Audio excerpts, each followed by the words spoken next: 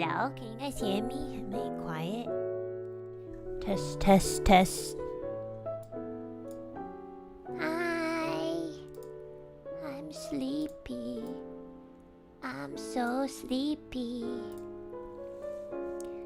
Sound. Oh my god, my voice.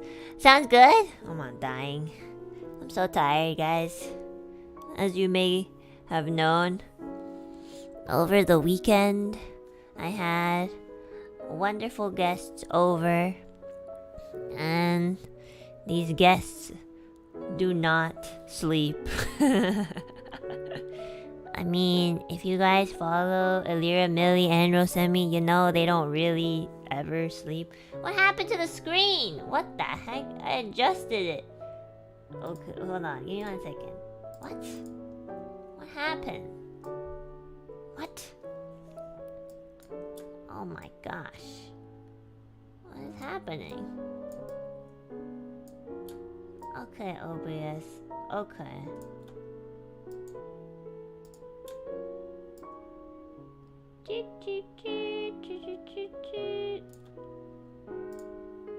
Like that? No.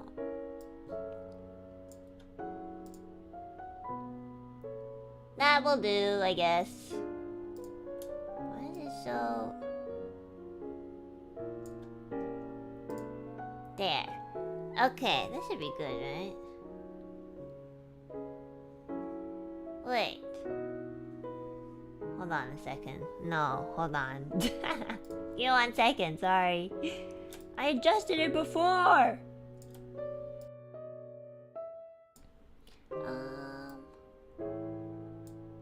Okay.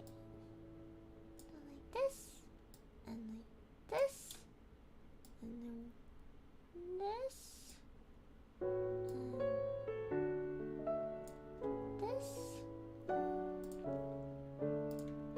Is my voice okay? I was gonna hold on. Let me adjust this first, and then I will tell you guys what happened over the weekend. Okay, that should be good, right? I mean, it's a little bit out, but still.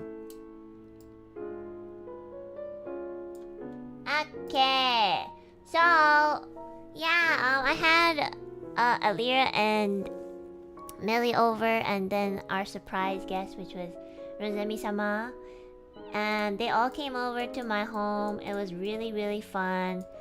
But these girls, they don't sleep at all, and you know I'm hosting, so of course I'd love to like just, and also like they weren't gonna stay for too long, like, you know, it wasn't like they're sleeping over for a week or anything. They just like, it's just like less than a couple of days, and then so I wanted to spend as much time as I could with them, but holy shit, nobody sleeps. Nobody fucking sleeps. We hit like 3 a.m. and I'm like, okay guys, you guys want to sleep? Rosemi's like fucking passing out, but this girl still won't sleep, and I was like, what's happening? Are you guys sleeping or not? And like she was passing, Rosemi-sama was passing out on me, and I was like, oh Rosemi, I'll get the extra mattress out for you so you can sleep. And she's like, no, it's okay. And I'm like, what? You're gonna pass out. And then and then Ethyria was also like pretty tired. Like I saw her so my roomie made these really nice cookies. She's really good at baking this one thing, which is cookies. And so she made the cookies, and the cookies cooled off, so you know my roomie was already like asleep, and so it was like 3 or 4 a.m. so I wanted to pack these cookies up for them so they could take it home. So I was trying to be really, really quiet, and I turned around and I saw Ethyria, like for the first time in my life, her eyes shut, like, cause she was, and I was like, oh okay. And then I saw Rosemi like beside her sleeping too, and I was like, okay good, these girls are asleep, so I'll just be quiet, and then I'll pack these cookies up, and then I'll go to bed too. I finished packing up the cookies and Rosemi freaking wakes up. She's like, I gotta take out my contacts. And I'm like, what?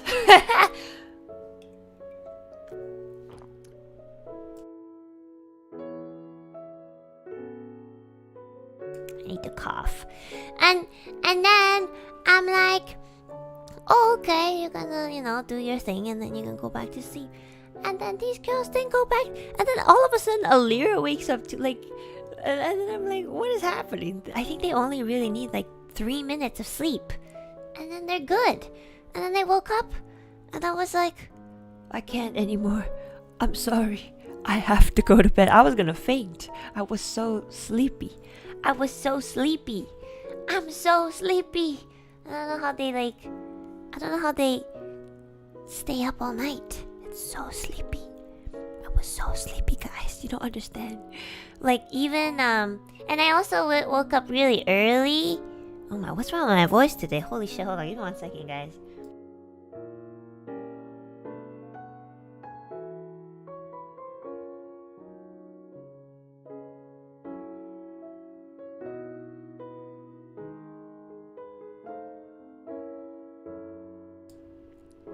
It's because it was too wild. So we were shouting, my ears were bursting. It was so much fun. I loved it. Like, when we were collaborating, like when we were streaming, they were shouting so loud that my ears were like buzzing, like going like zzz, like actually buzzing pretty hard. So I was like trying to cover my ears, and Ethyria was like, "Why are you covering your ears? It's too loud." And I was like, "Oh, I'm so sorry. My ears are like super duper sensitive. So like yeah, it buzzes a lot. Like it buzzes so much. So yeah, I'm old and weak. So it was a lot of fun, and we might have shouted too much, and now my voice is dead. And yeah, I know it's been 2 days since the collab, but that's how much we were shouting. Oh my god, help me! My voice is dying! That's why I took a break yesterday and Sunday, because I'm dying. But yeah, anyways, so for today, for everybody who super chatted on the day of the bestie collab, I wanted to make something memorable. So I called it the mural making Supa thanking, because it's catchy. But also, like, obviously I can't draw my walls because I don't own these walls. But what I was thinking was, I made a sketch, like, this is a base drawing. Oh my fucking, you guys like this? Hold on, let me open this for you. Okay, anyways, so you guys like this base drawing? So I'll be like, drawing more in detail later on, but for now I just made a base drawing draft so that I know where to put everybody's names. And what I was thinking is, starting from the bestie collab, I will write everybody's names as a thank you. Like, maybe what I was thinking was, maybe, let's see, I'm not too sure, like, I've never done this, so let's see, maybe like something like, for example, okay, hold on, let's put it at like 3%. Is 3% good? Okay, let's do, oh, not at, what am I doing? For example, like this, Enna Alouette, something like that. So I'll put like everybody's usernames kind of like around, and then it'll make like this big wave sort of thing. Would that be cute? I'm just trying to think how I could separate the username so it doesn't look like it's all one username. I think what I'll do is I could do like something something something, and then put like a circle, and then something something, just so we know, like, how does that sound? And then for anybody who's like super chatted more than once, instead of like writing their name twice, should I write their name twice, or should I like add, you know what, let's just write their name twice. I think it'll be easier to keep track of. I was gonna suggest maybe we can do like a heart beside their username, like the amount of times they've super chat, but then I'll lose track, so I'll just write their names. Tally marks? You want me to put a tally mark on on a mural? That's like super not aesthetic. Okay, anyway, so this morning I woke up early so I could like do like a draft. Obviously it's gonna be way more detailed, so I don't know, my drawings are not the best, but here's an example of like, I guess, more detailed drawings that I've done. So in the end it'll end up looking kind of like this, but I just wanted to draw like the outline of, you know, everybody so that we get an idea of where we can put the usernames. And then there's this one too. So I'll work on it a bit more afterwards so then I can make everybody more detailed. I know Solen doesn't have eyes, I'm sorry. I don't know, I accidentally deleted them. Oopsies. So yeah, this is just the base, and then we'll work on the details after the Supas. Hold on, there's like this little dot here that I don't know where it's coming from. Where is it? Where's it coming from? Well, I don't know. Okay, anyways, shall we start from... Oh no, Rosemi's bald! Oh my god. Shall we start from... Let's start from Ethyria. Okay, so I guess what I'll do is I will use maybe a slightly darker color. Kind of like that. Oh, it's basically almost the same. Yeah, like that. Okay, you guys ready? Alright, so I'm just gonna write the names of everybody who's super chatted, starting from the Besties collab. So, let's see. Take a look who was our first Supa from the Bestie collab. Wow, the organization with the layers. Yeah, I have to organize everything. Oh, I forgot to write my own name. Enna, what the fuck? Who's Nancy?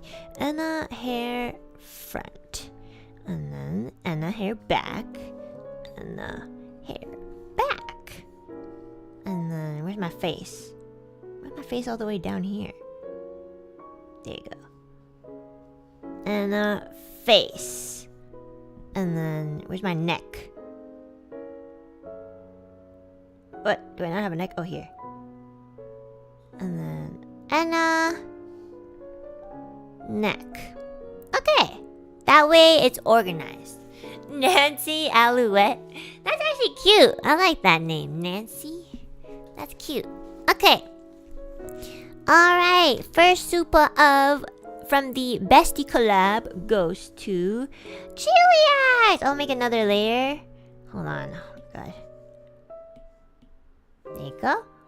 Let's start over here on Alira's right head wing. Her right. Chili Eyes, thank you so much for the Supa. Okay. By the way, my writing is really ugly, so I'm sorry.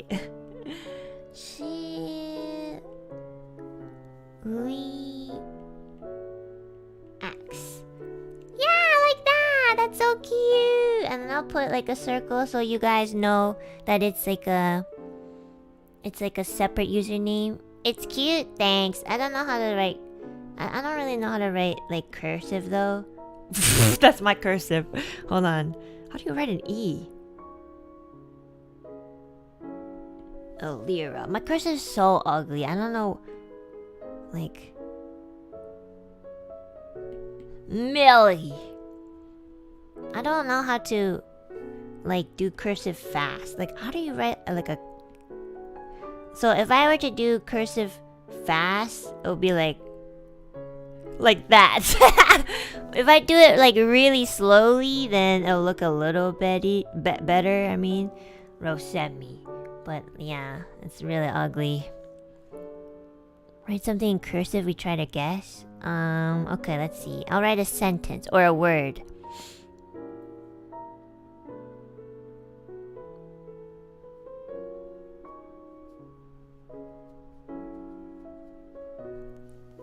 What does that say?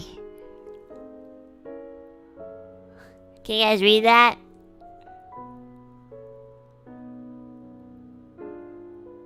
Stupid Shrek meme? You're very close. Stupid freak. Okay, let me write it again. Okay, hold on. Let me.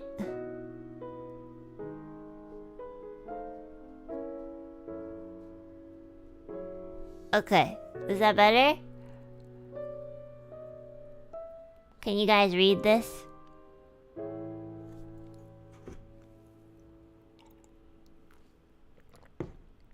It's stupid fuck mother. Just throw you guys off. See, I told you my cursive is really bad. But I mean, I'm practicing. I got it. Let's go. Okay, cool. At least some of you guys got it. Okay. Let's continue. We got a lot of names to put. Okay, so we got it. We can't go off topic. But I can talk to you guys about what happened during the sleepover. It was really fun. Hold on. Okay, next person, Salty Zero. Thank you so much for the Supa. Writing your name right now.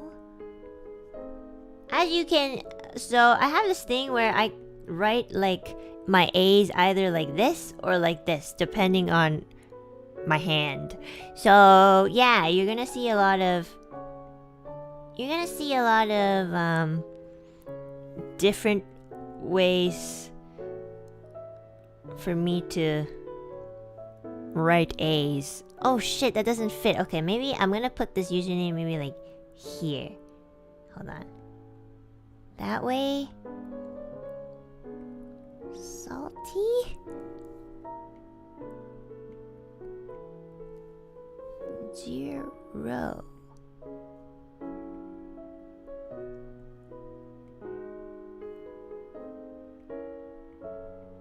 There you go. And I'll find someone with a shorter username to put in between here. That way it'll look better. Miguel, thank you so much for the Supa! Do you guys have any questions on what you were curious about during the sleepover? I mean, obviously, I cannot answer all the questions if they're too personal, but you guys can ask. I don't really know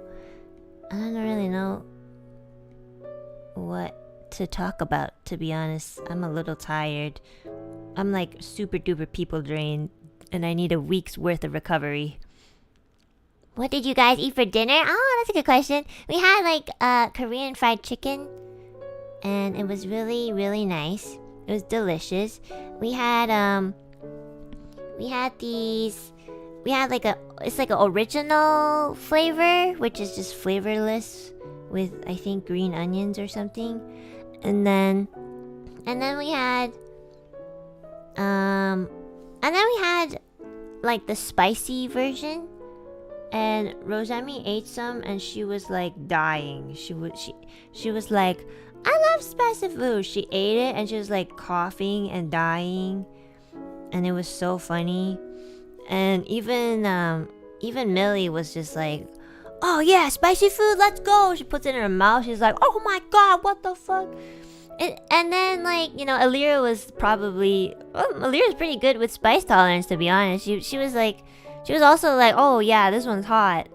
But yeah, and I could tell like her eyes were getting watery. So I'm like, oh shit, it must be really like hot. Like I was kind of scared. I'm scared of eating super spicy stuff because, you know, the trauma from the wings. I had it, and I think maybe like the hot sauces, like I think the hot sauces, the ones that Millie brought. Oh shit, what am I doing? Hold on. The ones that Millie brought, the hot ones sauce, must have like fucking trained me, because holy moly, I ate it. I'm like, what the fuck? This is not spicy at all. Are you guys okay? Or I don't know, maybe I have like too much chili oil or something. Channel. Elodie, thank you so much for the Supa as well. Thank you. Okay, we'll end it there. Ooh, look at that. That's cute. I'm gonna find usernames to put in between so that it fits. Vivicore, thank you for the super as well. Hey, what happened to my color? Chili oil is so good. Yeah, it is. And I eat it pretty often. So like, oh, it's transparent. No wonder. So it's really, really... It's probably built up my spice tolerance a lot. So... yeah, it was so funny though. And then my roommate made cookies, and everybody loved them. And that's why I was like, oh yeah, just like make the entire batch and then you guys can take it home with you and share it with your families. Are burritos your favorite food? I don't really have like a favorite food. I love all foods. Really, like I don't really know why. I just like to eat. Like a lot. Max Power! Thank you so much for the Supa! I'm gonna try to fit your name in here. Max _ Power. Perfect. So cute! Wait, actually, it's a little...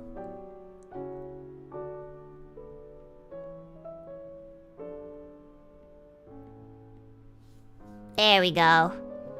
That is so cute. Look at that! It's so cute! I love a lot of different foods too. I guess you're the opposite of Little Picky Hezu Neutral. Who's Little Picky Hezu Neutral? Yeah, I'm not super duper picky with food, to be honest. I think, what's a food that you guys don't, like, absolutely will not eat? Like, cannot compromise? I wanna know. What's something that you guys will definitely never compromise? Broccoli? Really? Broccoli's not even that bad. Bugs? Okay, I understand. Veggies? これダメだよ. You need the vegetables, you know?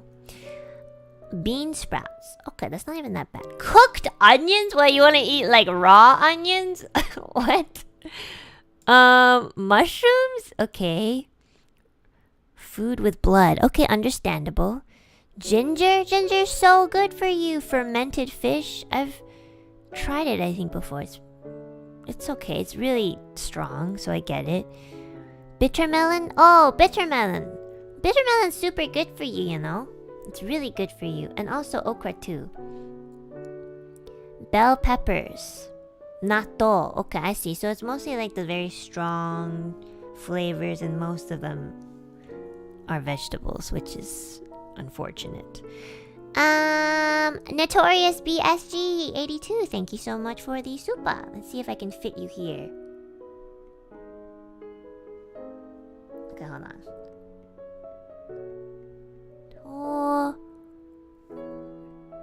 Torius BSG.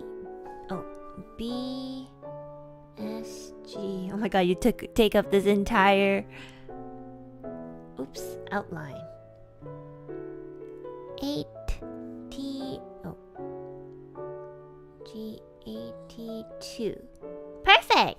Ooh, nice. But why does it keep switching? Stop. Nice. Bitter melon. I tried bitter melon before. My stomach didn't like it. I think if you just eat it by itself, it's really strong. Like, it's really bitter. How I cook bitter melon is... usually I'll cook them with onions because onions are sweet, especially if you cook them. And so when the onions caramelize and you add that with bitter melon, the sweetness kind of like takes down the bitterness.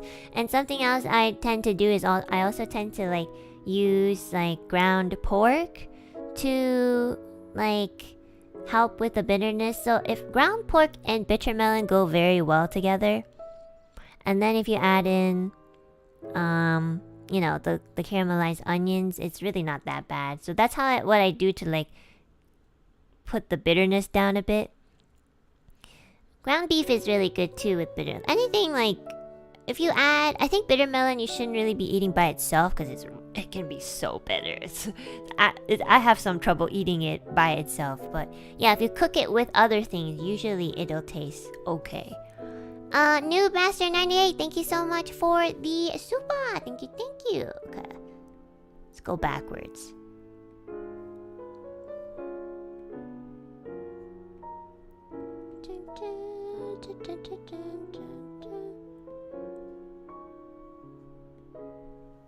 Go. Noob. There we go. Anna, do you put salt in your fruits sometimes? No, I don't. I heard it's good though. I heard it is a thing. Like, it is a thing. I don't forget where, but yeah, is it good? Does it enhance the sweetness, I wonder? Which fruits do you like put it on though? Like, do you put it on an orange? I don't really know which fruits to put. Pineapples. Oh, I mean, that would taste pretty good, I think. Salt and Fuji apple. Oh my gosh, that's so fast. Watermelon? Oh, okay, a lot of you guys are saying watermelon. Oh, wouldn't that kind of like dry out the watermelon because it's so watery? Mangoes? What's unique mangoes? Where do I find those? Apple. So, how much salt do you put on it? Because, like, I assume you put like a pinch of salt. Just a little sprinkle. Oh, maybe I'll try it with, like, on watermelon. That does sound like it would taste pretty good. But, like, what does it do? Does it just enhance the taste of, like, the sweetness? Oh, sorry.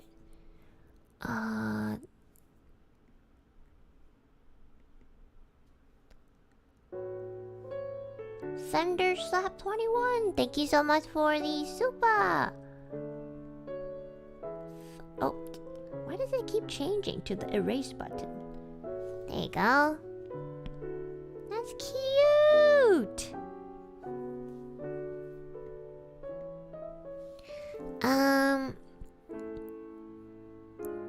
It's the combination of salty taste and sweetness. Oh, sea salt ice cream. I've had sea salt ice cream. It's really good. You know, salt really does work with almost anything. It's pretty diverse. I love it. Tachibana Music, thank you so much for the Supa. Thank you. I think I can fit your entire thing here. Let's see. Where is this dot coming from? What is this? I don't understand. I can't find the layer. Let's see.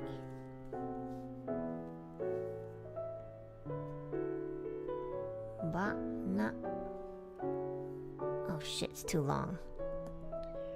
Chotto. I will make my writing smaller.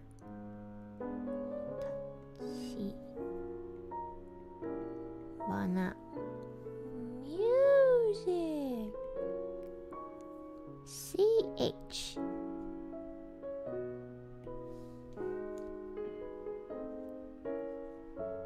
Oh my god, this bothers me so much. Where is that layer with the dot coming from? Which one is it? I don't know. Oh, it's this one. It's my layer. There you go. Okay, found it. Salted chocolate. Ooh, I've had sea salt chocolate. It's so good. It's so good. Oh my goodness. It's so good. It's the best thing I've ever had. It's the best chocolate I've ever had. Sea salt chocolate. Before I eat my pineapple, I soak it in salt water. Okay, grapefruit with salt makes very well. Oh yeah, guys, you know what's weird? I've bought like grapefruits before, and every time I eat it, I think it's really good. Like it's super sour, and I really like sour fruits.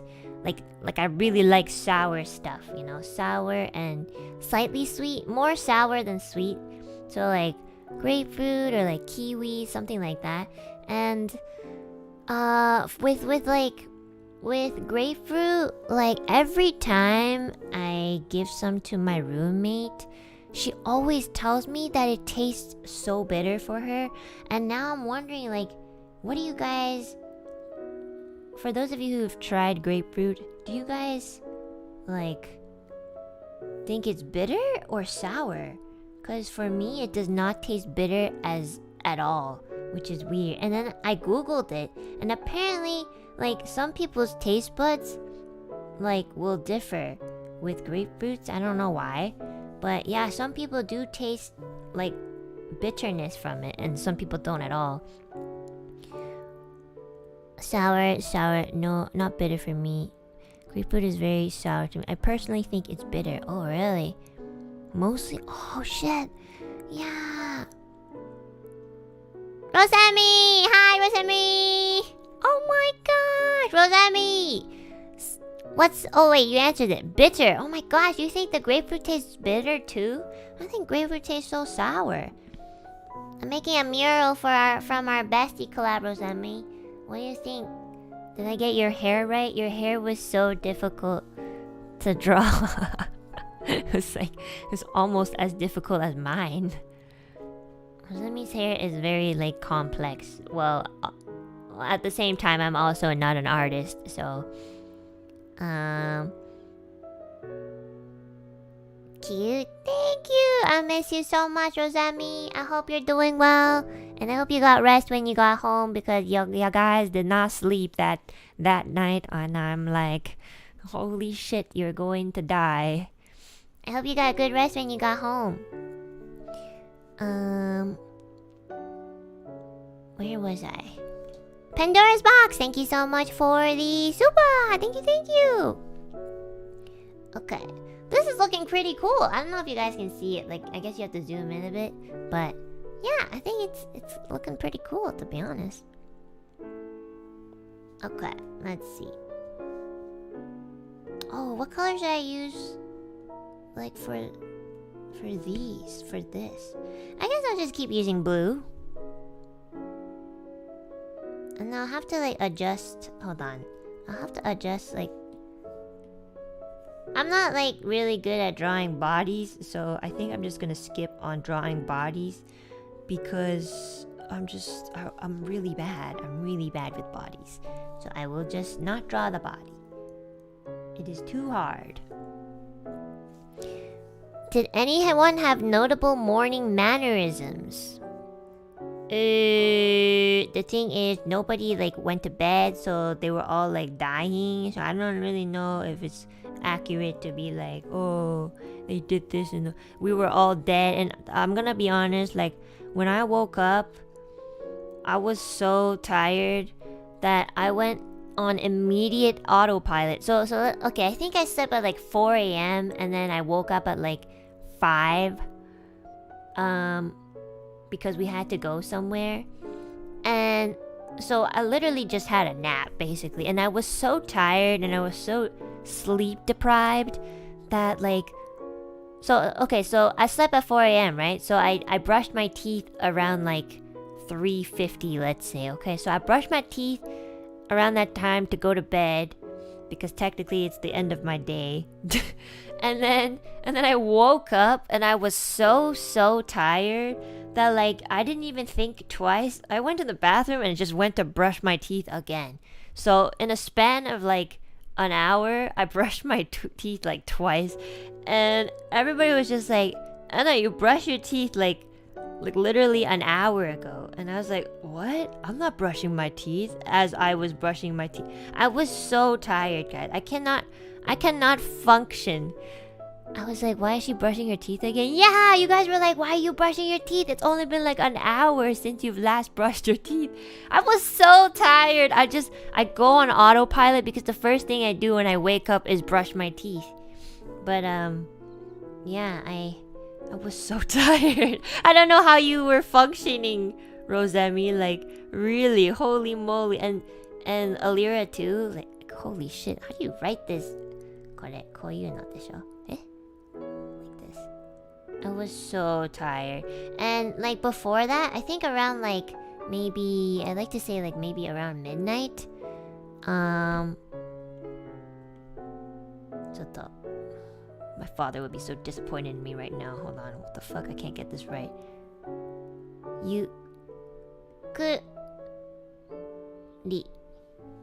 Oh my god, there's no space. So around midnight, Millie, Ethyria, and Rosemi and I, we played a game, a card game. I think it was called like What Do You Meme or Who Do You Meme. Basically, it's that game where there's a bunch of meme cards and you get like a bunch of these tiny cards that tell you there's like funny jokes on it or whatever, and you just like try to match. You just kind of put in the funniest card that matches the meme, and then try to make one of the person like laugh, and then whoever the card that gets picked by the person, they they keep the meme card, and at the end, whoever has the most meme cards is basically the funniest or something. Kind of like Cards Against Humanity. Yeah, what do you meme? Yeah, that one. So basically, we played that, and you know, I woke up really early that day because I needed to clean my home so that people don't like get uncomfortable. I mean, my home's pretty clean anyways, but I just have this weird thing where I need to make sure that everything's super clean when people come over. So yeah, I woke up quite early. I think I woke up at like 7 that day, and like it was midnight, right? So let's see, 7, 8, 9, 10, 11, 12, 1, 2, 3, 4, 5, 6, 7, 8, 9, 10, 11, 12. That's like 17 hours of me being awake, which is, and I didn't take a nap. Okay, I usually take a nap in between, and so I was so tired, but I was having so much fun, you know, spending time with my friend dudes, and like it got to the point where I was so tired that I started like getting legit confusion. And it was funny because after, like, on Sunday, I watched this video about like sleep deprivation, and basically the first sign of like really bad exhaustion is getting really confused. And and that totally makes sense, because you know how you're supposed to take turns in card games? Every single time somebody went, I would just immediately forget what the fuck, like whose turn it was and what the fuck we were doing. Like every single time. There were times where like Ethyria would be like, "Enna, it's your turn." I'll be like, "What? I thought it was Rosemi's turn." And then Ethyria was like, "Rosemi just went like 2 turns ago." But like I would be doing that every single time, and then like the next person would go, and then I'll be like, "Oh, Millie, it's your turn." And Millie's like, "No, it's not my turn. It's Rosemi's turn." And I'll be so confused. I'll be so fucking tired. I don't even know what's happening. Yukkuri's Zex. Thank you so much for the Supa. Arigatou gozaimasu. Thank you. We didn't drink, guys. We didn't drink at all. So it wasn't alcohol. They had boba. So, and I think people were too full to like drink. Oh gosh. Okay, let me put that over a bit.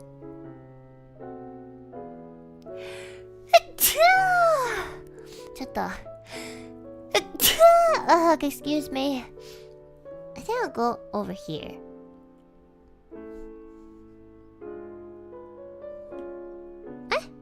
Why? Why so black? Why so white? Okay, there. Thank you. My nose is itchy. So yeah, I was just getting so confused. I was so tired, but obviously, you know, like when you just really want to stay up and spend time with friends, sort of thing. So yeah, I was like, I kept telling myself, this is a once in a lifetime opportunity, even though perhaps it isn't.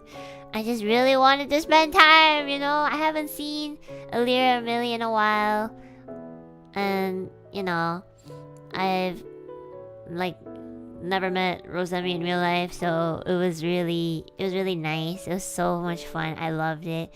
I wish they were still here. It's so quiet now. The past 2 days, it's been like super quiet. Even my roommate's like, "Wow, it's so quiet," and I'm like, "Yeah." And it's so lonely, and yeah.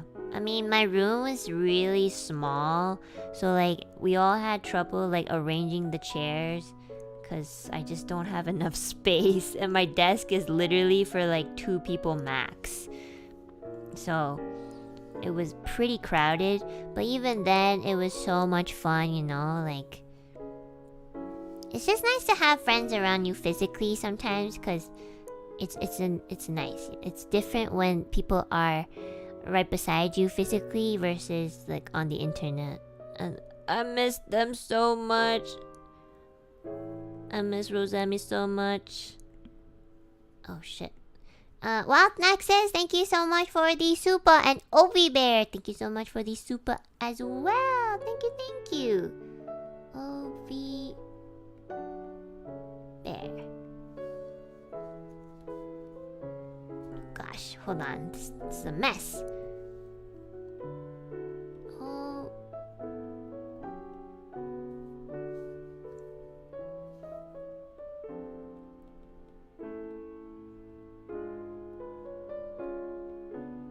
There you go. Alright, slowly but surely we're getting in there. Hope you can hang out more often in the future. Yeah, that'd be so nice, you know? Want to explain your toe fetish? I don't have a toe fetish, guys. I just really like Rosemi. That's about it. When you like somebody, you like everything about them, okay? Like, I like everything. I like everything about Rosemi. Even her toes. I normally don't care too much about people's toes, but... And also, it was just fun to tease her about the toes. Because it's so fun to see Rosemi get flustered. It's just really cute, you know? So, that's why I kept mentioning her sparkly toes. And also because I wanted people to make the memes, you know? And we got some really good memes. Thanks, guys! The plan worked. Thank you very much. We like your toes too? Aw, thank you. Tozemi! Oh my god! Don't start calling her that. She'll be so, like, embarrassed. Yeah. And that did Rosemi's fingernails match her toenails? Also, what brand was the I don't know what brand. I didn't really think to ask that. You guys are going beyond and above thinking about stuff like that. I have no idea what the brand is, and I didn't really check if her fingernails matched her toenails. I don't know. Okay, now you guys are the real, like, you guys are the real. You guys would, if you guys met me in real life, you guys would be noticing stuff like that. So, but I'm normal. I just do things wildly for funs, and then I forget. But you guys like write that shit down. You guys are the scary ones. I swear. Mirror line, thank you so much for the Supa. Thank you. Is this okay? Let's try going further away. I think it'll be mirror line. Perfect. Cute.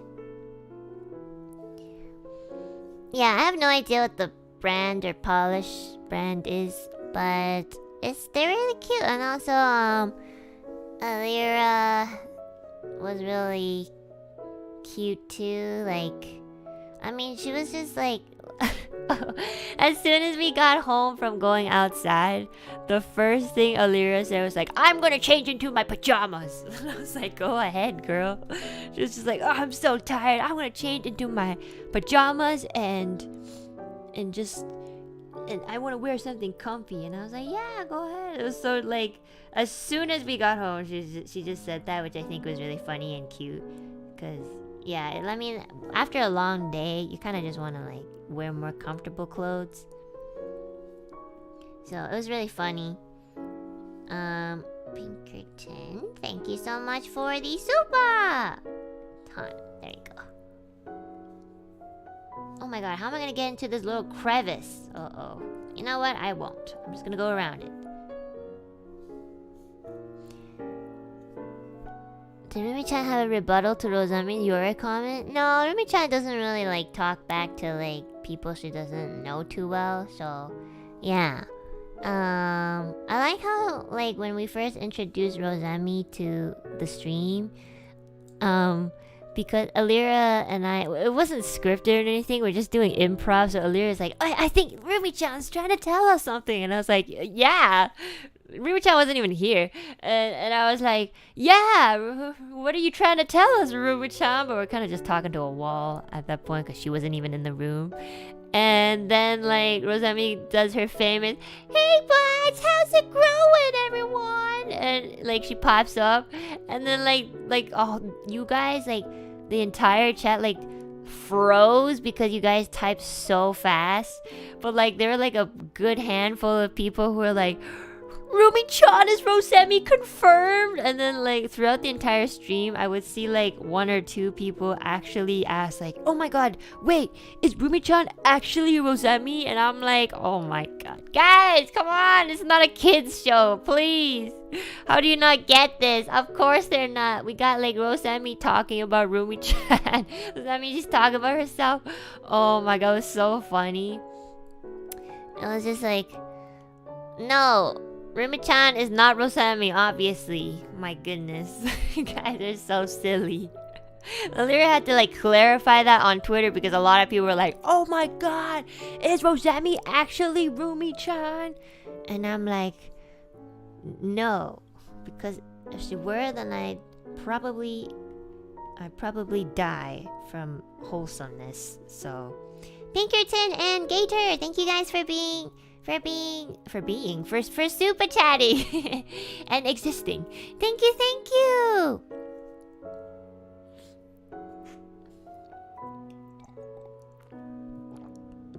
So yeah, so you see like she low-key like judged my roomie for playing Yorick. I guess I didn't know this, but I asked my roommate yesterday like why it was kind of like funny that people made fun of her for playing Yorick, and she told me that Yorick wasn't the most popular champion in League. Like it's one of the least popular champions or something. And she said that one time when she went to like a League convention, there were barely any Yorick stuff. And I was like, holy shit, really? Like that they must be really not popular then. Yorick is one of the least populars, yeah. Yorick is pretty strong, he's just kind of always been there. I don't know, I don't play Yorick at all. I didn't know he wasn't like super popular. Oh gosh, hold on. Sharko, thank you so much for the Supa. Thank you. Okay. Yeah, that's good. He's strong but no one plays him? Is he hard to play? Is he like really hard to play? Because I've seen my roomie play the Yorick and it looks kind of hard. Because I think there's like these little minions around them or something, so he's a bit weird. Oh, he's a top laner. Okay, I see. He does have some weird niches. Okay, I see. Oh, he's a good split pusher. Oh, yeah, my roommate really loves playing Yorick. And, like, I think after Rosemi low-key, like, called her out for playing Yorick, I think she started coping by, like, she bought, like, this really cute Yorick skin. I think it's like a cat one. It's, like, pink, and I forgot what it's called. Is it called Nya something? It was a cat, like, costume. Yeah, the cat one, exactly. Oh, Meowrick. Yeah, Meowrick. Or Mewrick. It was super cute, and then I looked over her shoulder yesterday. I was like, oh, are you... Like, is that a new champion? I didn't know that I was a skin. And she's like, no, it's Yorick. And I was like, oh. Why do you have such a cute skin? I was like, oh, I don't know. I thought maybe people appreciate Yorick more if I had a cuter skin. And I was like, oh, so cute. She's so funny. Oh my gosh, she really likes Yorick. She started like looking at Yorick merch so that next time like Rosemi comes over, like she said she wanted to like make a wall full of Yorick to like force her to appreciate Yorick. It was so funny. It was so funny, and I was like, I don't know when the next time they're gonna be coming, you know. I don't even know if you're still gonna be my roommate the next time. It's just like, no, that can't be. I can't believe I got insulted by Yorick, by your friends. And I was like, I don't know. I didn't know Yorick was not popular. I always thought he was popular. Because she made it sound like it was really popular. But yeah, I guess she just like plays him every day, so that's why I thought he was popular.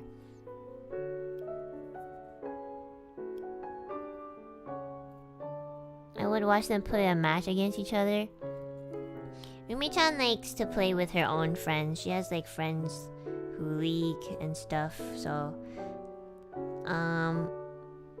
I think we only played League with each other a few times, like me and her, and we'd always fight. So apparently I'm really bad or something. So she's like, you know what? Just I don't know, do something else, and I'll be like, okay. She's like really good at League, so she can't handle my plays. Well, I just like to play like for fun, but she's actually like serious about League. She likes to play League like almost like the esports level. But I don't know. I don't know if she's actually that good. I can't tell. Elodie, thank you so much for the Supa, and Sharko as well. Thank you for the Supa. She play rank? I don't know. I don't really know what rank she is. I don't really check, you know, guys. I don't care. So I don't check. I can ask her next time. She's not home right now, so. She's a sweaty League player? Yes, absolutely. Very sweaty. She doesn't like rage though. She just goes like, oh, that was a bad game. And I'll be like, okay. Sorry. Like, it's okay. I'm gonna play with my friends, okay? Bye. I'm like, okay. That's it. That's about it. We don't really play League with each other. It's just to keep the good relationship going, you know? Okay. George Fortitude, thank you so much for the Supa. Thank you, George. 4. Please tell me you can fit Fortitude. Oh my god, barely. Hold on. We can make this fit. I promise.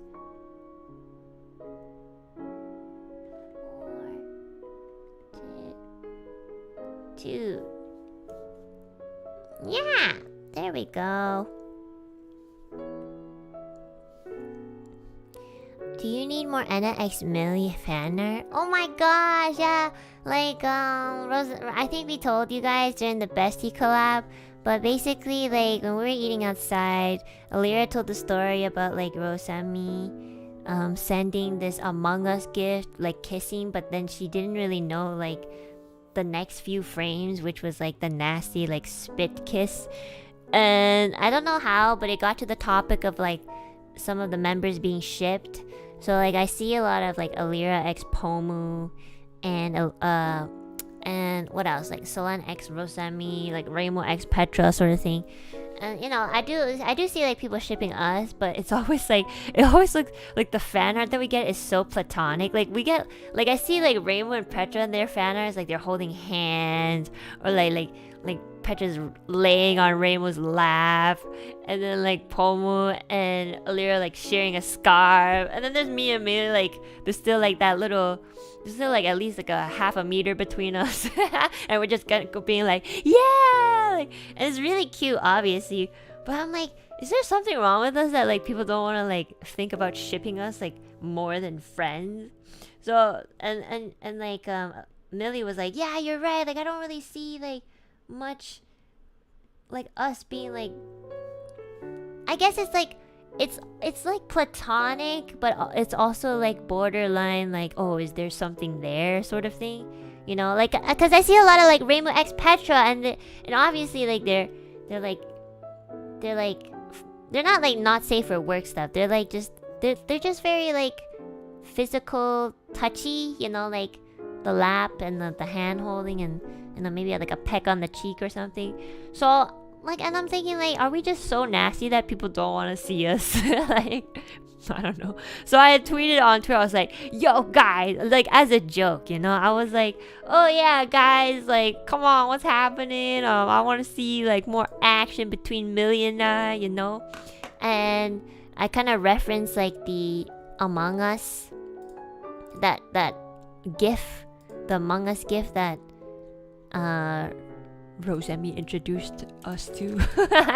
and holy shit, it was the biggest mistake of my life. I the next day I open up my fan art tag, and I just see like a whole bunch of art of Millie and I kissing, Millie and I like, I don't know, just like doing some really, there's so much, and I don't mean like a kiss like a peck. I mean like a deep French kiss with like string cheese in between. And I'm looking at this like, oh my god. Like, I don't really know how to feel. I love Millie, but I don't love. Like, I don't want to like bang her. You know. And then I was like, shit, I made a mistake. I didn't know people would actually go out of their way to draw it. I kind of thought, you know, I sometimes I don't really understand the power that I hold. I'm not gonna lie, I really don't understand the power that I hold. Really, it's amazing. Holy shit. I was like very, very... No, honestly though, some of them are really good. Like, holy shit, some of them look like they belong in a hentai anime, you know? So I've been thinking, like, I haven't like gone through my entire archetype because I've been kind of busy, so I'm gonna try to finish and catch up today. But I was thinking, like, does it count as NSFW if there's like an art of two people kissing and they're like deep kissing? Like, is that NSFW? Because it's not really like they're not naked or anything, but like, does that make people uncomfortable? I don't even know. No? Okay, we're getting mixed reviews. I don't know. I don't think so. Just more. It's lewd, but it's not like. But it's not like. It's not like inappropriate, you know. I guess.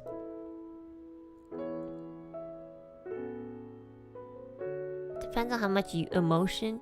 Yeah, I think it's like in the middle. I don't know. Like I wasn't sure. Like, I guess. Okay, well, I guess I will retweet it because I did ask people to draw it, and now I feel bad because I didn't think people would actually draw it. Okay, this person's name does not fit anywhere. I'm gonna put you over here. Airborne Ninja, thank you so much for the Supa. Hold on. So, yeah, you're probably after the stream. Please, mute me on Twitter because there's gonna be an inflation of Millie and I making out on the Twitter timeline. Okay, just putting out there. Okay, just because I did like ask people to draw it, and I feel kind of bad if I like don't acknowledge it in some way or form. And I personally don't think it's uncomfortable in any way. I just think it's really funny. Influx, yes, whatever, influx. And yeah, I just yeah, I just really think next time I should be careful of what I say. There's so much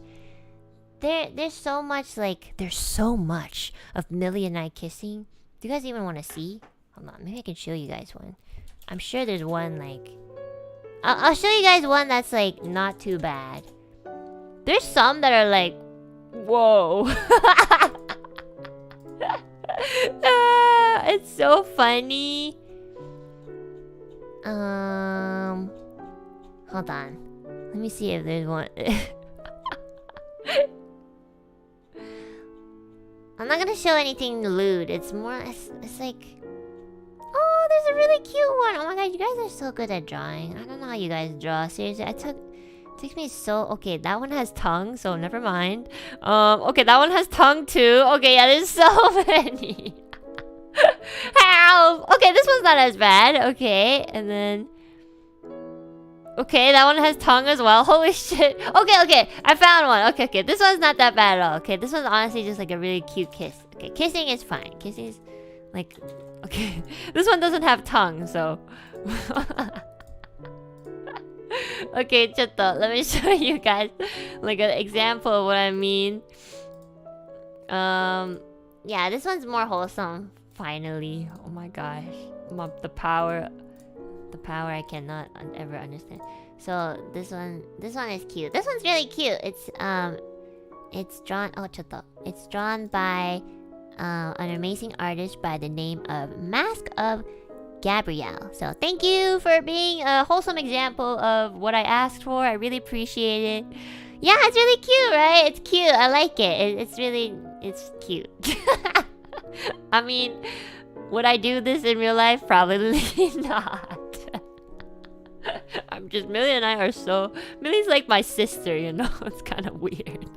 But also like... Like, you know, if I were to get shipped with anybody, like, it would be Millie. So, yeah.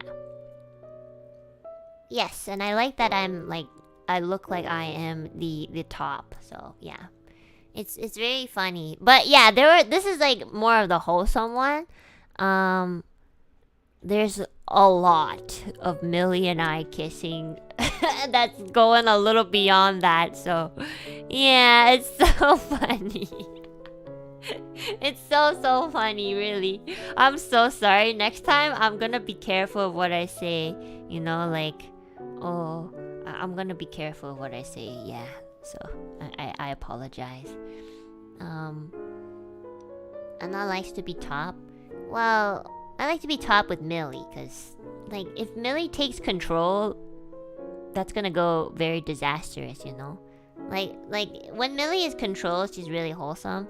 But when Millie is not controlled, oh my god, it's more or less, I don't even know how to measure, but like it's more or less either a little bit worse or it's just slightly less worse than me. So I can't even measure it. There's just sometimes Millie's really wild and sometimes I'm very wild.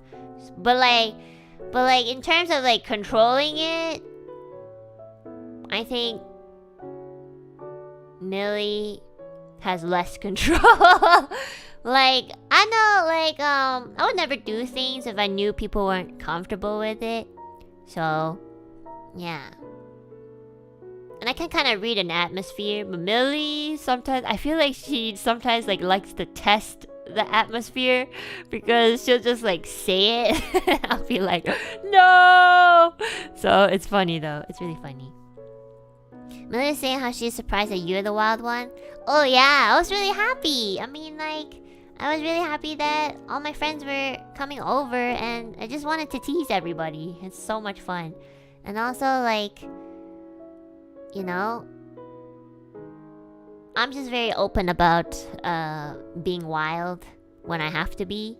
And I just like to make them laugh, you know? They were laughing a lot, so I feel very happy. Made for excellent content. Yeah, I guess that too. It's funny because you said you were afraid of Millie getting out of control. Well, I mean, it's not like I was like, okay, look, nothing, the fan arts of Millie and I, nothing even went beyond that level. Like, we didn't even get to that level. Nobody kissed each other with cheese strings, so I apologize if that's what you guys were thinking. But like, yeah, it's just a butt smack and some thigh grip strength. I've seen these like on what's it called, like those Japanese game shows, like where they do like thigh grip strength and stuff with like a bat, and somebody tries to take the bat out, but we didn't have a bat, so I was like, okay, well, you know, we just need something long, just use your arm. And holy shit, I think, like, was it like Ethyria? I think Ethyria almost broke my arm. And I almost broke Millie's.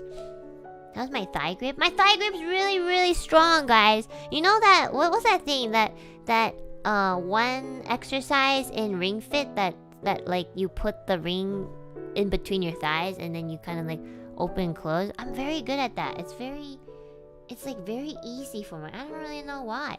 I really don't know why. It's just very easy for me. Okay, hold on. Where can I put this? Kuroaka112, thank you so much for the Supa. Can you crush a fruit?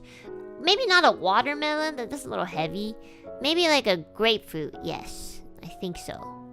Maybe, but it would hurt, honestly, it would hurt. Because the thing is my skin is really sensitive, so it would hurt my skin.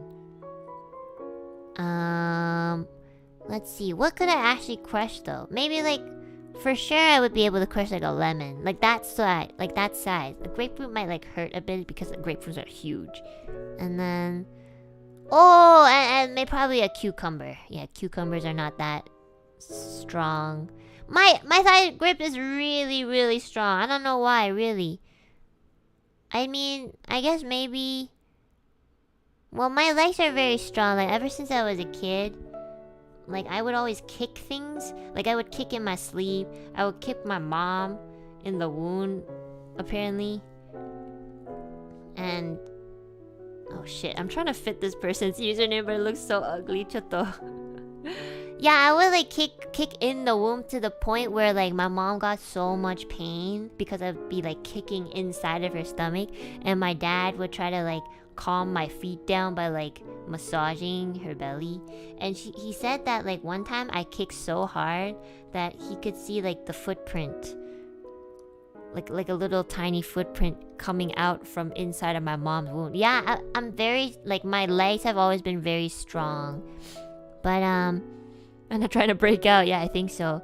And yeah, ever since I was little, like I would kick so hard that the crib, you know, a baby crib, they would break.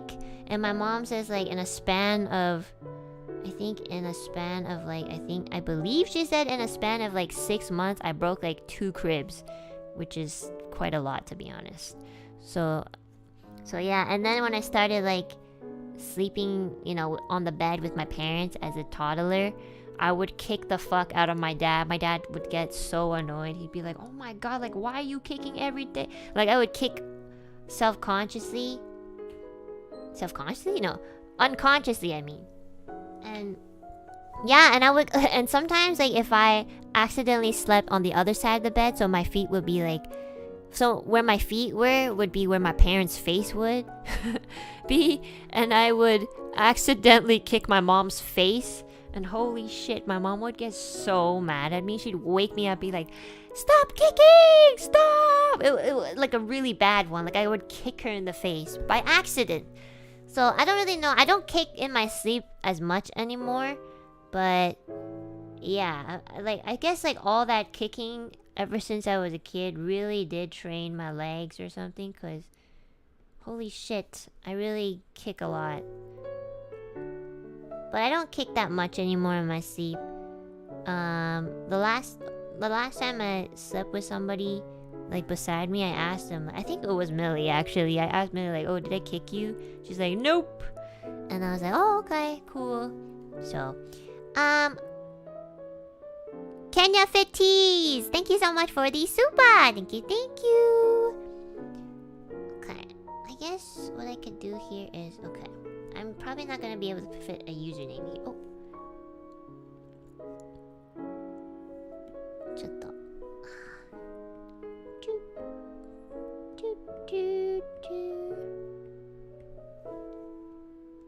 Okay, that looks really weird. Okay, never mind. I thought that would look cute. Okay, let's just do this. Does that look weird?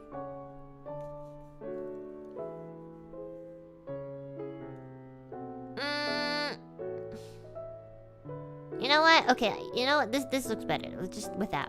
Okay. We're making progress. Okay, I'll do this way.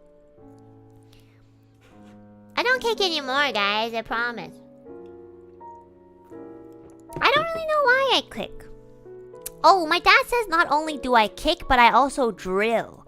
So like, you know, like ballet. You know, people who dance ballet. So as a kid, I would kick, but then I would also like drill. That's what he said, like drill.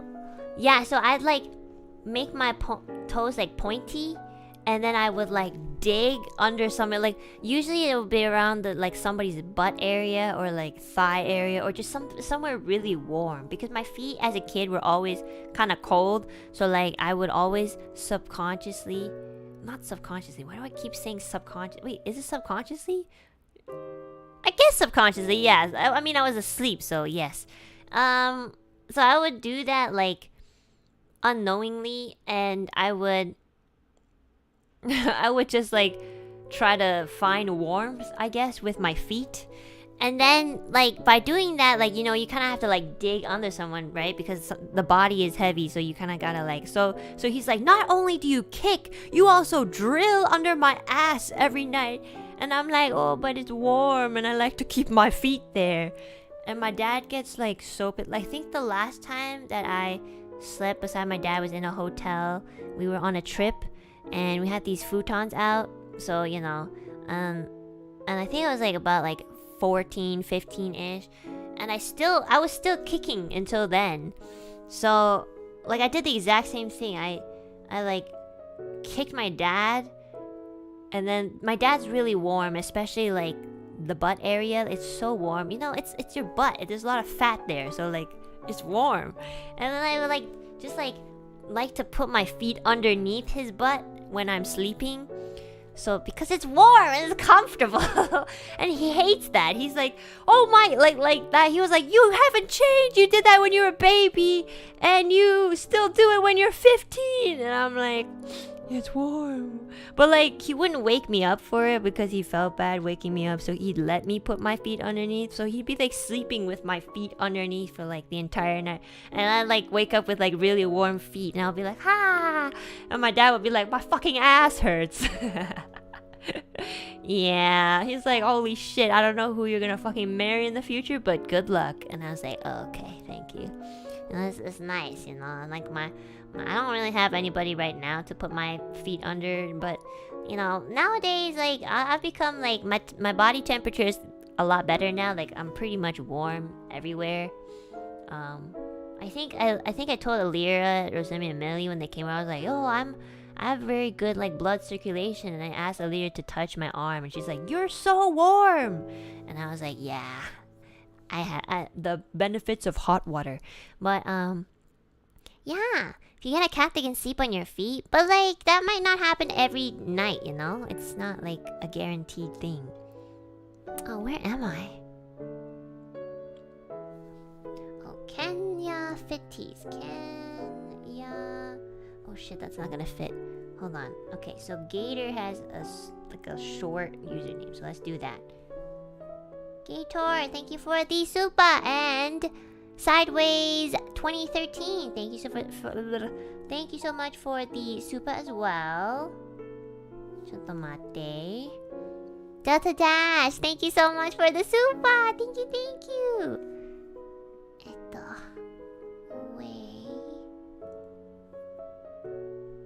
Wait.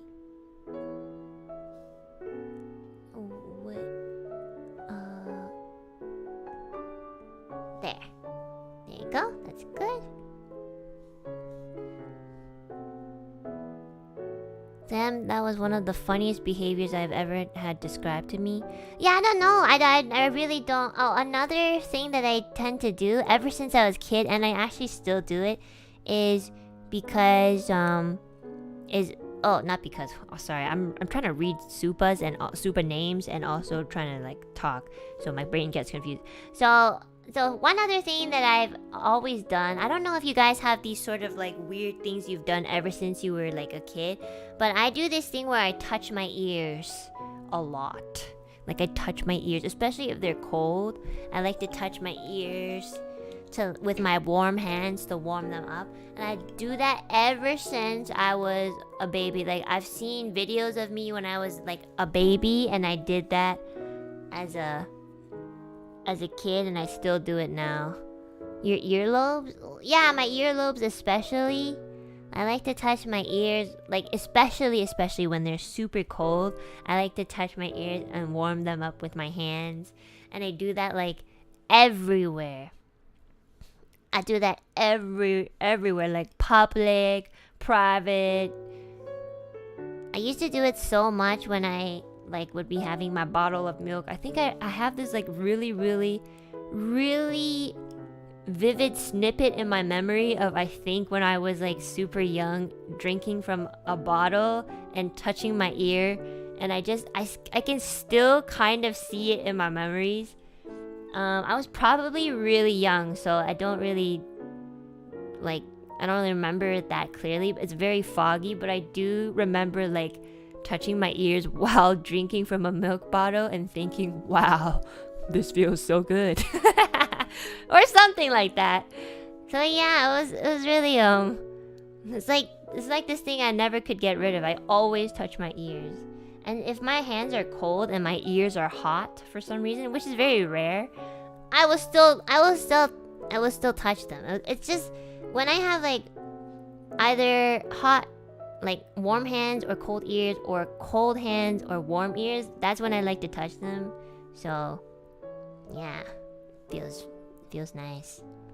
Oh, and I remember like one time I got a haircut in Japan, and in Japan, like if you go to like a salon, it's like top class, you know, top. They do like some. If you go to some salons, they give you massages, like it's part of the service pack, and like I think yeah. So the one that I went to, like when people wash your hair, they have like these assistants who wash your hair very thoroughly, and sometimes what they do is they'll do like a mini head massage and an ear massage, and you know they always wash your hair with like warm water. So you know I love being warm. Okay, like if it's cold I really hate it, but yeah, so they wash my hair with warm water, and then afterwards they did like a mini massage, and then afterwards they do like this really nice it's a massage, but it's also to help get like the shampoo it's kind of like cleanse the shampoo behind your ear. So they do that so that you know you don't have like shampoo on your ears, and you don't want to rinse directly on your ears because then you get water in your ears. So what they do is they use like a really warm towel, and then they kind of like wipe behind your ears, and then they do that several times so that your ears are like clean from the soap, from the shampoo I mean. And oh my god, I love it when they do that. It's so nice. And it warms up my ears, and it just feels so nice because they're also like kind of massaging it at the same time. And every time I go to Japan, I must always do a haircut for that reason, you know? It's so nice. That sounds very nice, yeah. And then like one time I almost fell asleep because they were like giving me such a nice massage, like and then they're like, "Okek-san, we are ready for you." I was like, "Oh yeah, the haircut. I was totally here for that." Yeah, it's really funny.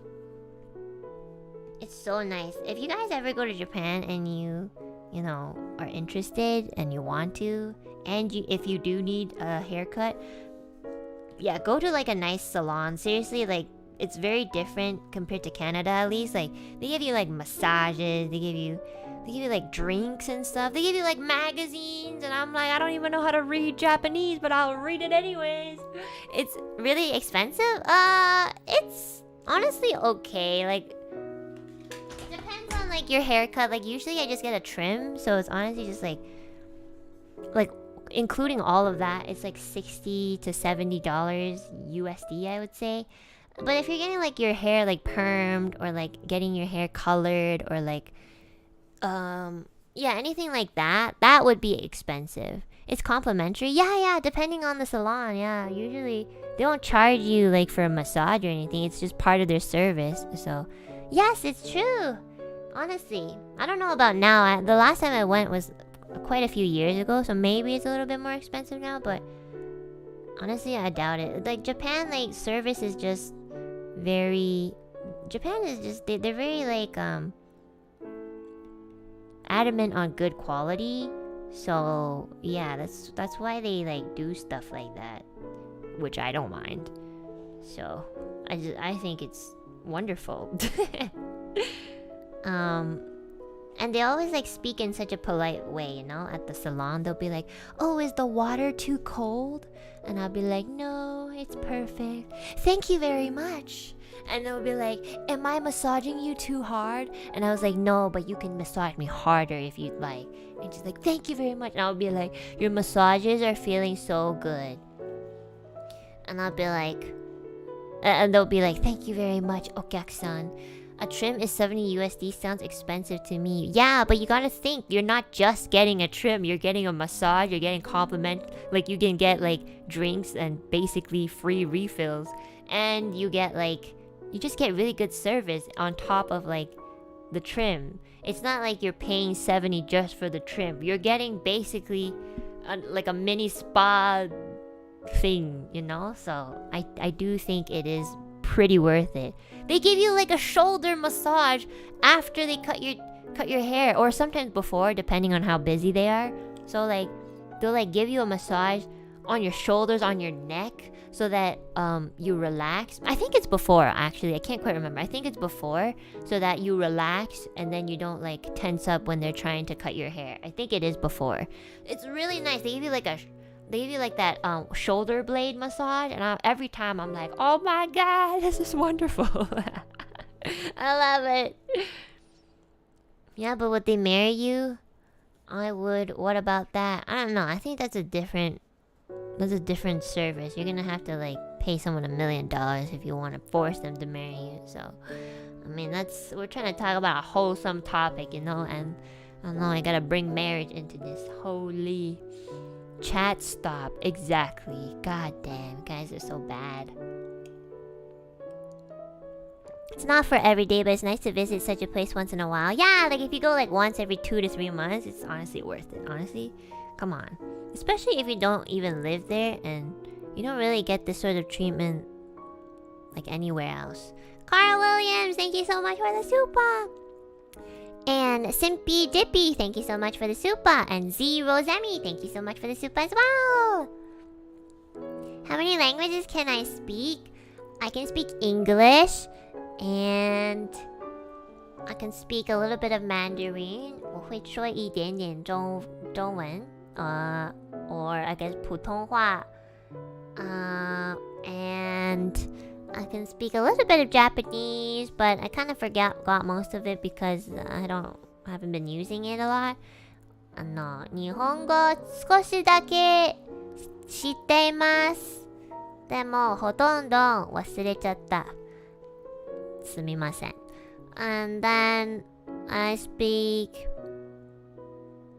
I think that's it. I mean, I can read French better than I can speak it. Like when I read French, I'll understand it, but I can't say it or speak it. So I guess like I don't really count French as a language I can speak, but I can somewhat understand it. Kawaii, arigatou! I did want to do like a Mandarin speaking stream one day, but the problem is like when you guys like write in Hanzi, like Mandarin, like Chinese characters, I mean, I honestly cannot read it. I don't know how to read. So what I do is I usually like put it in a translator and I listen to it, and then I'll be like, oh, I know what you're saying. But yeah, it'll be kind of hard to communicate with you guys if you guys are like typing in like kanji to me, because I don't know what you're saying. You should do a JP stream. I actually did a JP stream, like JP learning stream, and yeah, I was thinking of doing it more in the future too. But I can't read, so I don't know how I'm gonna be like talking with you guys consistently, I guess.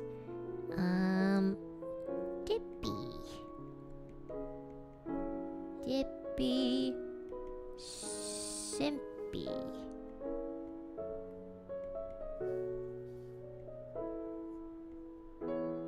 Nice, there you go.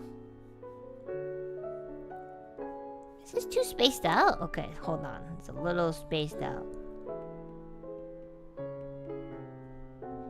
I think when I write backwards, I put more space. Oh,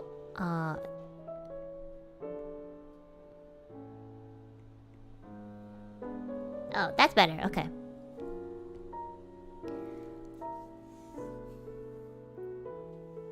You should do a Mandarin speaking stream in a Mandarin buffet. That's like you asking me to dox where I am. But I guess I could just record a bunch of myself talking in the back.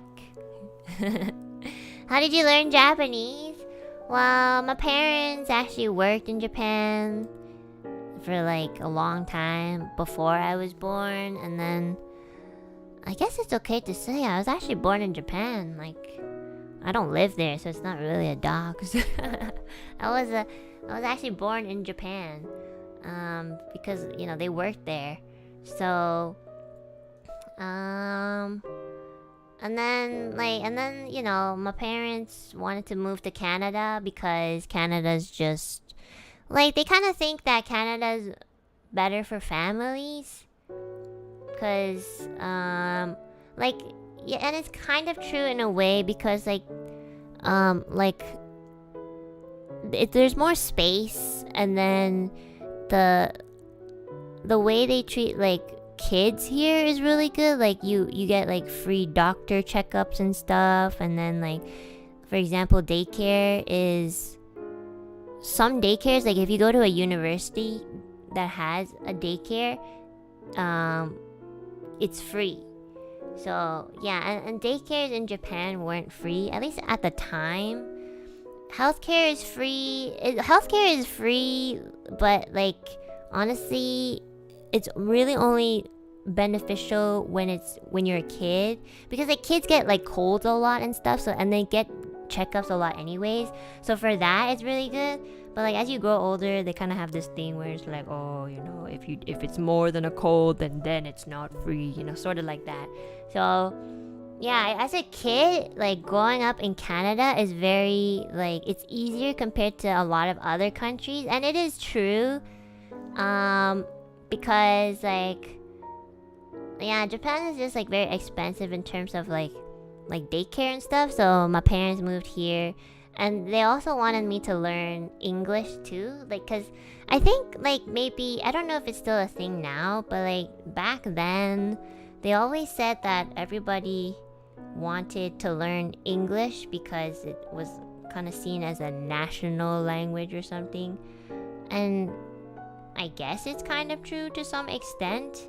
They always say like, oh, if you can speak English you can go anywhere, and I'm like, really? Because I mean, I went to Japan and like it was very difficult to maneuver sometimes. Yeah, I mean, yeah, it's common, you know. And they were saying that like, oh, Canada, like most people like Canadians, so I guess, I mean, obviously every country has their flaws and stuff, but yeah, I get it. Like, it's multicultural. They wanted me to be immersed in more like multicultural places. So like Canada would be a very nice place to get to know like a lot of different cultures and stuff. And yeah, I'm glad I grew up in Canada. I like Canada. It's nice. I like it. It's just kind of cold sometimes, but yeah, I was actually born in Japan, but sometimes I miss going back there and living there, because I don't know, I guess maybe first of all, I just really like anime, you know. And you know, you don't really in Canada, you don't really see like anime being posted on buses or posters. Maybe occasionally if a rich guy has like money and they make their entire car into like an anime thing, then it's like, oh. But like, yeah, Japan is just so convenient. Like they have like these konbinis, which is a convenience store, and they're like basically open almost 24/7, most of them. Koguma, thank you so much for the Supa. And yes, okay, yes, that's it. I thought I wrote something else. Yeah, so it's just really convenient over there, and like they just have everything. They just have everything. I don't know how else.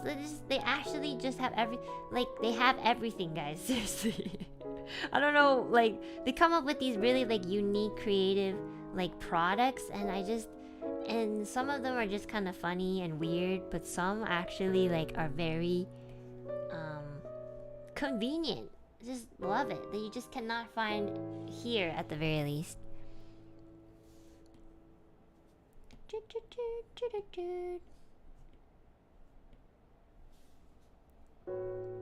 ちょっと let me fix this for a second.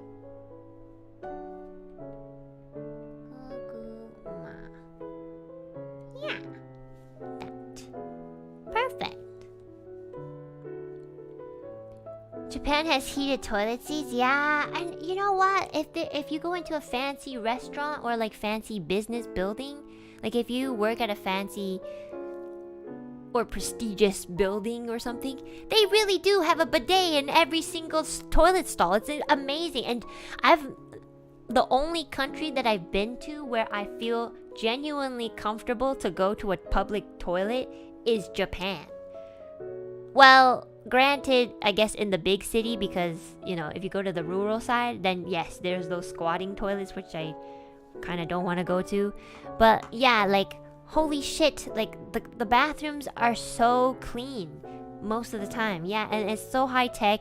They have heated toilets. Sometimes when you start, some toilet stalls where when you start peeing, to make sure that you're not self-conscious of your peeing sound, they start playing classical music. It's amazing. Like, as soon as your pee hits the toilet water, it somehow knows, and then it just starts playing like da da da da da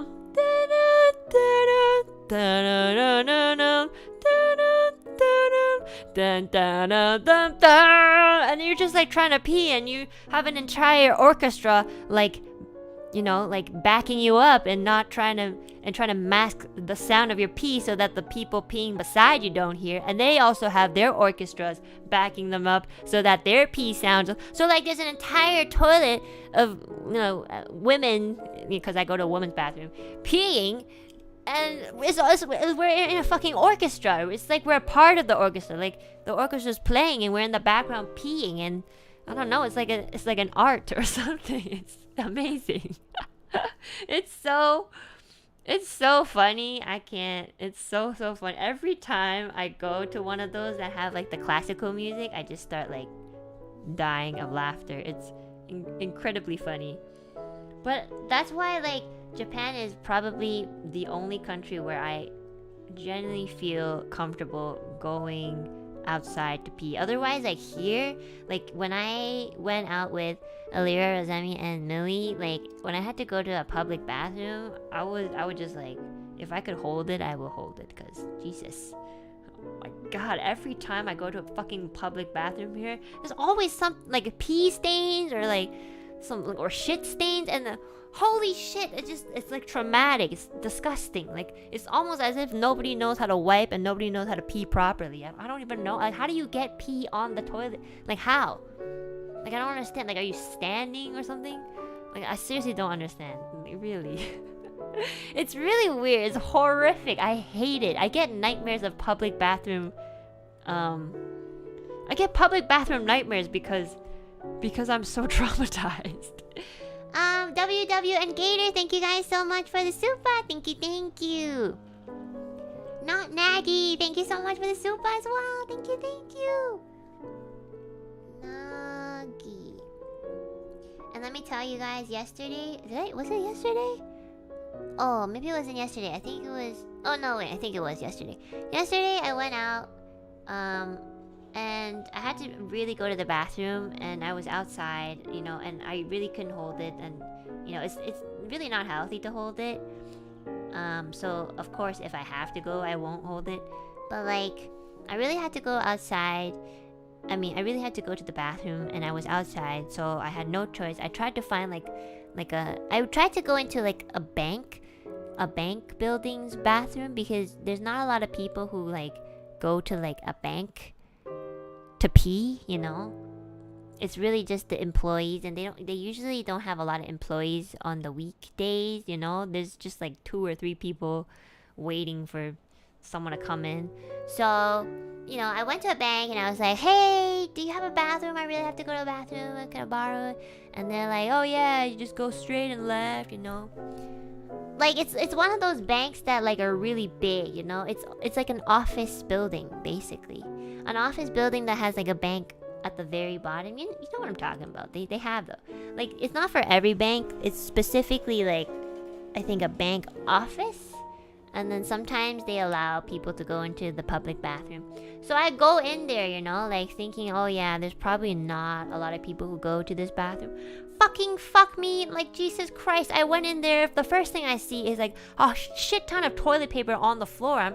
It's almost as if like somebody cosplayed as a fucking mummy, and they decided to like just unwind all of their mummy bandages and just left it on the floor. It literally was just like an entire floor of fucking toilet paper. I was just like, what happened here?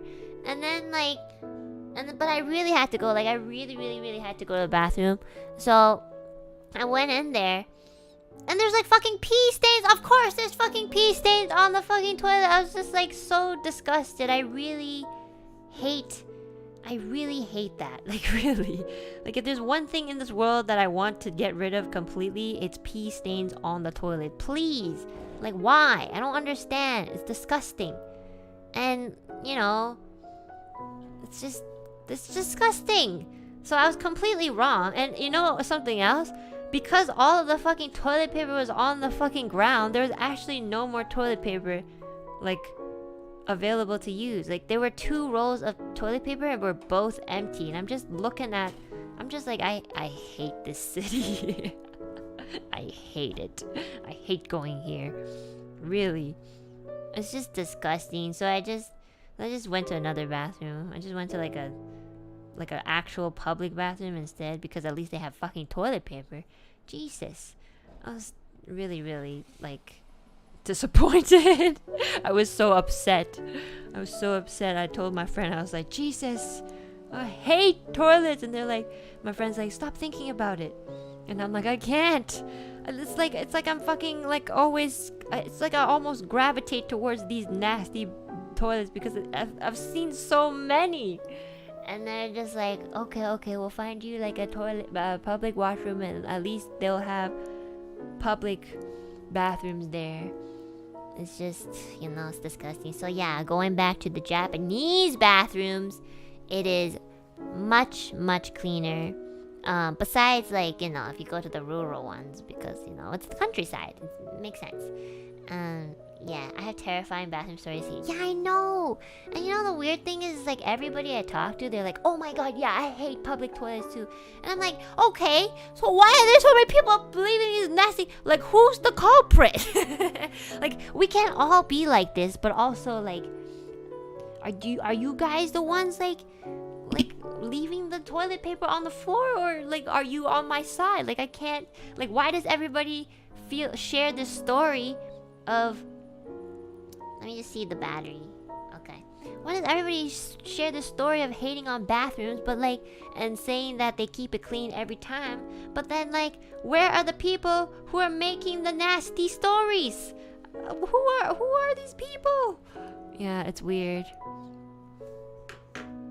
What happens if you tell the bank? Oh yeah, I told the bank, like, oh, your bathroom doesn't have any toilet, and also, like, a toilet paper, I mean, and also, like, there's a bunch of toilet paper on the floor. And they're like, oh. And the guy didn't do anything about it. He just continued. I guess it wasn't his job, but, like, it was just like, oh, okay, thanks for letting me know. That's about it. There's an imposter among us. Exactly. That's it. Yeah, they don't care. They really don't care. It's disgusting.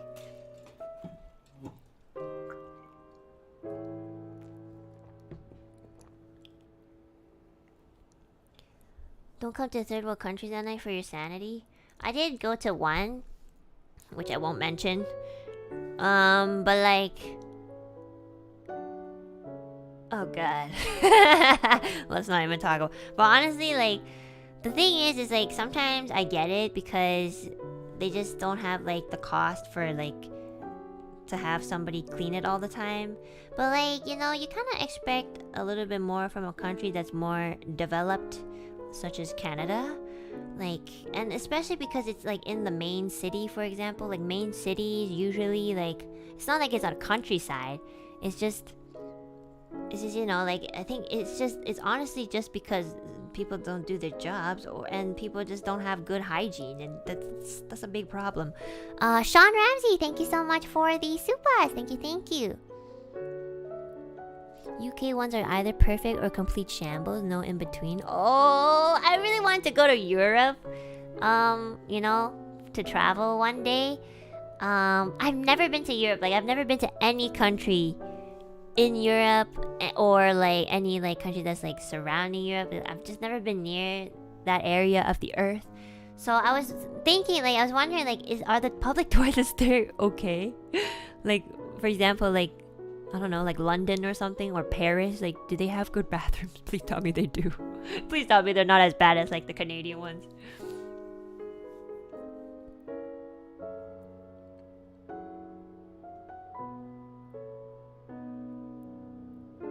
No, it's worse? Really? Paris has urinals out in the street to help stop public urination? What? No way! Paris is self-cleaning public. What does that mean? What? Oh, sometimes you have to pay? What? You have to pay to go to the bathroom? Like, you mean like if you go to a coffee shop? Or what?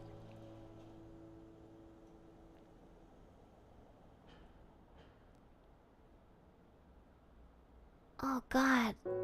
The doors are locked unless you put in money.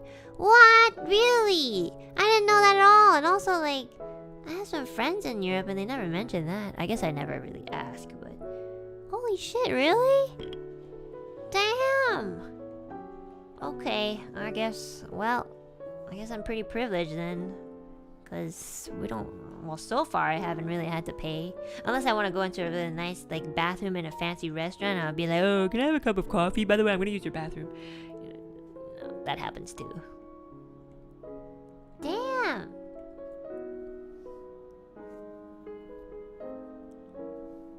Oh, it's a thing. You put in money, the door opens, and you see the disaster someone left behind. Ah, not only do you have to like go in there, you have to pay to see it too. That's so bad. Okay, guys, if I ever go to Europe, I am never drinking. I'm not gonna drink water when I'm outside. I'm gonna fucking dehydrate myself. Jesus Christ.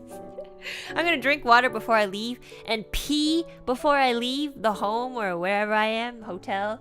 And then for the rest, like, I would just not drink anything. I'll just eat like some things that have a little bit of water content and just not drink any. I'm just gonna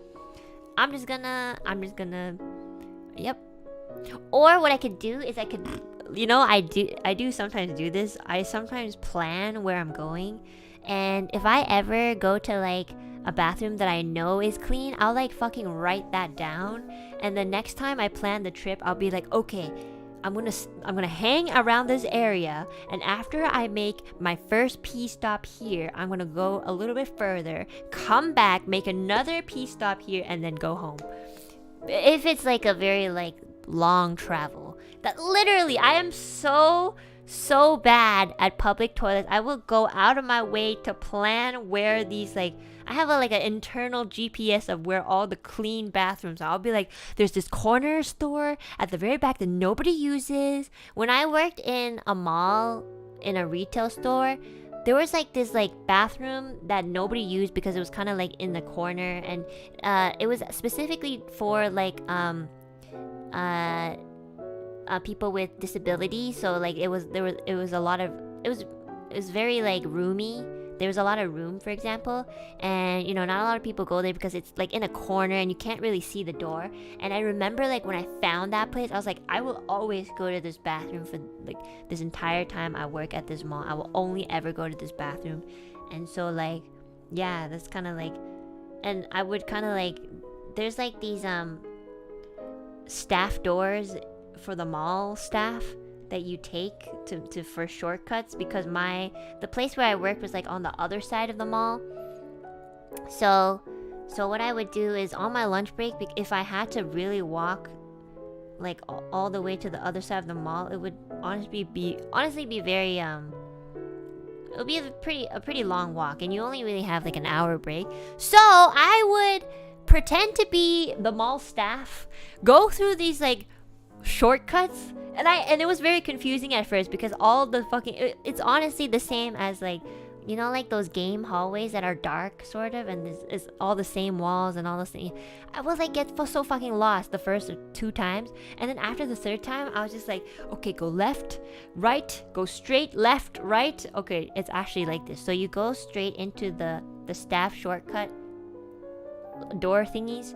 You go straight about like 2 or 3 meters. You take a left turn, go straight a little bit, you take a left turn again, and then you go straight again. There's a right door, and then you walk past the 3 doors, and then you take another left, you walk a little bit more, and then you take, I think, the 2nd door on the right, and then you're out, and then right across from there would be where the bathroom is.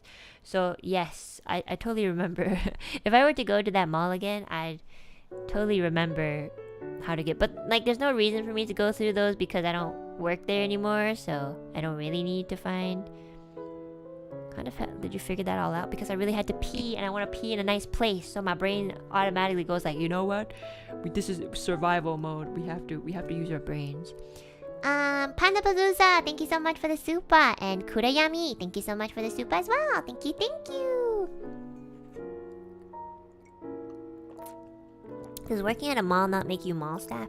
Technically not. Like, if you work in a store in the mall, you only really have like, you know, you can only use like your stores, like back doors and stuff, you know. Like the mall shortcuts were for like the janitors of the mall, or like, you know, mall security, and there's sometimes like offices in there too. So honestly, you even if you do work at the mall, you're not technically allowed to be there unless there was like a section where your store's storage room was like in there. And then for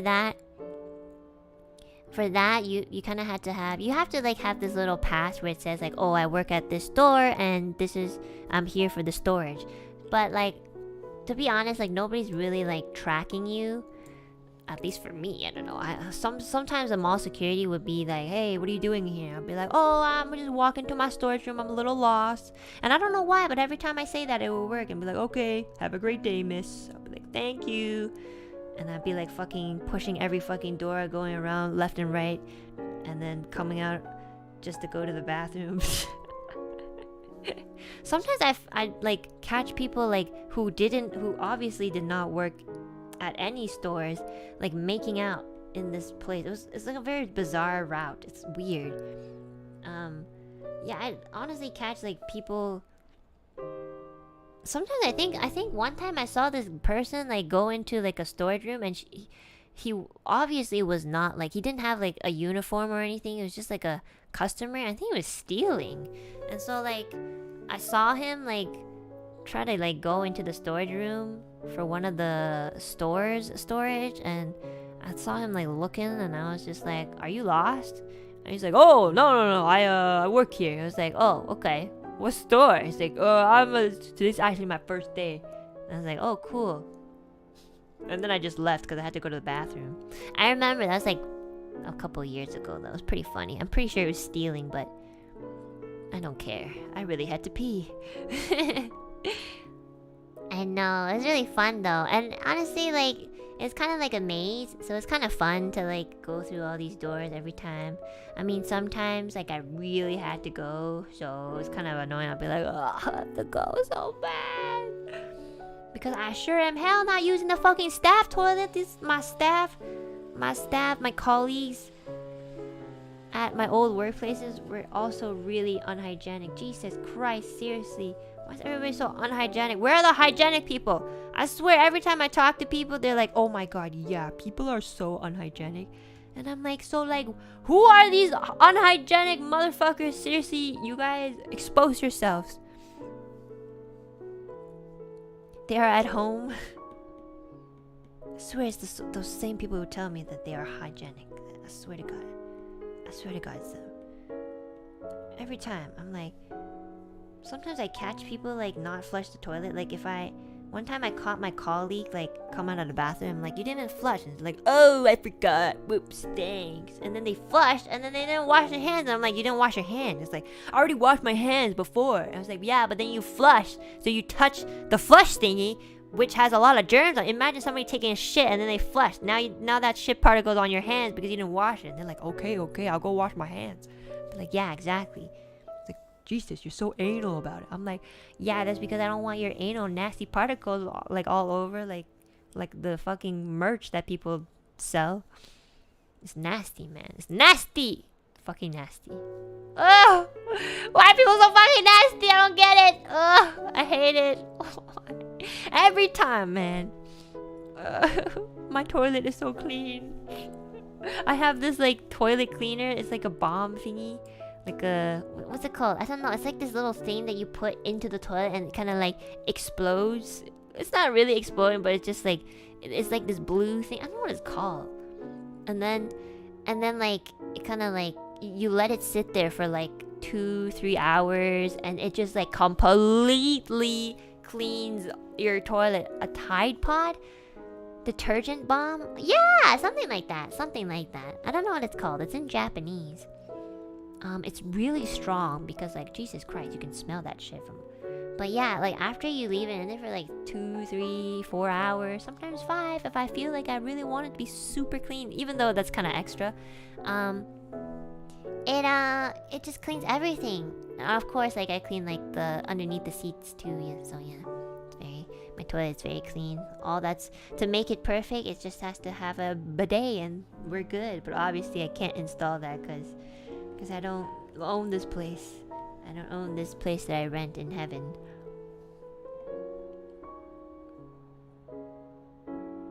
I admit, once I genuinely forgot to flush and I was called out for it too. Didn't feel good.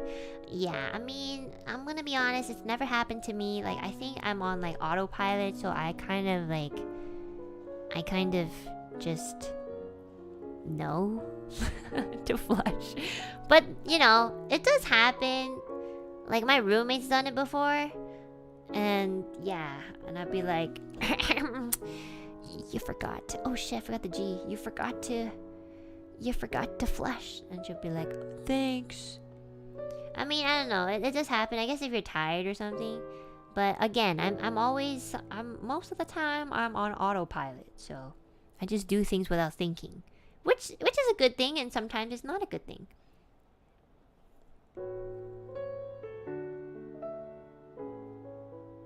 What's a toilet bowl stamp? What's that? Do you need to stamp something? I wish people put the cover down when they flush too. Yes, I put the cover down every time I flush too. Because... Okay guys, let's stop talking about the toilet. I genuinely feel... Actually, this is the first time I've not been hungry on a stream. That's how grossed out I am. Let's talk about something else. Kind of nasty, to be honest. Been talking about this for like the past 30 minutes. I apologize. Let's talk about something else. Nasty. What's the latest cupcake you've eaten? I'm gonna answer that in about 15 minutes, just because I don't really think about food right now. Okay. Let's see. Hey dearest, thank you so much for the Supa. Thank you. Let's take a look at like what's happening here.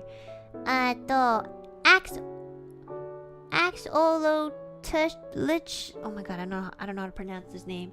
Thank you so much for the Supa. And Alti, thank you so much for the Supa as well. And Guard Penguins, thank you so much for the Supa. This is looking kind of cool. I know you can't really see it too well, but I think it looks really cool. And there's still a lot, so yeah. Can you explain your rice purity score? Oh yeah, the rice purity score, I didn't know until yesterday, last night in Millie's 200k Zatsudan. I think, was it Folger who introduced? Or maybe like, I think it was Folger, yeah. So Folger told us like there's this test called the rice purity test. Basically, there's a bunch of questions. And I think there's like 100 questions, I believe. And holy shit, some of them are really weird. So basically, if you're at 100% after you take the quiz, it means you haven't been born yet. Just kidding. It basically means that you're very wholesome. So like, or a minor. Like, cause like the most wholesome thing on that quiz was like, oh, holding hands. So if you never held hands with anybody, and you know, you don't apply it to just like romantic people. Like if you never held your parents' hands or guardian's hands, it's kind of like, are you okay? Like it's kind of like a very human thing to do.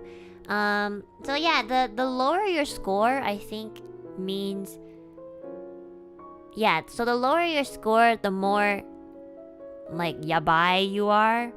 Yeah. Doesn't it specify non-family member? Only for some of them.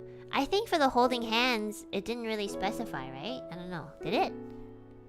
Unless it specifies, yeah. Usually you can just apply it to everyone. My god. You guys got 96? Holy shit. Now I know who is 10 years old in my chat. That's so obvious. How much did you get? I got 78, right? I tweeted it. I think I got 70. Yeah, 78. So the lower your score is, the like, yeah, the least, the less wholesome you are.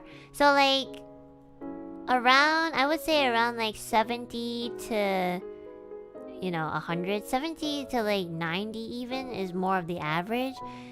And if you get like below 70, you're a little bit more like, I guess, experienced or a little, I don't know, kinky.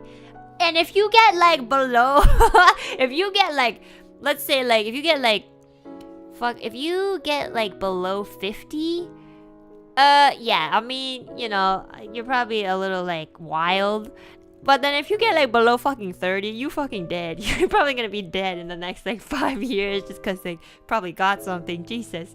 Cause like, I don't know what you have to do to like get to that low number, but a lot of the questions at the very bottom were like, holy shit. Like even the test at the very top is like, if you get a score of 0, you are probably dead. And I was like, okay. But I didn't understand it until I read like the questions at the very bottom. It was hilarious. I got 48. I'm envious of the purer scoring people. Yeah, I mean, like, you know what? Some people are just more experimental and, you know, a little bit physical, I guess, which is fine. A lot of the times, I was just like, most of the time, like, I mean, I don't check off because, like, number one, I've either never done it, or number two, I don't want to do it because I know that people are nasty. As we have talked about before. So just keeping that in mind. Like I think there were some questions like, would you do this? You know, would you do this thing? And then I'll be like, no, because I don't really trust people to be hygienic.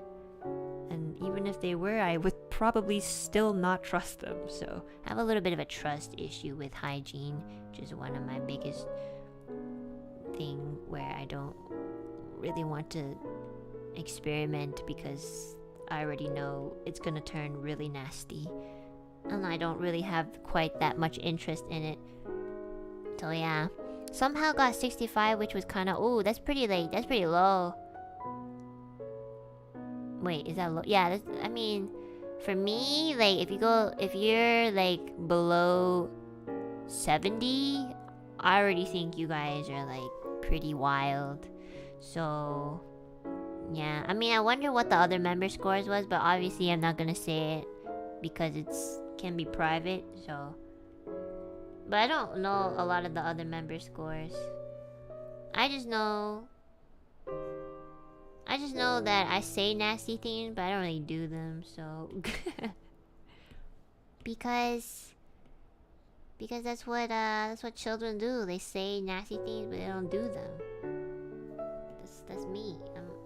I'm a kid. I'm a kid at heart. I say posy, but that's it. That's all I do. I just say it. Okay. There we go.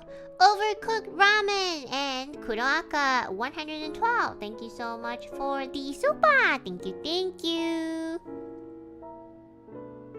Get this color? Okay. Okay, where am I? Don't call me out like that. Hey guys, nothing wrong with having a low score. I mean, like, if you get to like 10 or something, you probably have an STFD. So, just very likely. I mean, you guys need to read the questions. That's why I'm saying. The questions are really like, look towards the bottom. Holy shit, I was like, I didn't know you could do shit like that. So, it's funny though.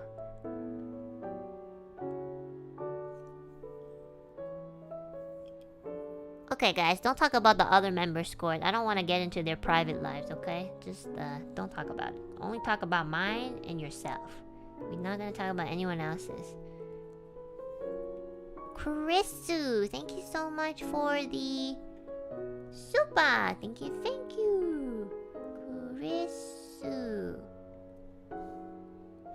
Okay. Perfect! Oh my gosh, finally a short username I can just put.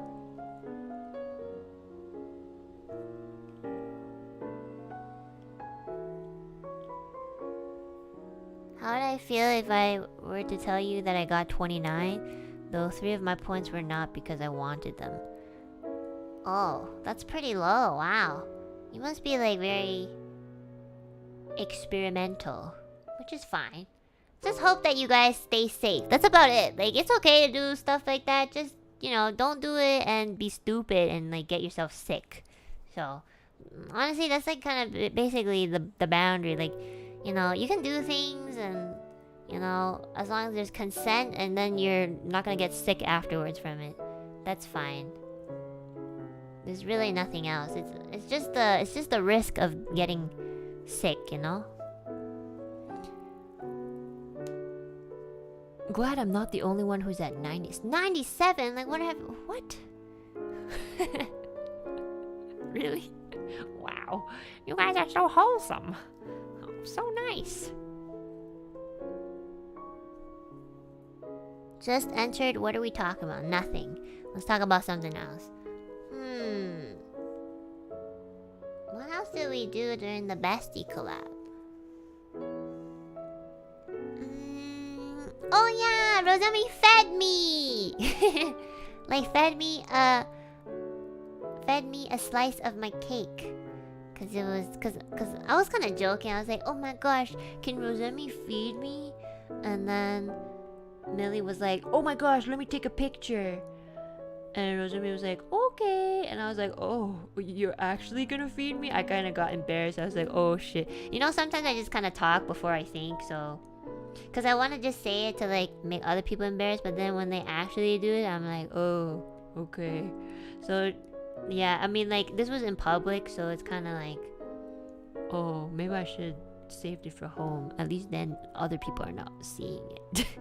And then, like, Millie was like, oh yeah, I'll take a picture, but actually she was taking a video. So then, like, Ethyria wanted to pose for the picture, or what she thought would be a picture. And then, like, afterwards, Millie was like, okay, I took the video. And Ethyria was like, what? You said it was a picture. So it's just like Rosemi feeding me, and then Ethyria just being like, like, it was really, really funny. And I have to ask her to send it to me. Like, she sent it to me. She's like, oh yeah, I sent it to you. But then I checked everywhere, and I was like, Millie, you didn't send me the photos. So I'm gonna ask her tonight. Is Rosemi as much of a cinnamon roll as she is on stream? I don't know what that means. If you mean like wholesome, yeah, she's really wholesome. She's really cute. She's really, really cute. I love her. Sometimes I just get along with certain people's vibes because I just feel safe with them. So it was really nice knowing that Rosemi is basically the same. Yeah, that's really nice. And you know, and she was telling me like, Enna, you sound and are exactly the same off stream. And I was like, oh, okay, thank you. At that. Well, I think she said I was a little bit quieter, but it's also because like, well, if you're not streaming, then there's no reason to talk like consistently. So yes, I'm a little bit quieter, but that, I mean, I don't think I've really changed throughout my years, and I get tired, to be honest. And then when we were eating lunch, we were all so hungry that like nobody said anything. It was so funny. We were all just eating because we were so hungry. And then Millie was like, we're so hungry that we're not even talking to each other. And I'm just like, I didn't even say shit. Like they said some things in between, but I was just so hungry that I didn't say anything until my meal was done. I was so hungry. I was so hungry, guys. Ugh, I love food.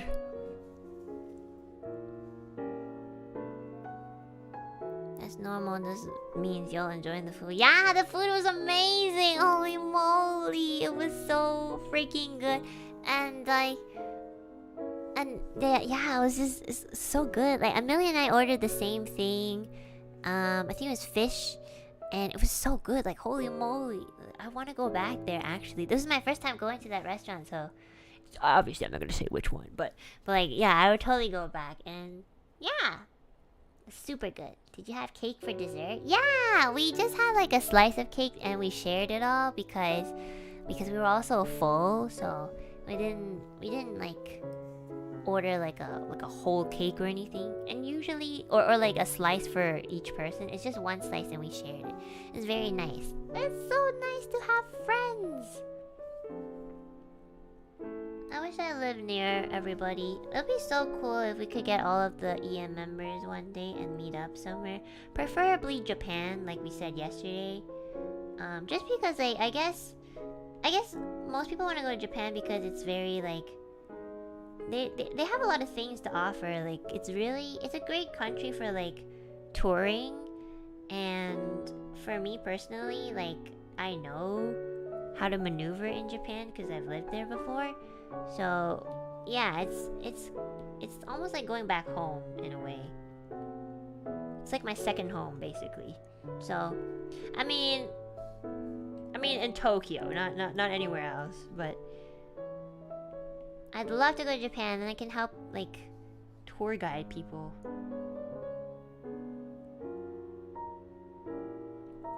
It'll be so fun. I think that's the only thing I'm a little worried about is like, you know. If I were to ever go outside and I like spoke or like just speak, if I just went like, hi, oh my, immediately, if you guys like watch me consistently or like have heard me and remember and have good ears, you guys will find me very, very easily. So, but like, I guess the good thing is I don't really talk when I'm outside. So yeah, my voice is just so distinct. I can't even like hide it. That's the thing. It's really hard. Yeah, just pretend you don't know me, please. Thank you. Don't say anything. Also, don't take a picture. And honestly, if you are going to take a picture, I'd rather you come up to me and just be like, "Hey, I'm a big fan. Could I take?" Or like you're not actually a fan, but you're actually a hater, but you just want to like leak me. Just ask, okay? Just don't like take a sneaky one, please. If this ever happens, just come up to me and just be like, "Hey, can I take a picture?" I'll be like, "Okay, sure." At least then I can control, you know, like which angle you're taking at, you know. I'll be like, okay, hi, yes, okay. Please, if you're gonna take a picture and leak it or whatever, please just at least let me pose for it, okay? That's all I ask. So, yes. I would rather you do that than sneak one. Please, thank you. Yes, I want to get outed at least cutely. You know, I don't really take pictures, so like, yeah, I really don't take pictures. Millie is usually the one to take photos. So like a lot of the pictures to like group photos and stuff is all on her phone. Cause I don't really know how to take pictures. But yeah, I just think it's fun. It's really fun to take pictures, but I'm not good at taking them, you know. I don't be like, oh my god, here we go. Millie's good at stuff like that. And then yeah.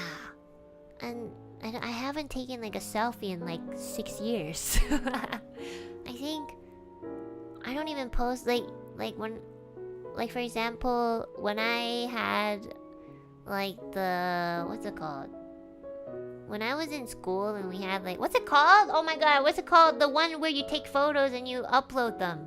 Well, what's it called? It's like, I think, what's it called? It's the one with the camera, the camera app. What's it called? Oh my god, I can't think. What's it called, guys? What's it called? No, not picture date. Instagram! Yes! Fucking Instagram. Yes. Yes, Instagram! Woo! Yes, that one.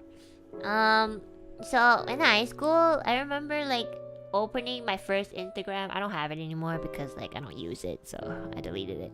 But in high school, when I first got like my iPhone, first ever iPhone, you know, there was like this trend in my high school where people would like take pictures of themselves and just like, you know, just like anything basically. And at the time it was just really like everybody was doing it, so obviously like I'd want to do it too. But I I didn't know how to take pictures. And like the thing I wanted the most was like the filters, because I know now we know that the filters are all ugly and blah blah blah. But back then, when these things were still relatively new, the filters were a big thing, okay? And this wasn't even that long ago. It was just like a trend, basically. So I basically just took pictures because I wanted to use the filters. So yeah, I haven't taken selfies since. And even like when I look back on them, they're really bad. Like I don't know how to take a picture. I don't even know what my good side is. I feel like my good side is actually the back of my head, so you can't see my face. But yeah, like I had a lot of my high school classmates and friends add me on Instagram, and I would kind of like look at their profiles, and everybody would be like doing these poses, or the very like generic like the guys would do this really weird pose where they bite on their lip and be like, I don't know how to do the lip bite. I'm trying to do it, but you guys can't see. But like, yeah, they do like lip bites, or like, yeah, they do that a lot. I know it's like a meme joke now, but they actually really did do that a lot. The sheesh face, I think so, yeah. And then like the girls, like sometimes they would do like a full body picture, and they would always do this weird, like it was always the same pose. Like I wonder if they all like knew that they did the same pose, or was it just a trend? So they do this thing where it's like, it's either super like, if it's a selfie, they would like take it from like fucking like Tokyo Tower high angle and try to make their face look really like a fucking strawberry or something. And then like if it was like a full body image, they do like this thing where they stand a little bit, like maybe like at an angle of 20 degrees, and they put like one of their hands on their hips, and they do like a little bit of a thing with their legs, and they'll like put their head back a little bit and just smile. But like they all had like the same hair, and they all did the same pose, and I was just like, is this a thing? I tried it one time, and I'm like, why do I look like a fucking chicken? It just looks so unnatural, because I wouldn't naturally do stuff like that. I kind of just go for the peace signs, or sometimes I go for like almost like a gangster sign for fun. For fun. I'm not a part of anything, but like, yeah, it just felt really awkward when I tried to do it. So is it called the Stacy pose? Is that actually a thing? Hold on. Stacy pose. Hold on, I actually, oh my god, you're right, it does have a name. How did you guys know? I can't believe, you're right, it is the Stacy pose. Yeah, that is like, that is a pose. Wait, I need to see the lip bite selfie. I want to see like, not the emoji, but like, yeah, oh my gosh, so many people do this. Why? It looks weird. The only time I ever do this lip bite is when there's something like a rice grain on my lip, and I'm trying to take, like, you know, get it off my lip. That's about it. Maybe next time I take a selfie, I'll put a rice grain on my lip, and then I'll like coordinate it so that when I go in to like get the rice grain off my lip, I'll take a picture and it'll be like the perfect lip bite. Yes, that's what I have to do. Isn't as sexy as they think it is most of the time. I mean, I think it was like more of a trend back then, not so much now. I think people make fun of it now, or I don't know, like I see everybody like lip bite, and I'm like, oh, isn't that like actually a thing though? So it's funny. If anybody here does a lip bite, I apologize, but you gotta know that it's kind of cringy. Okay, I'm saving your life. Please stop now. It's weird. I mean, I haven't really seen any, like, even if you look really good, it still looks weird. I don't know. It's just weird to me. But if you don't care, then go ahead, do it. It's a free world. But it is kind of cringy, so you gotta think about it twice at least. Okay, Agent Teacup, thank you so much for the Supa. Daniel Z, thank you so much for the Supa. Obi Bear, thank you so much for the Supa. And Salty Zero, thank you so much for the Supa as well. Did I say Butcher Pete? Butcher Pete, thank you so much for the Supa. Thank you guys so much. Oh my gosh, we're getting to Rosemi's hair color finally. Sorry guys, I have a lot of hair, so it's like we have to go around it. Okay. What's a sexy pose, guys? What's a pose that like is actually like good? Like just a smile? That's what Stacy Jotaro? What's Jacko? What's a Jacko pose? Why do you know these pose names? The names of these poses? Oh, I've seen this. Oh, but that's like for anime, you know? Oh my god, there's some really funny ones. What the fuck? We are old, Enna. Oh, no, you're not. Oh, holy shit! Can you actually do this pose though? Like kind of looks like it'll hurt your lower back. But maybe, I guess if you're flexible. Holy moly. Jacko pose. This is what it's called. I've seen it in some fan arts and stuff, but I never knew like it was a trend. Okay, now I'm seeing like a whole bunch of them, so I guess it was a trend. Yeah, it looks really like... I don't think you can really... I don't know. I don't know if you can actually do that. I don't know if I could do it. Well, honestly, I think maybe I could, but then, like, my lower back would hurt. I think you could do it, but then it would be uncomfortable. I mean... It's definitely a flexing pose. It means that if you can do this pose, it means you're flexible, so... Congratulations. Dun, dun, dun, dun. Me! Thank you so much for the Supa! Thank you! Okay. Approaching Rosemi's pink color. I'm gonna make it slightly darker. Okay. There you go. SB Boy, thank you so much for the Supa. Thank you. SB Boy.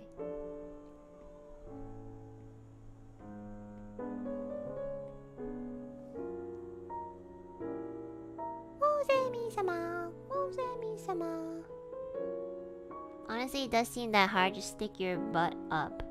No, it's not just that. Like, you are like... You're like bending your spine like the other way. Like, you're inverting it. Which is incredible. It looks incredibly painful, to be honest. And then you have to like kind of put your chin on your arms. Oof. I don't know. I would... Oof. Yeah, that would hurt. I don't know. I wouldn't try it. I'm a little afraid.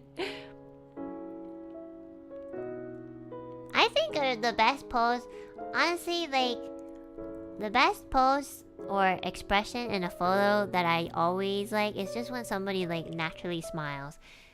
Like, my dad's had, like, a couple photos where he just, like, smiles, like, and it looks really natural, and it just looks like, you know, it's like something good that was caught in the moment sort of thing. It looks really nice. The only problem is, most of the time, I don't... Like, when I know somebody's taking a picture, I get nervous, so I can't naturally smile, so I'd be like...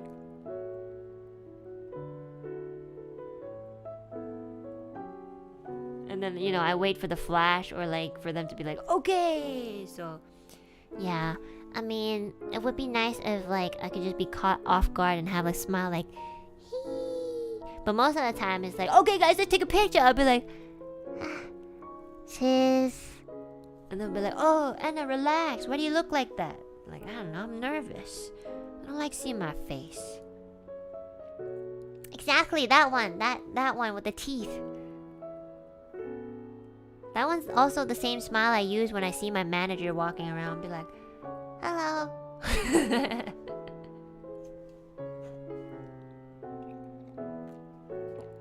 I mean, the other pose I would do, like, for fun would be like... You know, what's it called? Like it's like a Maho Shoujo pose, like where you do that thing with your eye. Wait, so you do the peace sign and then you put it to your eyes. I don't know what's it called. Maho Shoujo pose. Do you get like the? Do you guys know what I'm talking about? So you put the peace sign to like your eyes and you'd be like peace. But I kind of do that. Yeah, the Sailor Moon one. Yeah. But I only do that like when I feel like trolling.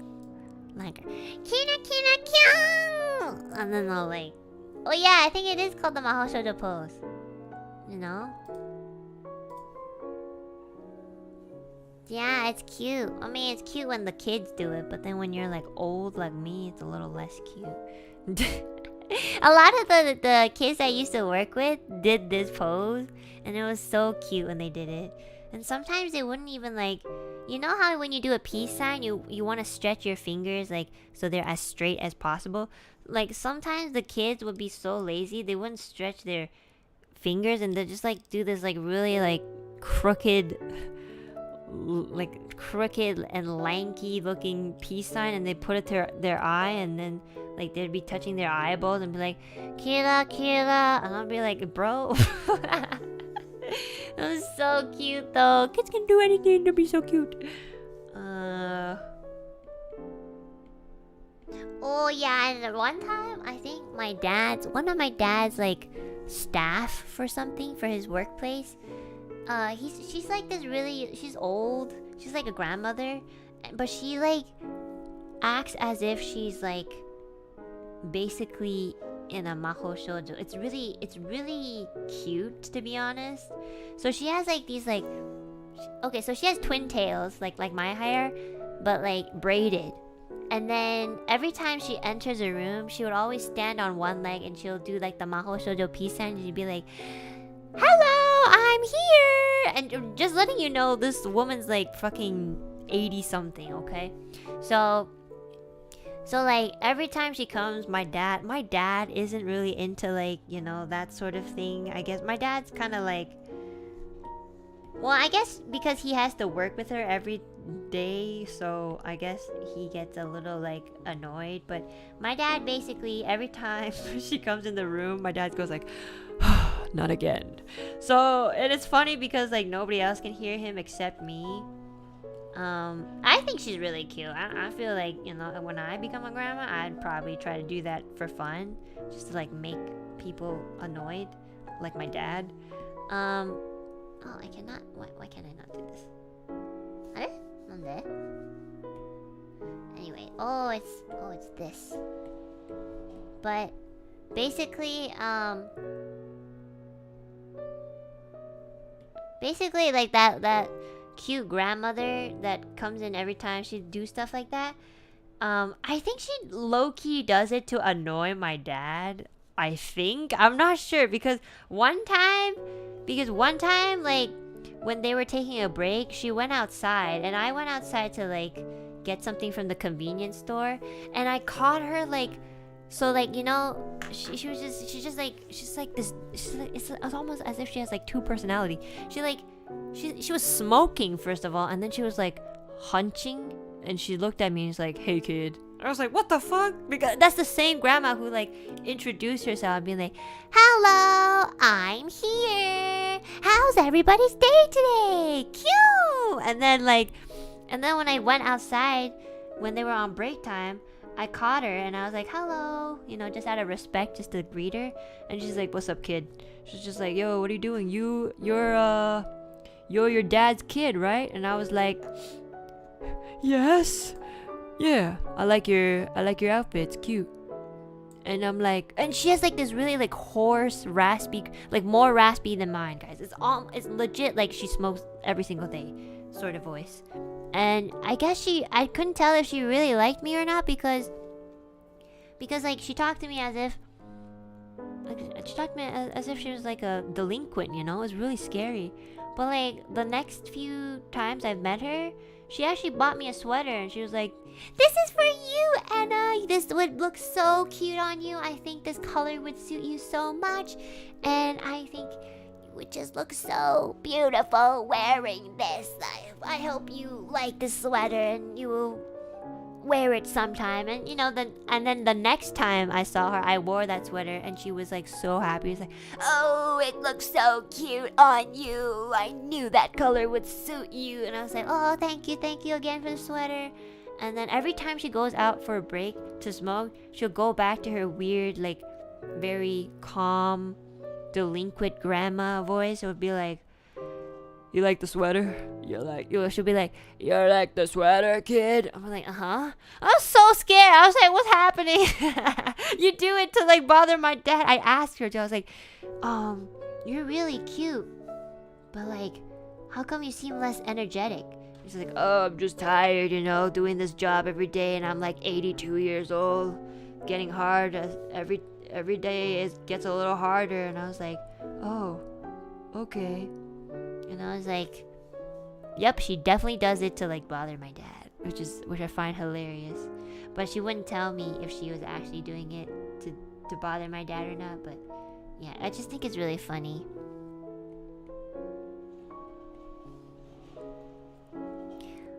I guess she needs a break from reality. I just think it's really funny though. My dad likes her. It's just that he gets like annoyed. My dad's like a pretty serious dude, like especially when it comes to work. He wants like things to be done. So like when there's somebody who's like kind of playing around, he's a little bit anal sometimes. Be like, "Oh my god, please, can we focus?" sort of person. And so like, sometimes when I try to joke around when he's working, he'll be like, "And I'm working right now." And I'm like, "Okay."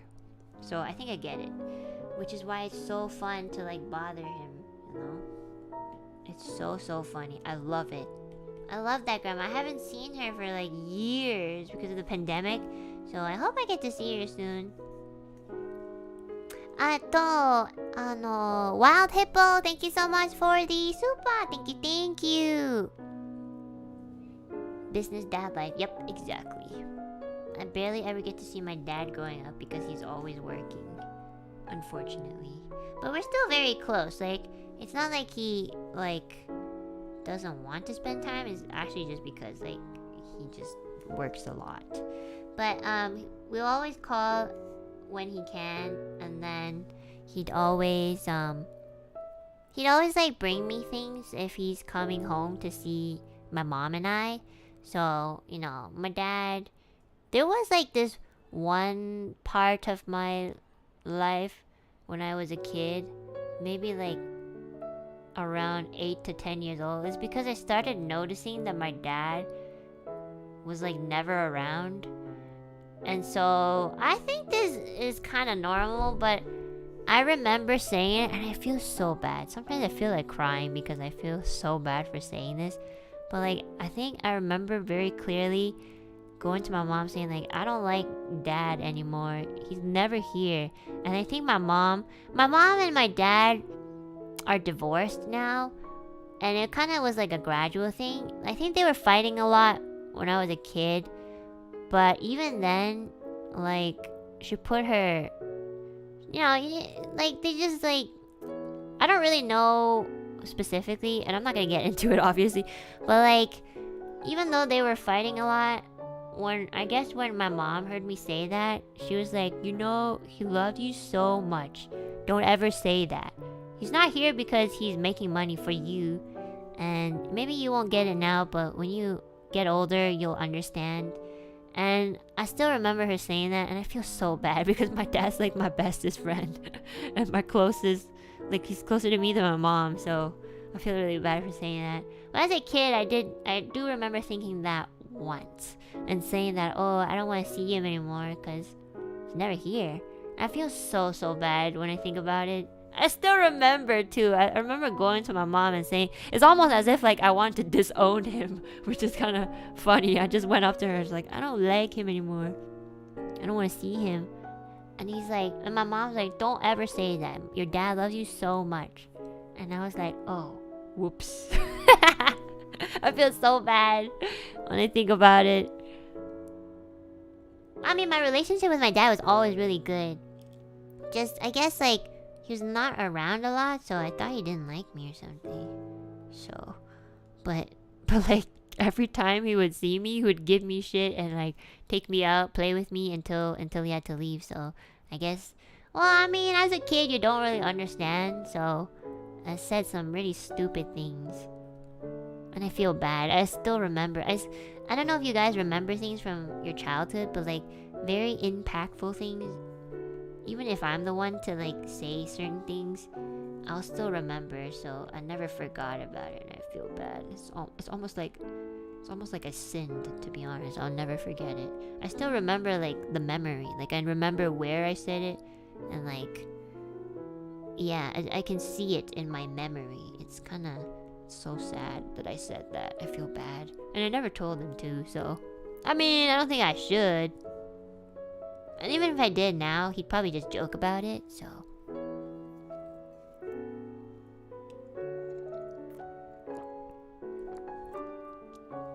And one big quirk memory too with my dad hurts me every time, even though I don't really feel anything other than indifference to my dad.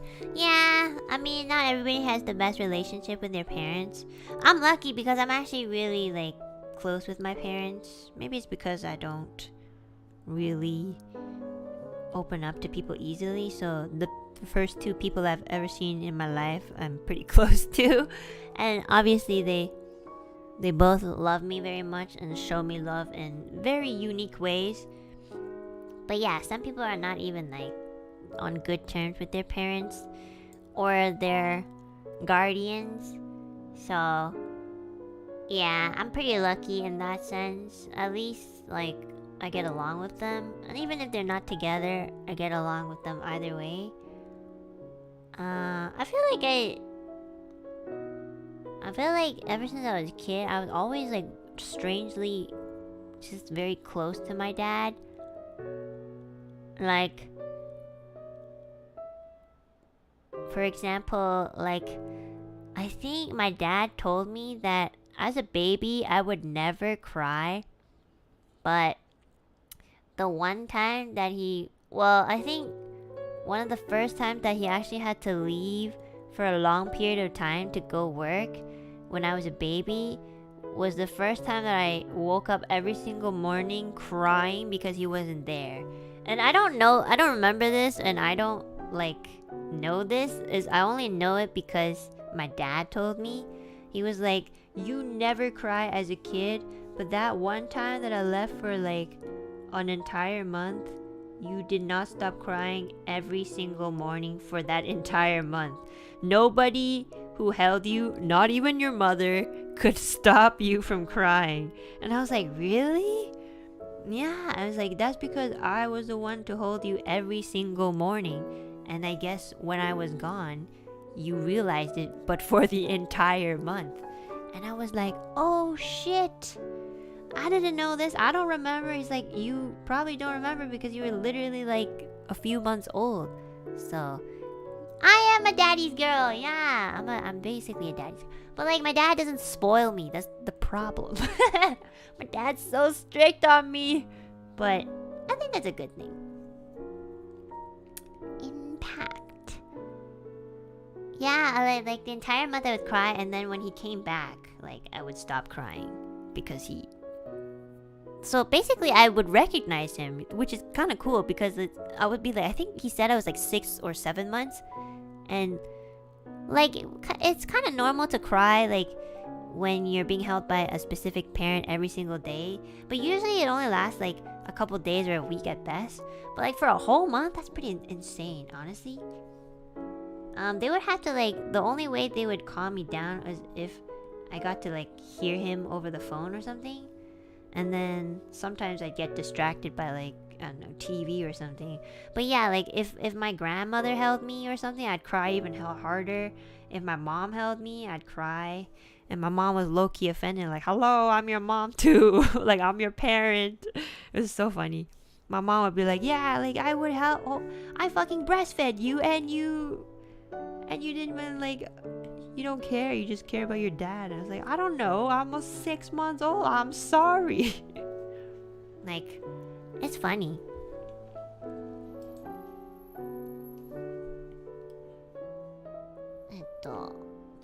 I think this neck is gonna, hold on, it's a little long. Okay, and then yeah, there you go.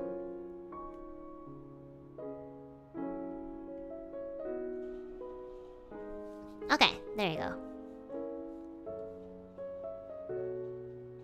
Oh shit, I gave everybody kind of like this style. Oh shit, okay, I should do that for Rosemi too. Hold on. How did I do it? Okay, so it's like...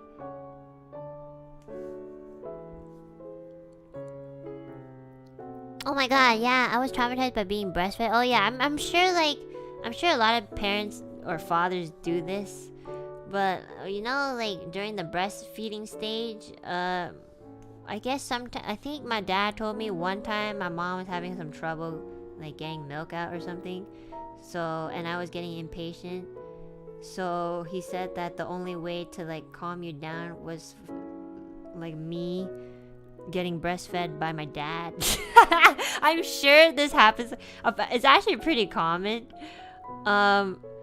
And you know, he told me that when he did that, I was so confused because nothing was coming out. I was looking at him like, what the fuck, hello?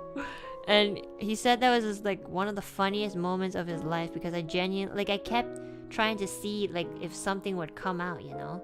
And he was so like, he said that it was so memorable and funny because like I was so hungry but really confused as to why like nothing was coming out. And my mom laughed her ass off. Like she was like, oh my god, yeah, I remember your dad did that to calm you down, but like you were so confused.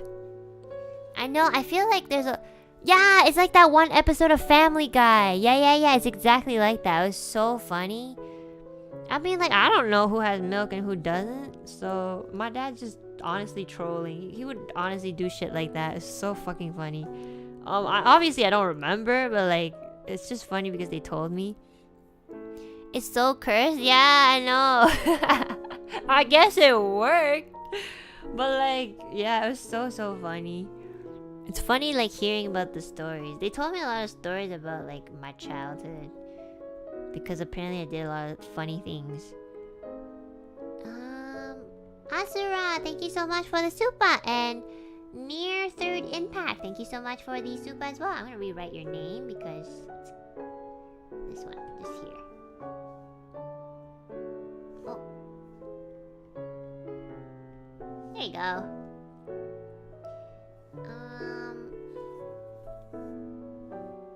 And Tinfoil, thank you so much for the Supa. Okay. The things parents will do to make the kid finally stop crying. Yeah.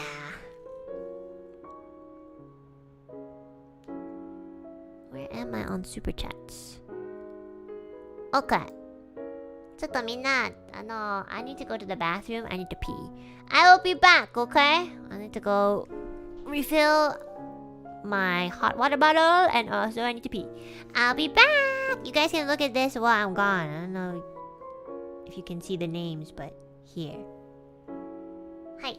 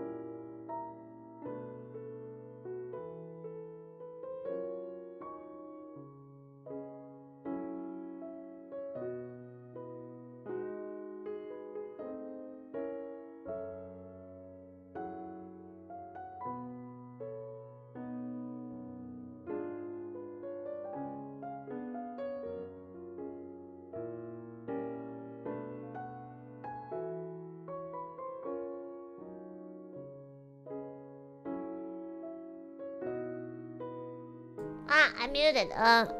Tadaima! Okay. Okay, still have a few soup. Actually, we still have a lot. That's okay, we'll take our time. I want this to be a chill stream. Chill stream. But to be honest, I don't really know what to talk about. I think I'm still pretty tired from like being tired doesn't mean that I didn't enjoy something. It just means I'm very introverted. But like usually after like a big party full of people and a nice girls sleepover, I get so tired. I need to like regenerate for like at least 2 to 3 days. So I think you guys can tell I'm a little like out of it. I'm just very tired. Where's my glove? Ah, it's over here.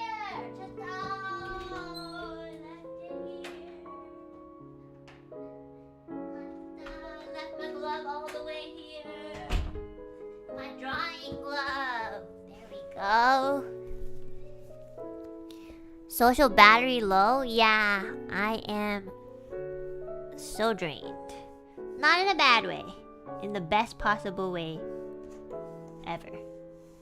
But yeah, I'm just very like... I just need to recharge from myself. From myself? No, from the world. And with myself. I don't know if you guys like... understand that. Don't you get like... let's say you're hanging out with a group of people for like an entire day. Do you guys like... you guys want to just like... be alone the next 2-3 days? Even though it's a little lonely. Yeah. Social skills are on cooldown? Exactly. Okay, I feel like... okay, I guess there's more introverts here than I thought. Cool. I wonder like... there's some people who like... go on like some sort of... I guess it's almost as if they're a vampire and they're like draining the soul out of people because they just do not stop talking to people. It's like every time they talk to somebody, they get like regenerated even more. I'm talking about extroverts. So that's pretty fucking amazing. There's people that I know. I think like Nina's one of them. Like she'll do a stream and then she'll jump into another person's stream and then after that she'll jump to another stream. And I'm talking about like these streams are like 2-3 hours. So holy shit, I don't know how she does it. And I mean like she does get tired, but like she just keeps going. I don't know how she does it. It's amazing.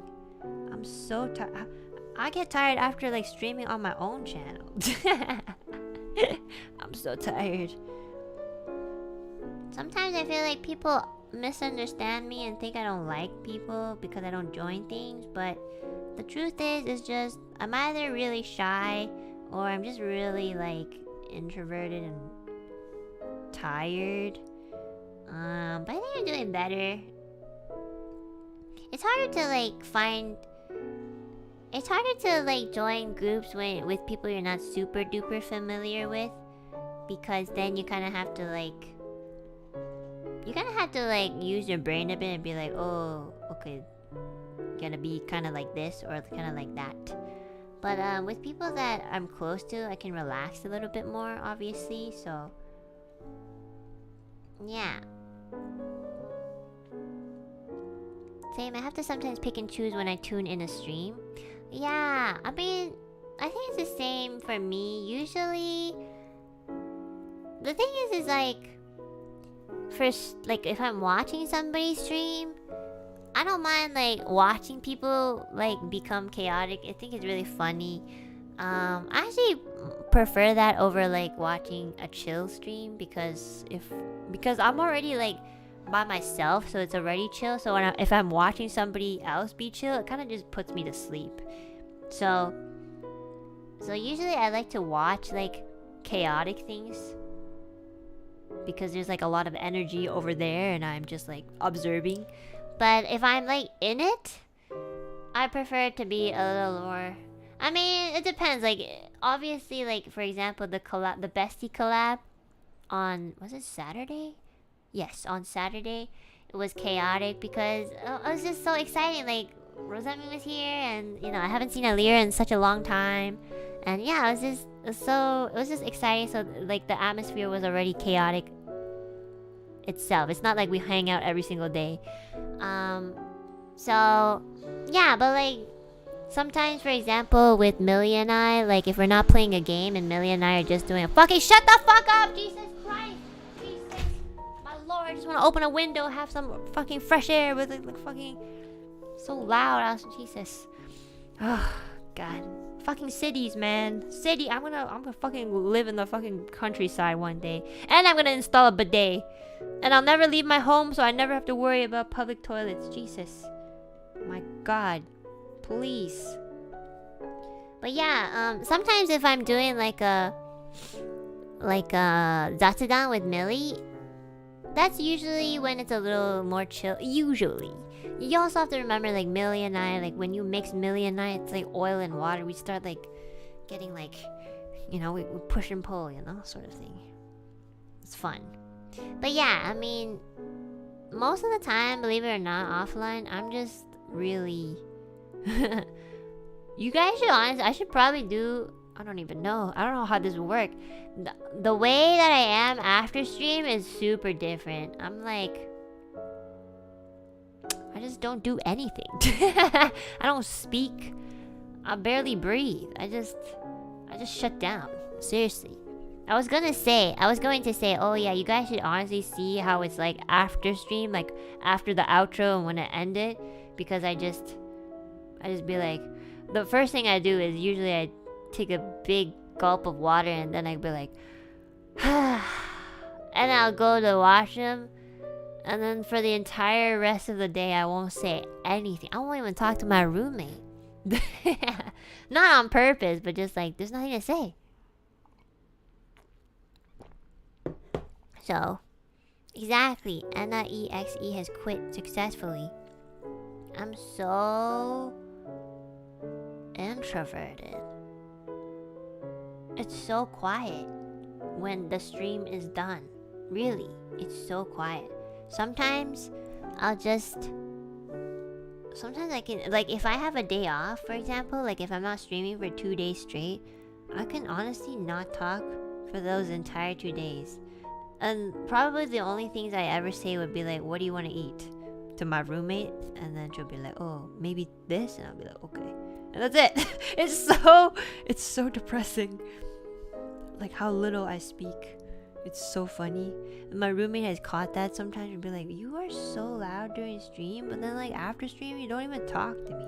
I'm like, well, there's nothing to say and I'm tired and I want to sleep.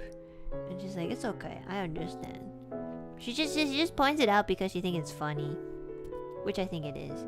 But it's not like awkward, uncomfortable. I mean, it's not like awkward silence. It's like a comfortable silence. So it's, you know, I'm close with my roommate. So, not gonna lie, I couldn't imagine living with a non-romantic roommate. Would drive me crazy. Really? Well, doesn't make any sense. She's basically like one of my bestest friends. My roommate. Just, you know. And if you live with them every single day, it's not gonna be like chaotic every day, because that would be exhausting. Well, unless I guess if you're an extrovert, but like, I don't know. I don't know what that means. Maybe it's just like depends on the person. Yeah. Honestly, it's just like living with. She's kind of like my family member at this point. Like I've lived with her parents. Basically, my roommate and I like. I just call her Rumi so that you guys know who I'm talking about. But she basically is like a family member at this point. She's like, there's like, I think like a couple years ago, I got scammed by one of my landlords. So this landlord told me that I could live at their place that they were renting out illegally. Well, not illegally, but basically if you are a landlord, you need to have a landlord license. You can't just rent out a place and be like, you know, here you go, you can live here. You have to have like, you know, the official documents and stuff. But basically, at the time, I was working minimum wage and I was like probably at my poorest I've ever been in my life. And I also have this very stubborn thing where I really don't like to ask my dad for money, and I never have. So I was like super duper poor. Like I was eating like one meal a day, poor, and I was basically like running out of options. And so I think a colleague of mine at the time knew of my situation, and then he was like, I can introduce you to my aunt's friend's friend, because they're renting out, and it's actually really close by here. I can ask for like their number and you can set up. And I really needed something like that. So she wasn't like an official landlord, so basically I was paying her with cash, and which is way cheaper. So yeah. And then she was like, okay, yeah, you can stay at my place for like at least a year, you know, and it'll be this much money every month. It's still expensive because landlords want to make money too. But yeah, she basically told me that, oh yeah, you can stay here for at least a year. Oh, I forgot the A. And then also I wouldn't be able to, like, you know. So if you do taxes, or people who do taxes, okay, if you rent a place, at least in Canada, you can, you basically, when you do your taxes, you write down the amount of rent that you pay if you do pay rent, so that at the end of, so when the taxes come back, you get a little bit of money back, because, you know, I don't know what it's called, but basically that is the system. So if you rent, yeah, so if you rent and you write it down and you do everything, like, you can claim it back a little bit. Not all the money, obviously. It's not even like 10%, but it's still money to claim back. So basically, that's for Canada, by the way. Basically, she just told me, since she's not a licensed landlord, she can, I wouldn't be able to claim it on taxes. And honestly, like, guys, I didn't have a place to live, so that would be, I don't really have, I could have declined and said, oh, I'll try to find a place, you know, a proper renting place. But the place was nice, and also I just thought that it would be okay because she was like, I guess somewhat related to my colleague, like at least like I know it was my colleague's aunt's friend, but you know, there was some kind of relation, so it's not like she's a complete stranger. That would be a mistake I'll never make again. So yeah, she told me that she originally bought this property because for her daughter, but her daughter doesn't want to live with her, so she just has like this empty property that she's not making money out of and nobody's living in. So she said that I could rent out a room here, and I was like, oh yeah, sure, like, you know, and I get it, like, you know, it happens, even though I feel like the daughter is really privileged. Holy shit, seriously. My parents would never buy me a property, first of all. And also, so in the beginning, like, you know, there was written and verbal agreement, which isn't really strong, I guess, but like, you know, it was something of like her saying that I could live there for at least a year. Not even like 2 months in, this fucking woman tells me, oh, my daughter is actually moving back. Like, my daughter actually decided that she wants to move into the home, so you're gonna have to move out. And, you know, that's like me after like paying for moving fees and paying the first and last month's rent, you know, that sort of thing. And I was just like, but you told me I could live here for at least a year, and like I don't have any other place. Like, that's usually, if you move out, if you're a proper landlord, you have to give the people who's living in your home at least a couple of months to like move out. So you can't just be like, oh, you have to move out. And honestly, like, you can't even, most of the time you can't even like tell them to move out, like, unless they're like damaging your property or something. You don't really have a right to kick them out until they want to leave. That's kind of like the landlord like rules if you are a landlord. So, but like, again, she didn't have the license, and that was like, so it's not like she was breaking any laws or anything because she because we weren't under like a official agreement. Sorry, my stomach is growling. I'm so hungry. But yeah, so not even 2 months in, like she asked me to move out. But honestly, I would never have taken that place if I wasn't desperate. Like I really needed a place to live. Like my other landlords told me. So before the place before I rented her place, I had to move out before a certain time. They told me, so I think it was March, and my previous landlord, so the landlord before I rented, okay, so the landlord before the one that scanned me, I mean, so the previous landlord told me that if I didn't move out before May, they wouldn't give me back my last month's rent because I don't know. And they were an official landlord, and I guess they found a way to loophole it so that they could take more money out of me. And I couldn't really fight back. They're like, if you can find a place by May to move out, then I'll give you back your last month's rent, which is usually what they do. Yeah, and honestly, I tried to look for like a reason why they couldn't do it, but they loopholed it. So like and I didn't have time to fight them. I was working and in school, so honestly, I was really tired. So I really was trying to find a place before May, which is honestly not enough time to just find a place to live. So I was kind of desperate. It was like approaching. It was basically like mid-April, and I still couldn't find a place to live.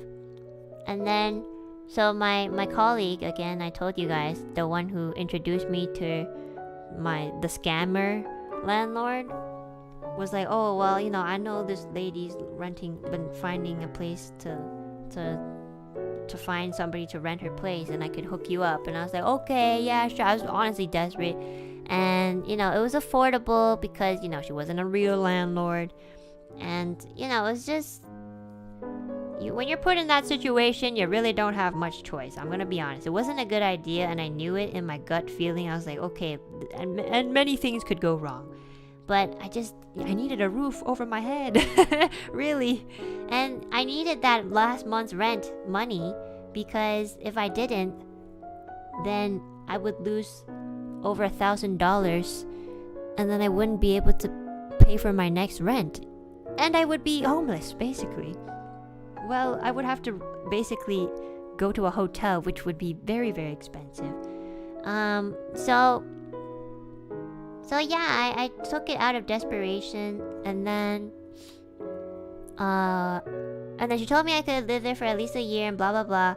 She was a nightmare to live with because I don't know, she was kind of bossy, I'm not gonna lie. Like, she found out that I could cook, so she was like, one time there was a snowstorm, and there was this snowstorm. I think it was just like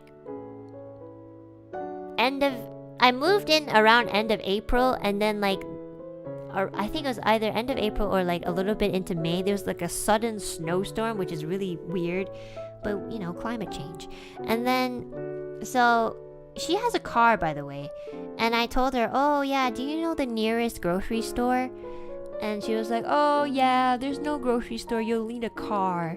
And I was like, oh, okay, I'm gonna take the subway then and go to like another, station that has like a grocery store nearby. And she was like, oh yes, could you buy this and that, this and that? And I was like, okay. Like, I don't know why she told me that I would be living there by myself, but like, she lived there the entire time. I thought that maybe she was afraid that I would like kind of vandalize or something, so I thought she was just living with me for a couple days to like watch over me, which is cool. I'm a very good tenant, just saying.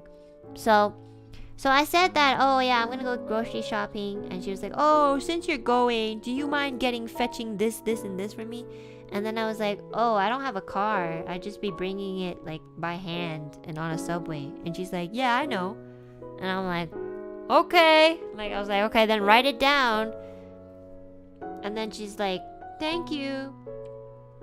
And I'm like, am I paying for it? And she's like, well, it's not a lot, it's just like some vegetables and a fruit and that. And I was like, yeah, okay. Honestly, like, I didn't want to argue with her because she's my landlord. I want to be on good terms, I want to be on good terms so that she can leave and I can have my privacy, you know what I mean? So, you know what? And that was like the first week of moving in. So honestly, I let it go. I was just like, whatever. I'll do it. Fine. It really is just a couple of apples and like vegetables or whatever. And like it was a snowstorm, okay? Like I'm not the strongest person in the world, so it was very hard. I had to buy my own groceries moving in because I didn't have any groceries. I didn't have anything to eat. So I bought her stuff. I bought my own stuff. It was pretty heavy and it was a snowstorm, so it was very difficult. I remember thinking like, oh, I should have declined. Like seriously, this extra set of apples just added. Apples are very heavy, okay? Very heavy. And so like, I don't know why, but when I got home, she wasn't home. So I was like, okay, so she went somewhere. And when she came back, she bought groceries. And I was so confused. I was like, oh, I thought you weren't going to go out. She's like, oh, I wasn't going to go out. But then the storm was kind of like a little bit better.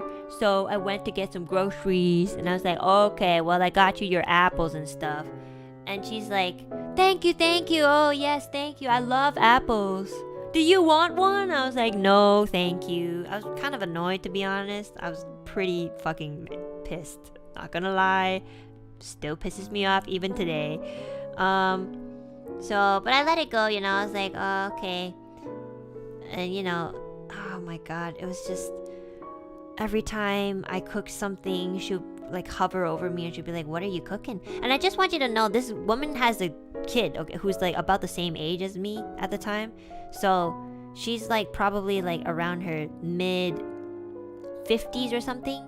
No, maybe fit. Well, she looked really old for some reason. She looked older than her actual age. Like she looked like she was in her 60s, but she was actually like maybe like end of 40s or early 50s sort of thing. So yeah, every time I was cooking, she'd hover over me and she'd be like, what are you making? And I was like, oh, I'm just making some noodles. And she's like, oh, are you gonna be able to eat all of that? And I was like, yes, because I work and I go to school and I'm tired and I'm hungry. But obviously I didn't say that. Guys, like really, I know I sound like a bitch on stream, but like in real life, I try not to like be so aggressive. It's just smarter. And you wanna, especially if you're living in someone's home and you wanna be like on good terms. You just want to be on. Sometimes they do manipulate you, and you know it, but you let them because it's smarter to just do that than to go against them and then you lose like a place to live. It's just it's more responsible in my opinion. It's not even being kind. It's just it's better to do this than to like be like, what the fuck, you treat me like shit, and also like, and then they can just take away like the only place that you're staying right now. So honestly, I didn't fight back at all. So I was just like, okay, do you want me to make you some? And she's like, oh my gosh, I thought you would never ask. And I was like, yeah, I wouldn't have if you didn't fucking like low-key basically write on the walls, hey, can I have some lunch? So basically every time I made dinner, I would make her dinner too. Sounds familiar, except this landlord roommate was not cute at all. Just like an old lady. And she'd be like, oh my goodness, you are actually a pretty good cook. Acceptable is what she would say. And I was like, you're welcome. I don't know. She would never say thank you. She'd just be like, not bad, pretty good, acceptable. And I was like, okay, cool, your behavior not acceptable, not at all. If I were middle-aged 50 and I acted like that, I would be so ashamed. But obviously I didn't say that, just kept it to myself. I was like, okay, I'm gonna go to my room and try not to cry about my situation. So yeah, I would do that every time. And like, thank God that she had work, because sometimes if I had a day off from work and she had work, at least I'd have the whole place to myself. There's some privacy. Oh god, I really hated living there. It was a really nice place, and it was clean, and it was a new place. It was not homey. Like, it did not feel like home, and it just felt so uncomfortable because she was there. I didn't know who the fuck she was. I didn't know if she was gonna be my roommate. And I didn't really sign up to, like, you know, I didn't sign up to pay for a place to live and also take care of somebody else's fucking mother. So I'm taking care of my mother too, and I don't have time to take care of like some other person's mother whose daughter doesn't want to even see her half the time. So yeah, basically I was there for like almost 2 months, and then the second month she was, I don't know why, but she was trying to recruit me to her job. She was like, I really like the way you listen to me, you don't talk back. Not like my daughter at all. I wish my daughter was more like you. And I was like, wow, that's because your daughter's privileged and she has freedom and she doesn't have to worry about a place to live ever, so that's probably why she talks back. And also because I'm probably not your daughter. So, and she was like, I really like the way, I really like your mannerisms. And I was like, oh, thanks. It's called not having a lot of options in life. And she was like, I want you to be my assistant. And I was like, what? Like, how much do you earn at your job? And I was like, minimum wage. And she's like, I can pay you $5 more. You'd be earning this much every hour. And all you have to do is just be my assistant at my workplace. You could, if I want like coffee, maybe you could give me a coffee. It's very easy, very simple things. You could just ask you to like, I'm just gonna ask you to like, you know, carry some things, and that's about it. It's just so shady. Obviously, like, as soon as I heard that, my immediate answer in my head was just nope. Not in a million years. I do not want to see you outside of this house, let alone like in this home. Like, I'm trying out. During this entire time, I was actually looking for another place to stay. Just letting you guys know. Just, it was a really bad time to find like homes that weren't like already rented out. So yeah, it was very difficult. She like tried to convince me to make her assistant, and it was just very awkward. I asked her like what her job was. I was like, what is your job? And I just do not know what her job was. She's like, oh, I sell this like very exotic, we sell things to people who have trouble sleeping and people who snore excessively. And I was like, and I was like, okay. And then she told me like, oh yes, and basically we sell this special thing that you put underneath the pillow, and when you do, you get really good sleep. And I'm looking at her face like, you look like, look, okay, she's Asian, okay? Let me just put it that way. She's Asian. Asian people have genes that make them look younger than they're supposed to. I've never seen an Asian woman who was the reverse. Like, she looked older than her actual age. Like, she's Asian, 100% Asian, but she looked older than her actual age. I'm like, this pillow's not working, lady. Like, whatever you're trying to sell doesn't fucking work. Like, Jesus Christ, what are you trying to sell? I don't know, like, what's happening, but like, that pillow's not working on you. And I still hear you snore from the other room, so yes, it's not working 100%. I don't know why you are like asking me to like be your assistant, but it does not fucking work 100%. Like, and I'm so sorry you didn't even get like the nice jeans where you just look younger than you're supposed to be. So I'm sorry, but it's not working. But so I'm just like looking at her face like, holy shit, whatever the fuck you're trying to sell is a fucking scam, because Jesus, it's not working. At least not on you. I don't know if it actually works on other people, but you know, you are the first person's face that I'm seeing from the result of this product, and I can already tell you that it's not working. so like, off the bat in my head, I'm already like, oh my god, this fucker thinks she can like recruit me for her fucking job as her assistant. Oh my, you are so delusional, please.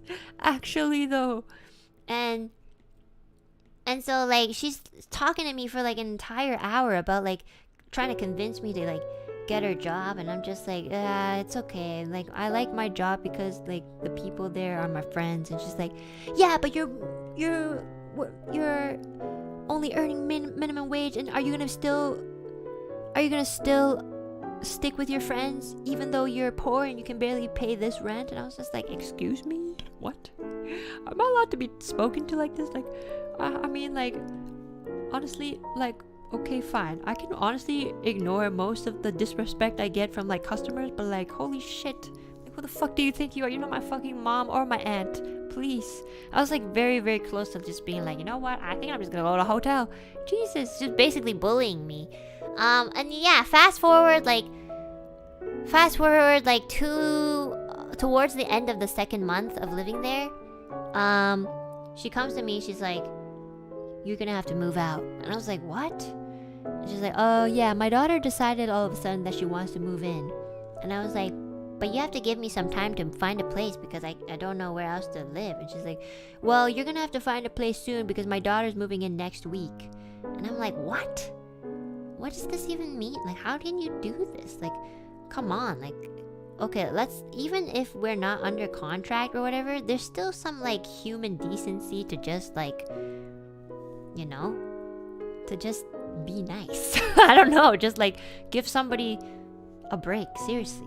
I just want you to, I'm just reminding you guys, this is on top of like going to work every day and going to school. So it was one of the most stressful times of my life. Honestly thought about like, just, you know, I was just like, what is happening? Why does literally the world is against me this year? But like, so yeah, basically she's like, oh yeah, my daughter's moving her stuff in next week, so yeah, you better get out soon, cause yeah.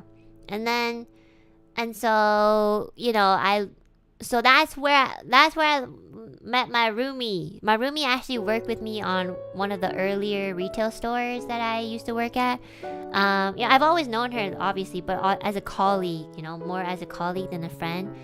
You know, I was super duper like in trouble as in like, either I moved to the country where my dad lives and live with him off of a 3-month visa and try to find a place in Canada from there, or I can just find a shabby place and just stay there for a few months until I find an actual like place to live. And so I kind of told my situation to a lot of my colleagues, hoping that maybe they would know somebody who's renting out. And my roommate was like, if you need a place to stay, we have a guest room at my parents', like I live with my parents and we have a guest room, and you can totally stay there with me until you find a place to live.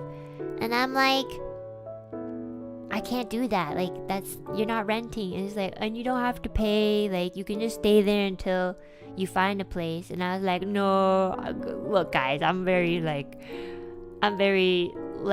was like, if I stay there, I'm gonna pay. Like, I'm not gonna stay there for free. And she's like, whatever, you can pay if you want, but I'm just saying, if you need a place, like, I can ask my parents. And oh shit. And yeah, like, she really saved me. Like, really, she saved my life. I'm not even joking. She saved my life. She's like my sister now. Like my family. She's my family. And her parents are my family too. Her parents are basically my parents. So yeah, I like moved out of there. I was so mad at the landlord. My dad called me and I told my dad what happened. I was like, so basically I moved to this place, not even living here for like 2 months. She told me that I have to move out, even though she initially agreed on paper and verbally that I could live here for at least a year, but I couldn't do anything with it because she wasn't actually a landlord. So I told my dad, and my dad's like, oh, you fucking got scammed. I was like, why? He's like, this was all a part of the plan. They wanted to make some money in the 2 months that nobody was like living there. So they purposely tried to find somebody that needed a place to rent, and they found you. You're naive enough to, you know, fall for it. And then they would tell you that basically I think what happened was the daughter probably was going to move in anyways, but she made up the story that she wasn't going to move in or whatever. And then because they didn't want to not make money off of the 2 months that the property was going to be there, because that would be kind of like they're still paying off the mortgage off of this property, so they want to make money, right? So even like getting $1,000 each month. In 2 months, that's like $2,000, right? So even that would be better than zero. So it was actually a scam. My dad figured it out. He was like, oh, it's a fucking scam. Like, you got scammed. This was planned originally, and you know, they found the perfect victim. You were like, you needed a place to stay desperately, and they found it. And I was like, but this person is like my colleagues, like this person knows my colleague's aunt and stuff. Like, they work together. It's like, doesn't matter. There's many people who are like that. You should never go in like without a contract. And I was like, fuck me. Like, actually though, seriously, I'm so dumb. But my dad said it wasn't my fault either, because I needed a place to live. Like, really, I just need a place to stay, really. So yes, the timing of everything was perfect for that landlord. Like, really, the perfect person. I needed a place to live because I needed a place to live, and I need so that I could go to school and go to work, you know. So it's really just like the best timing for them. So Enna being very, very angry and sometimes unable to control her anger, Enna might have left a nasty egg somewhere. Okay, hold on. Let me backtrack. So the next week comes. I still haven't found a place, so that's why I considered moving in with my roommate. But the daughter's stuff was already moved in, and oh my god, she had so much stuff. She had so much furniture, so much items, and they were all moved to the living room, and I could not even go to half of the kitchen was blocked because of the furniture. So I couldn't even cook or anything. I couldn't do anything. I couldn't even go to the window. It was all blocked. Like, half of the living room and the kitchen were together, by the way. So half of the living room was completely blocked by furniture. So then when I actually moved out, I had to hire some movers to move my stuff to my roommate's place, parents' place, I mean. And the movers this is illegal. They're not allowed to move their stuff in like this until the tenant moves out. This is actually against the law. Unless the person before who was living here has moved out completely, they're not allowed to move their stuff like this, let alone block because you're paying for this space, and if they're blocked off, that's illegal. And I was like, oh, I didn't even know. I didn't know. But obviously I couldn't do anything about it because she wasn't a real landlord. So I was so pissed. This is probably one of the only times in my life I've ever been so angry at a stranger. She wasn't a relative, she wasn't a friend, I didn't really know her, but I was so pissed. And because I was like, okay, well, since you can break the unwritten contract that we said, then I guess I could break the contract. I fucking broke her wall. I made a huge hole in the wall. What are you gonna do? Technically, there was no contract, so you really couldn't do anything about it. I was like, okay, you want my money? You can take my money. You're gonna take that $1,000 that I gave you, $2,000 that I gave you throughout the 2 months, and you're gonna use that to repair the fucking house. I broke the toilet. I broke the toilet thingy that held the toilet paper. I made cracks in the sink. I made a huge hole in the wall. And then I said something oh, I accidentally fell and made a huge hole in the wall. And then I think I broke a lamp, made some cracks in the wall, I put a raw egg somewhere. Because there was so much furniture that was covering half of the living room, I'm very small, okay? I just took a raw egg, put it at the back of some furniture so that you literally could not if you could not find it unless you knew where it was, or unless you put everything away. I put that raw egg somewhere. Just letting you guys know, a raw egg, if you put it out long enough, it fucking smells the stench will never go away. Just letting you know, even if you air it out for a week, it will still be there. I was so fucking angry. I don't know, I did a lot of bad things. Please never do this. I was very young at the time, and I have some anger problems. Not gonna lie, I have a very bad anger. So if it ever gets to this point, it's really bad. I've never been treated so shit in my life. I like fucking fed this old ass bitch, and I also like fucking paid for her mortgage. And you know, I listened to her talk every fucking single day, even though I didn't want to, and I had to do homework and shit. So I really like, that was the last straw. I really fucking lost it. I fucking just destroyed her home. And I left my keys on the kitchen table. Actually, I left my keys. I threw it somewhere in the furniture. I just threw it somewhere so that she couldn't find it. I was like, oh yeah. I texted her. She wasn't home, so thank goodness. I was like, I left the keys in the living room. I just threw it somewhere. And I left with the door unlocked, hoping that maybe somebody would come in and steal all their furniture. So, and then I left the last month. So she was like, oh, but you still have to pay for the second month because you still lived here the entire second month. And I was like, okay, yeah, sure, I'll pay for the second month. Even though the last week of the month, I didn't even like live there. I already moved out. So I put the money on the table, and then I threw the key somewhere in the midst of all the furniture. And then yeah, like, what are you gonna do? You can't say anything. I don't know you. You don't have a fucking contract.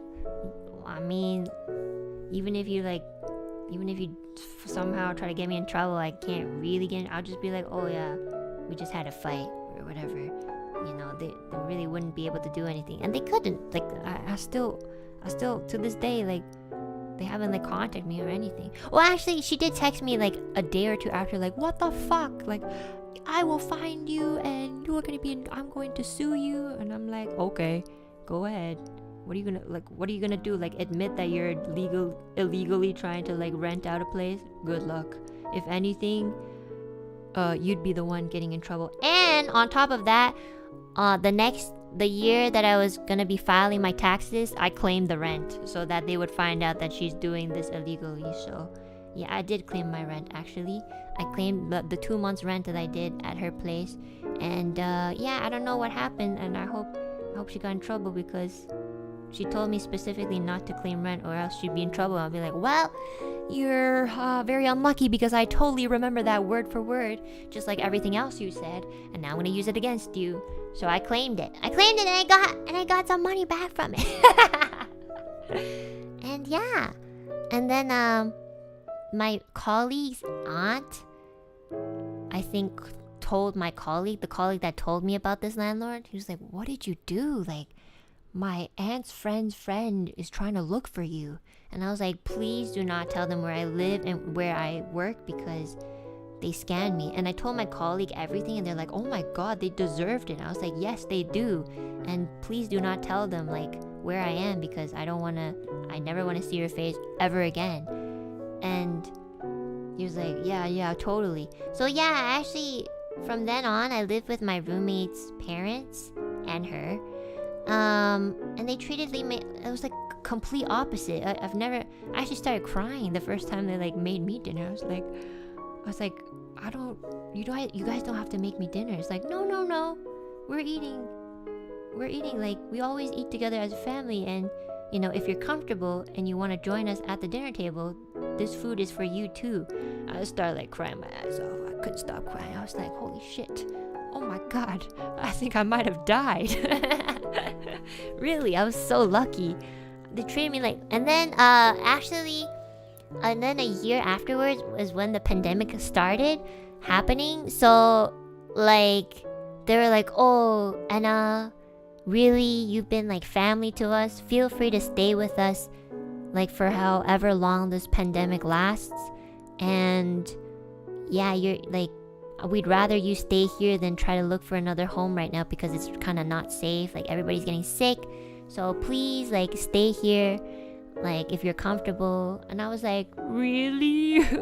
And I've just been like staying there until my roommate and I actually moved out together. My roommate is like, I want to move out and be independent, and you're the only person I know who has moved out, and I trust with my life that you will be clean and responsible and pay rent on time. And she's like, do you want to move out with me? And I was like, yes, let's do it, let's move out together.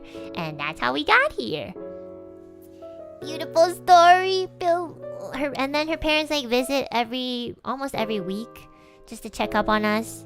And they're basically my family. So yeah, I don't know. Sometimes you guys ask me like, oh, you're awfully close with your roommate. I'm like, she saved my life, guys. Really, she's really saved my life.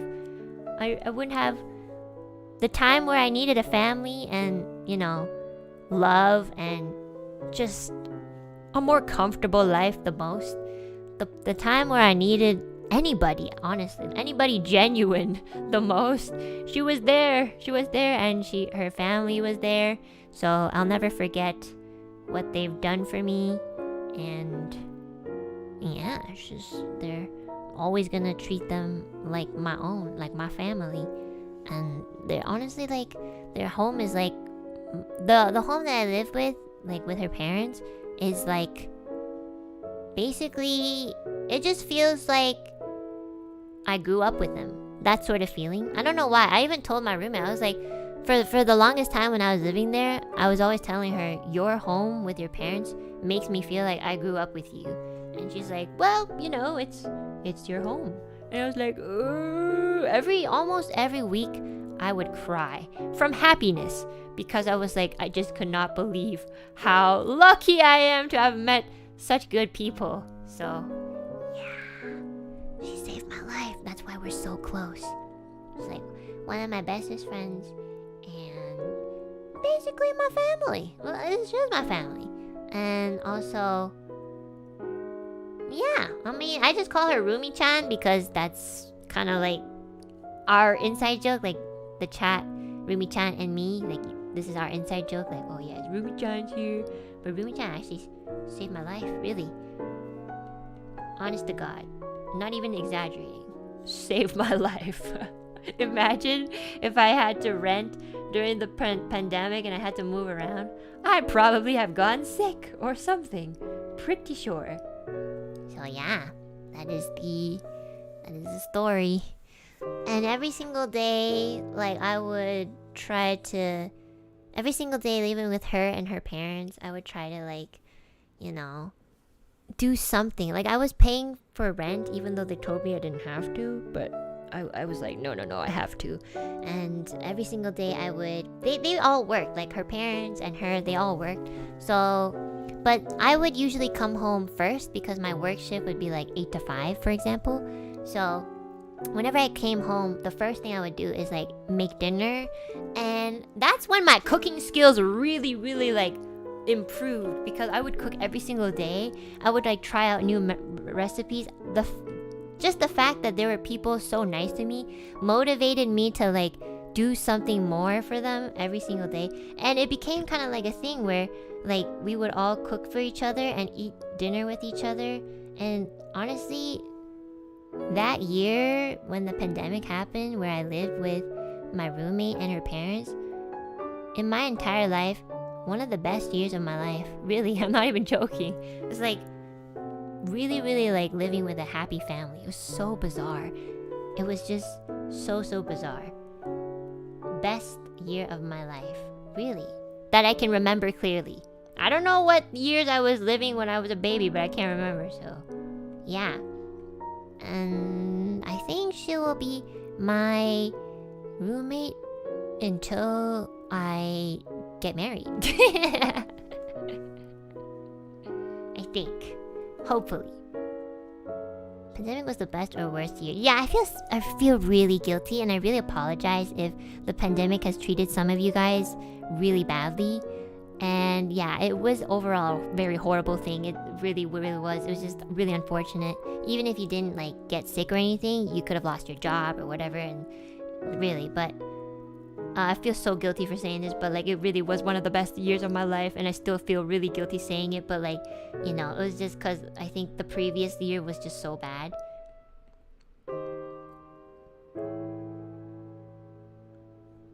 You both have backups for marriage just in case. Why you gotta say backup? That's so bad. Yeah. It was wonderful. I love living with her parents, really. I always often say that I'd love to live with them again, but obviously, like, you know, we're not the fucking grown-ass adults living with, like, two parents. Come on. It's a little, like, you know, even my roommate's like, oh yeah, I love living with my parents, but you know, I have to be independent. So yeah, we know deep inside that. But we do have like this sort of thing where, you know, one day where we, you know, have our own families, perhaps we can like live in the same neighborhood or something, just like live near each other so that we can like visit each other often. And I think that's great. I think that would be really nice. Like, I would love that, really. And I would try to make that come true. Chotto, I'm gonna go get some more water. I'm running out of water. I'll be back.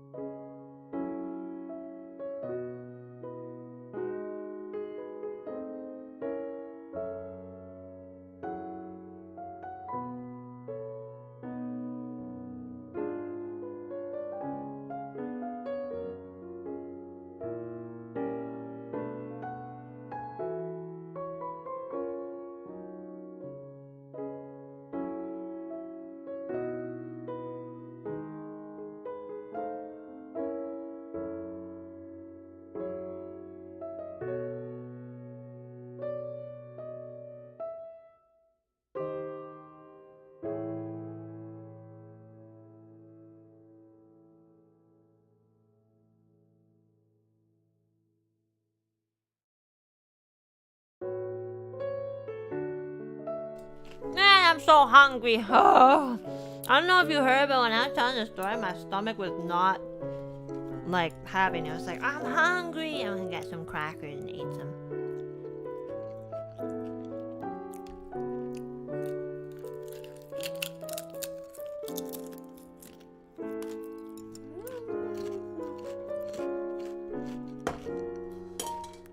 Okay. It is a silly notion that it is seen wrong to live with parents when you are an adult, I say. Oh, thank you! Thank you for the cookie, Rumi-chan! I saw Rumi-chan listening, she's slightly tearing up. You are family and help each other out. That is the one thing I think is completely wrong with our culture.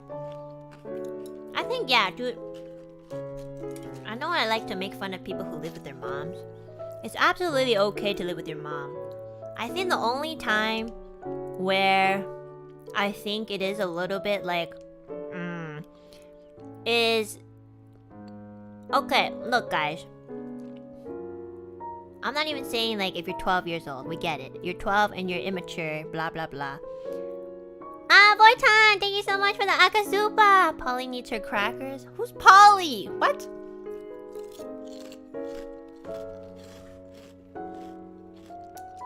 Thank you so much, Boytan. I really appreciate it. I'm eating my crackers, don't worry.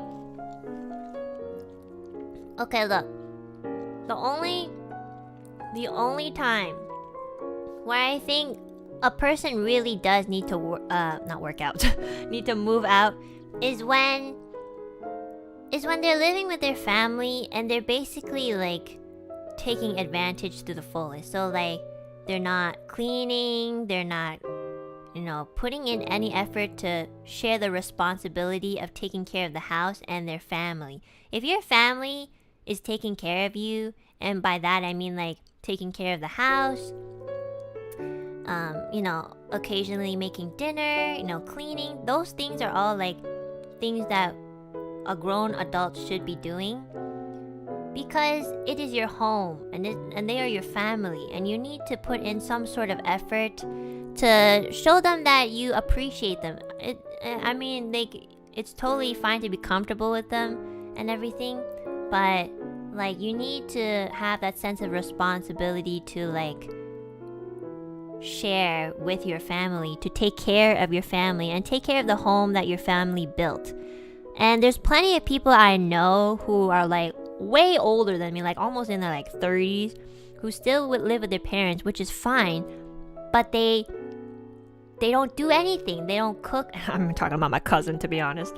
They don't cook, they don't clean, they get angry at their parents for invading their privacy even though all they want is to spend time. I think that's very selfish. I think that's very, very like ignorant of them and stupid. And I think for those people is usually when I'm going like, you should fucking move out because you don't deserve to live with your family. Like, it's almost as if they're stuck at being at the age of 10. This is the things you sort of do when you're 10 years old. You get away with not cleaning and sharing responsibility because, fine, you're young and you're naive and you're a kid, okay? But like, if you're living with your family and, for example, they don't even ask you to pay rent, because some families, you know, when you get to a certain age, they do ask you to pay rent to have that sense of responsibility, which I think is very, very smart. But if your family doesn't even do that and you're low-key or high-key taking advantage of them and you just have a roof over your head and you don't even put in any effort to like give love to your family or give love to the place that's actually like giving you a home, that's really stupid, and I don't like that at all. It's really bad. It's really bad, guys. So the next time your mom yells at you for not cleaning the dishes when you're a fucking grown ass 25-year-old, yes, you totally deserve it. Get off your ass, go wash the dishes, and you can go back to whatever the fuck you're doing, okay? So seriously, like, it's totally fine to live with your mom. Like, if you're like super respectful, like my roommate who's been living with their parents since like last 2 years ago, she like does dishes, she cleans, she like cooks for her parents, like she puts in effort. She's like one of the only people I've ever known in my life who like lived with their parents for that long, but like upheld that respect for her family. So please, it's really important to learn that. And some folks can only ever learn that by living by themselves when they start missing their family. And that's why usually I'm like, well, you probably should move out because then you'll know how much you'll miss your family.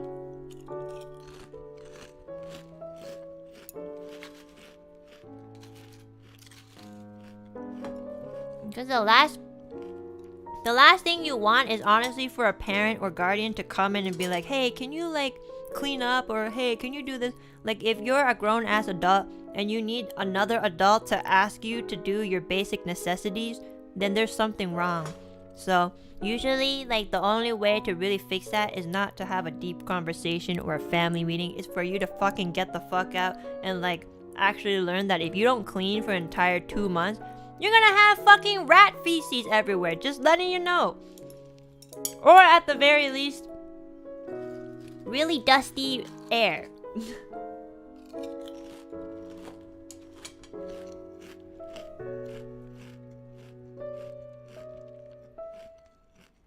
That seems specific, yeah. I mean, like, well, it depends on what you rent, I guess. Yeah, or roaches.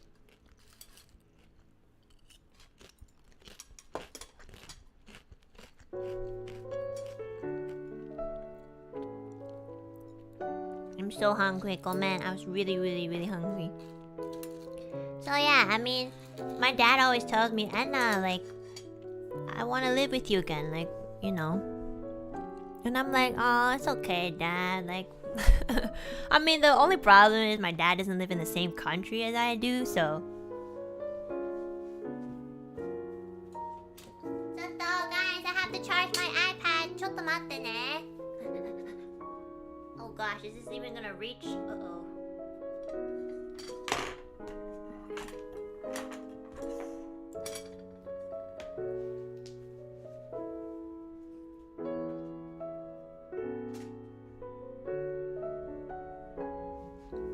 Perfect. So yeah, this is just like I'm sure most of you guys are pretty respectful to your parents.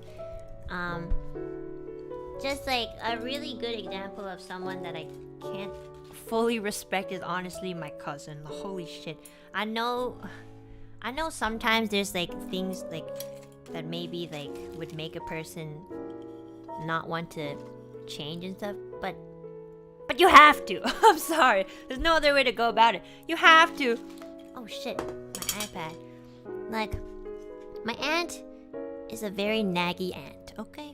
My aunt is my cousin's mother, obviously. Hello? Oh no, what happened? Okay, let me try to fix this while I explain to you. My aunt, I don't particularly like being around my aunt either. Why? Because she is a little naggy. Maybe talks a little bit too much, and she's the type of person who would just say anything and everything, and yeah, it's just it can get a little overbearing sometimes, which I totally understand. I understand. But ever since I was growing up with my cousin, everything that he's ever wanted, like a DS, PS3, PS2, PS4, PS5, Switch, he has 3 Switches. Everything that he's ever wanted, he's always gotten. And he's really smart. Like, he's very well educated in university and stuff like that. So it's not like he gets it like without doing something. Like, he's gotten good grades and stuff, so yeah, like, I get it. Like, yes, he might have deserved it, but it's gotten to the point where I would go grocery shopping with my aunt sometimes, and she'll buy like 2 bags of milk. Oh my gosh, stop closing! Okay, hold on, guys. I think my battery's running out because I didn't charge it. Let me charge it for a second before I continue writing this, okay? I'm gonna charge it for like a few minutes, so I'll close it for now. So basically, I'd see her buy like 2 bags of milk and fucking cereal. And I'll be like, my aunt doesn't eat cereal, and my grandpa certainly doesn't. So I'm like, why are you buying like, Oh yes, bags of milk are only from Canada, by the way. So, yeah. If you think it's weird, it's because it's a Canadian thing, sorry. But it's honestly not that bad. So my aunt was buying like 2 bags of milk and cereal, and I was looking at her like, why do you need this much cereal? It's like, your cousin likes to eat a lot of cereal in the morning. And I was like, he's almost 30 years old. He can buy his own cereal. And she's like, yeah, but if I don't buy him cereal, he's not gonna have any cereal the next day to eat. And I was like, I think it's okay if that big boy starves for like 3 hours. It should be, I don't think he'll die. And my aunt's like, yeah, but if I don't buy it for him, he's not gonna have anything to eat for breakfast. And I'm looking at her like, he's 30 years old! It's okay if he doesn't have breakfast. It's okay if he starves for 1 meal in his life. He's not gonna die. There's some people on the other side of the world who starves like their entire life and they still haven't died. I don't understand your argument. She's like, you don't understand. He likes this cereal, and if I don't buy it for him, he's gonna be really upset. I was like, can I just literally, he's fucking 30 years old. He makes his own money. He can spend the money on his own cereal. And I'm looking at my aunt like, are you okay? Like, seriously, I don't want to tell you how to fucking raise your child, but like, I'm telling you, you gotta kick this kid out. Seriously, I'm freaking it here.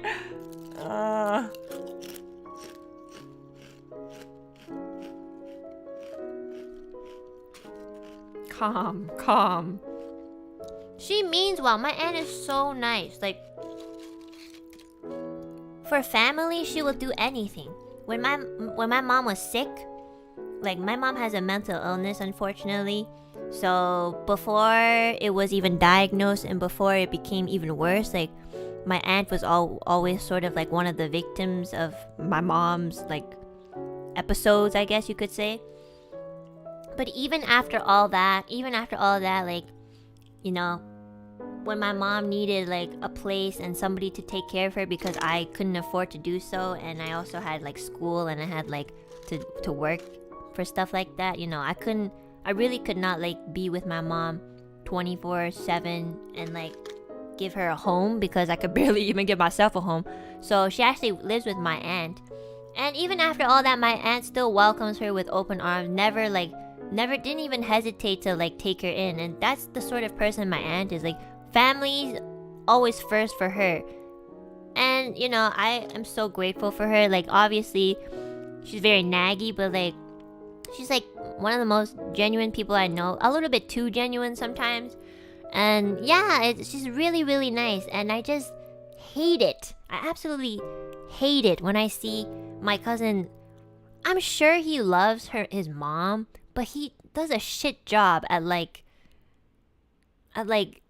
demonstrating it. Like, it's like I've seen him like buy his mom like Mother's Day gifts, but that's not much effort. Like, if you're gonna go, if it's, you know, a birthday and you buy them a present, that's really nice. But you know what's even nice is that every single day that you live with them, you let them know that you appreciate them by, like, you know, I don't know, doing something small like cleaning up after yourself. That's not even for her.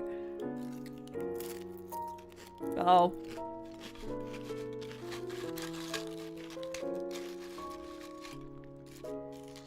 Very, very spoiled. Like, he said that I think like last year he recently said that he wanted a dog. And then boom! She got a dog. A corgi. And guess who takes care of the dog? My aunt.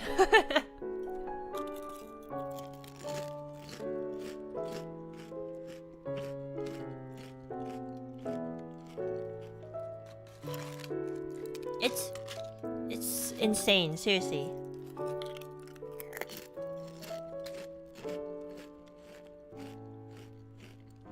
I know. Everything you guys are feeling is what I feel.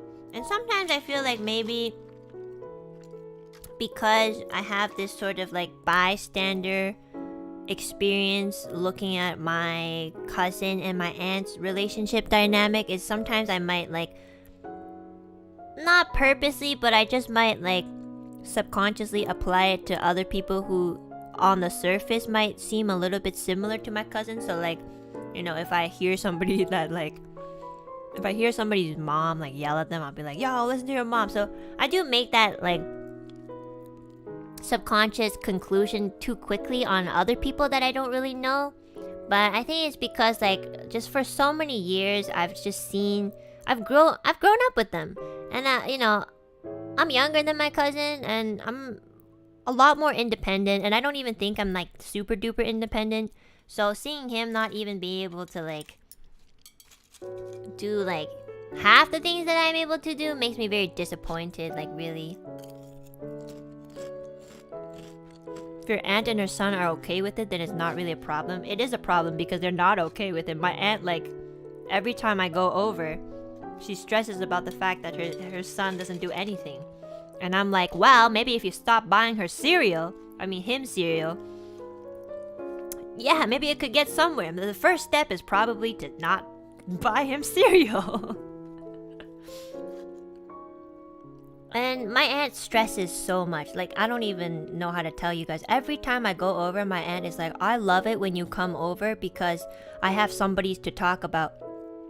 I can't talk about this to your grandfather because he doesn't give a fuck. I can't talk about this to your mother because your mother doesn't give a fuck.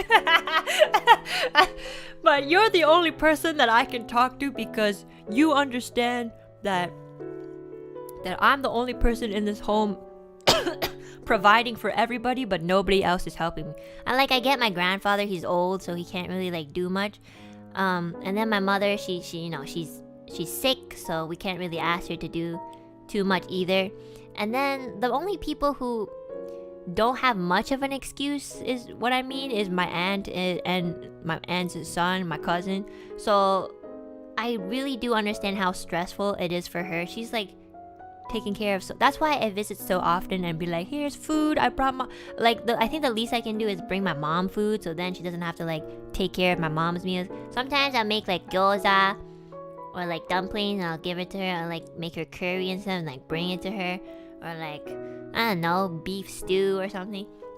And just to kind of help out in any way. Like, I'm not gonna fucking make food for that grown ass kid, okay? I'm not gonna do anything. And it's not that I hate my cousin. I really, like, we got along as kids. I really respect him. He's really smart. I just have so much trouble respecting him these few years because he just makes my aunt so miserable. And I asked him, I was like, hey, do you ever think about moving out so that you can have more privacy? He also has told everybody, basically, that he hates living with my aunt. And I'm like, why don't you move out? Because then you can have your own privacy and then, you know, you take a break from each other. And he's told me, like, that's the stupidest thing ever. Like, why would I move out if I don't have to pay for rent here and I can live a stress-free life? And I was like, but the problem is that you are stressed, and your mother is stressed, and you're on like this thin line of almost hating each other. And he's just like, I'm saving up money so that once this house mortgage is paid off, my mom is gonna give this house to me, and I don't have to waste money on rent and own a property off the bat. And when he said that, I was like, I'm never talking to you ever until you change your stupid ass mindset. Jesus Christ. I'm like, no. I mean, you're so lucky that your mother already has like a home that she's trying to pay off, and that she's even like gonna pass it on to you once she's gone. But like, for you to like openly like say it, and yeah, like the way that he said it too was obviously like he's going to like take advantage of this, which is fine, but he's not giving anything back is what I mean. So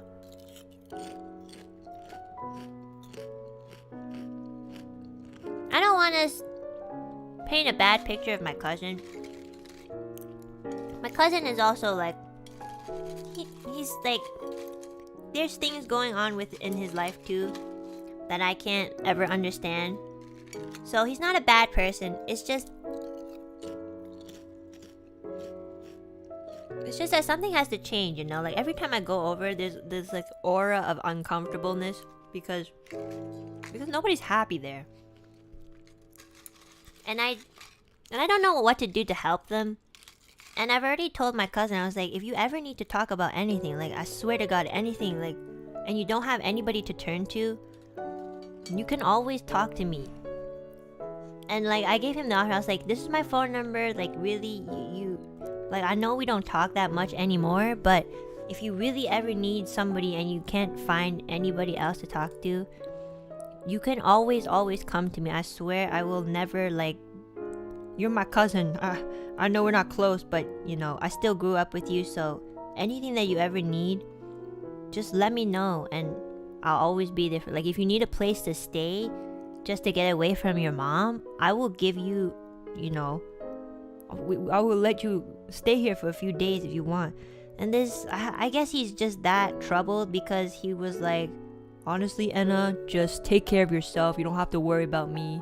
And I was like, you know, slightly hurt by that, but you know, there must be something going on that he's not able to tell most people, or he's trying to like face alone.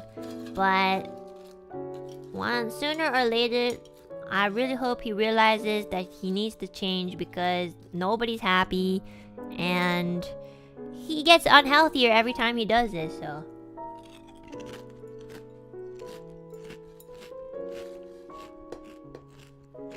and then you'll buy him cereal. No way, man.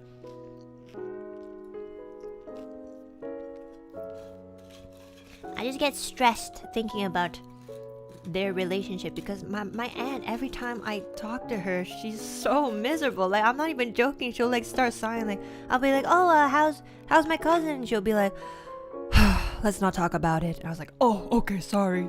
So yeah, I mean, it's a very toxic environment. Not environment, just between those two. My mom and my grandpa don't give a shit. They're just watching TV all the time. So my grandpa can barely hear anything, so he's just fucking watching TV like, what happened? And then my mom's just watching TV like, oh, what happened? So my mom and my grandpa like are a little aloof. So yeah, it's honestly just my aunt and my cousin, which I feel really bad about.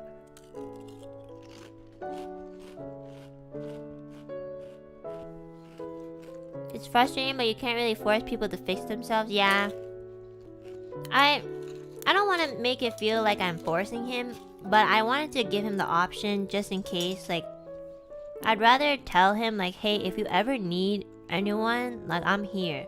But I'm not going to like go out of my way to be like, hey, I think you should do this. Hey, I think you should do that. Like, you live your own life, but because I'm related to you and, you know, I grew up with you, I feel the need to give you that option to let you know that, you know, if you ever do feel like reaching out to someone, I could be one of those options. and I'll never reject you, I promise. So I just hope maybe like, even though he did reject me, I hope that like he hears it, and maybe one day when he really needs somebody, maybe he'll remember that I told him that he can come to me. You know, just like even if he forgets now, just one day if something really really bad happened and he couldn't tell like his aunt, my aunt about it, maybe he will come to me. I don't know, cause I mean like when we were kids, we got he's basically like my older brother. We were really close when we were young. I don't know what happened in midway, but we drifted apart immensely, which makes me really sad.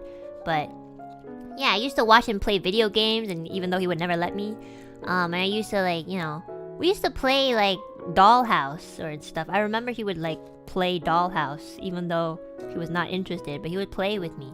So I do remember like the good things about him. He's a really good person, and he's very very sweet. But somewhere along the line, something might have happened, and I guess like it made him this way. But you know, I'm waiting for the day that he decides he wants to make a change, because something definitely has to. I just don't like seeing him unhappy, and I want to see him, you know, like every time I go over, everybody has like dinner together at the dinner table, but he's the only person who's ever in his room, and he just never comes out, and that makes me really sad, because I want to talk to him, you know. He's the only person in that family who like can talk about, who I can joke about, like, because we're relatively more or less around the same age, sort of.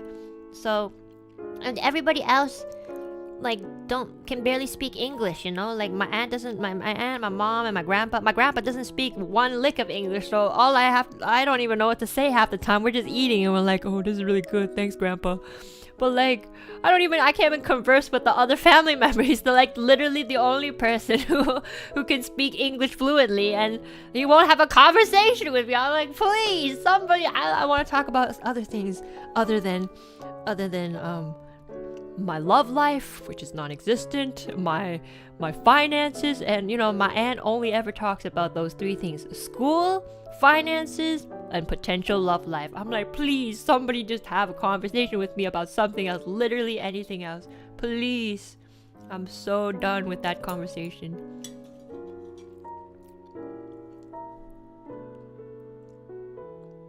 Part of the reason he may have rejected you is because he may have felt like it would have hurt his pride. Honestly, whatever it is, like, I'm very understanding. Like, I'm harsh. I'm harsh because I grew up with harsh parents, and I know not everybody's parents are like that. And maybe perhaps my harshness is a little bit like aggressive on some people. But the thing is, sometimes it really, really is like, nobody else can help you unless you take that first step to like reach out to somebody who can help you, or you decide to like do something that changes your life. And you know, obviously I'm not gonna force him to, but that's the only way to go. Like, for them to go forward would be for them, because otherwise he's been living like this in a limbo for like this for over a decade. So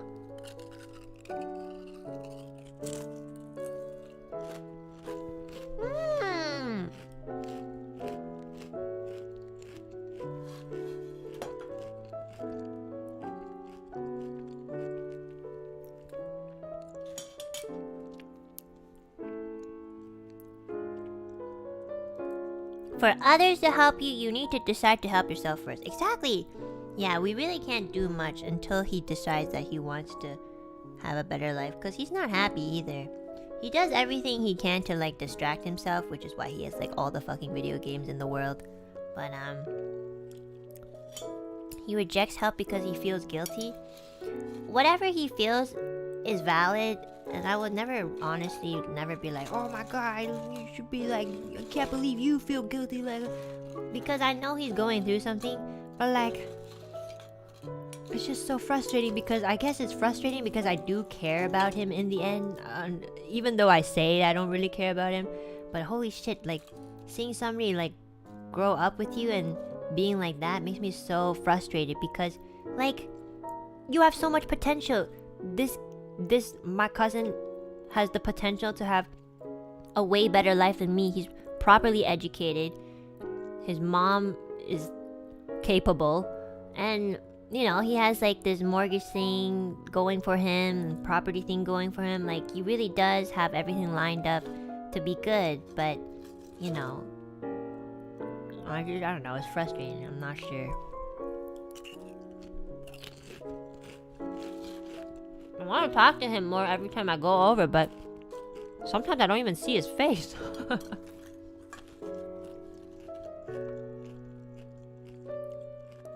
Burnt out gifted kid? Not really. Like, my aunt never pressures him to do like super well, you know. I mean, they're not like that. I know what you guys are thinking. It's not like that. My aunt really would not pressure him to be super duper like good at anything.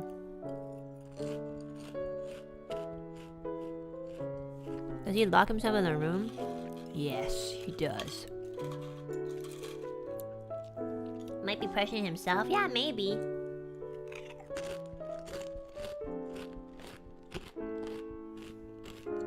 Maybe he hates seeing you successful in life. Well, that's kind of like the only way you would ever understand someone is if you live their life. So, I mean, if he really hates that, then too bad, because I had to struggle very, very much to get here. And I'm not even like successful. I'm just more comfortable now.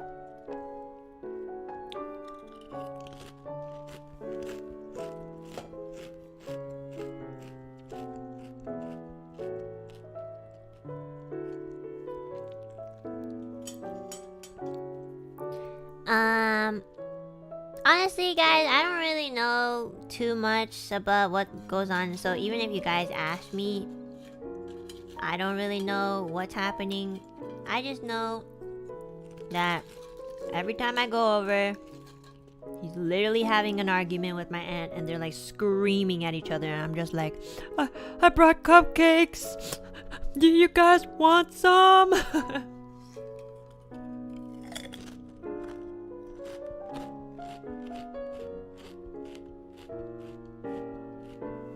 I just want them to be...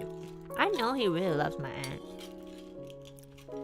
When I see like the photos of when he was a kid with his aunt, he was so bubbly and smiley. And I know he's still in there somewhere. I know he's there. I feel it. He loves his mom. He's definitely a mama's boy.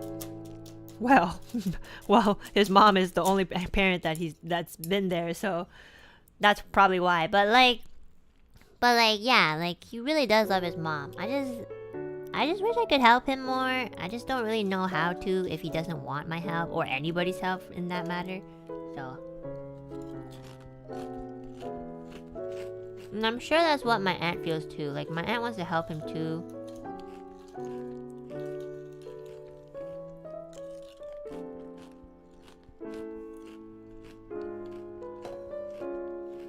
I hope things get better for them. Your aunt seems nice. Your cousin seems okay, so I hope they work out. Me too. It's been like a couple years though, so this isn't anything new. It's been like that for like...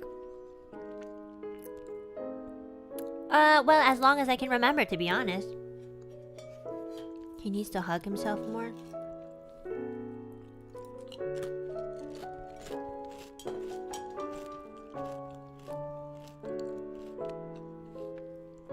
Just know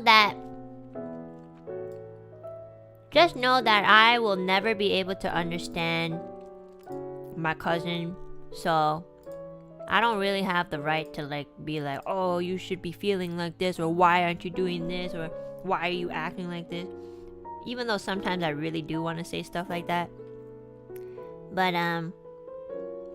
yeah, more importantly, I really don't have a right, because I don't know his life. I don't know what he's been through. I can only like judge on the surface, which is probably the worst thing you can do for anybody. All I know is like, I really do want to help him, but if he doesn't want the help, then I can't really do anything but watch as this goes down. But yeah, I mean, like, it's not like it doesn't bother me. It does bother me. It bothers me a lot, actually. Makes me very frustrated. I know he likes anime and I want to talk to him about anime, but he won't talk to me at all. So what the fuck do I say? I can't talk to my aunt about anime. My aunt doesn't even know what anime is.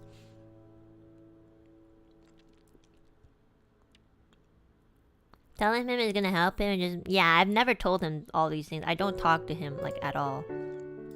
I never tell him things like, oh, I just... the only time I ever talked to him was when my aunt, like, desperately went to me and was like, please, please, can you please try to talk to him about this? Like, you're the only person who's, like, close to him in age and, you know, you're very responsible and like, maybe he'll listen a little bit, please. Like, this has been good. Like, she, like, came to me crying and begged me to, like, say something. And that was the only time I was like, okay. And I sat him down and I'm like, I don't know what's happening. I'm not gonna pry.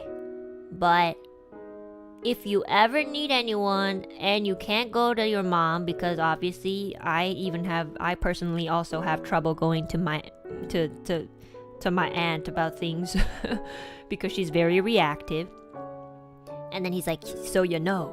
I was like, yes, I know, but I'm just saying, I'm giving you the option. If you need help, you can talk to me. That's it. That's all I said. I was like, that's it. That's all I need you to know. And I'm gonna go hang out with my mom.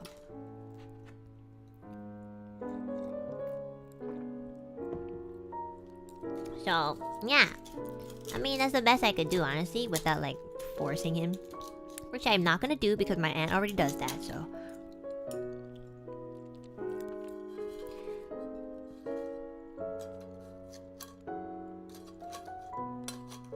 Does he have any friends? Yeah, he does. He has friends. Don't worry, guys. He has friends.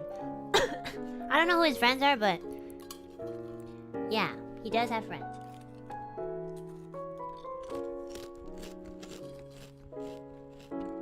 Wonder if you bought him anime stuff, maybe you can get a chance to talk to him. I mean, I've done that before, and he kind of just goes like, thank you, Enna. And then he goes back to his room and I'm like, you're welcome. You're welcome, man. You're welcome. And then the door shuts. Which honestly is like the best interaction lately. So.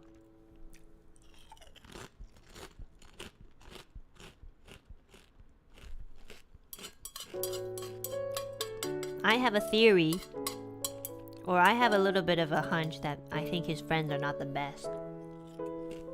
Usually that's the case. I have a theory that his friends are not the best for him.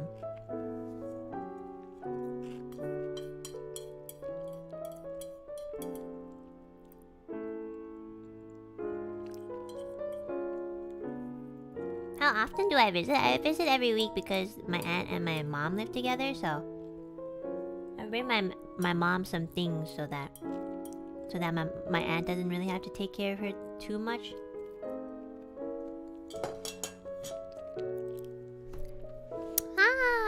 Okay, I'm finished my crackers. That was so good. Take him to Japan? That's a good idea. I will consider that if he wants to. I could do that.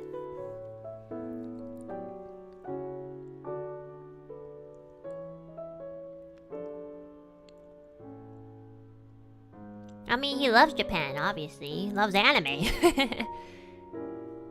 I don't mind, honestly. Like, obviously, I don't prefer to, like, low-key babysit somebody. Especially if they're older than me. Especially if they don't have any interest in talking to me. But because he's my cousin, I will do it. And I would love to do that, honestly. If he'd say, like, sure. Then, yeah, I would take him to Japan. I mean, it's Weebland. You would not be miserable in Weebland if you didn't live there. So.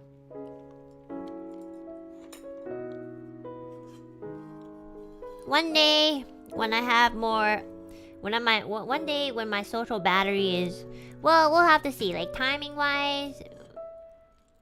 Like, because he also has a job, you know? So, I can't just be like, hey, let's go here. So, and also... It's very hard to talk to him. It's extremely hard. You guys don't even know. Like, I can't talk to him most of the time. So it has to be one of those days where he comes out to, like, I don't know, go to the bathroom or like take a cupcake or something. Then I'll be like, hey, what's up? You wanna go to Japan with me? Before he like goes back into the room, you know? So yo, just I forget Enna is an introvert too. Yes, guys, remember I'm not an extrovert, so like doing things like this is way out of my comfort zone. So the fact that I'm even doing it, it just means that I'm really pushing myself.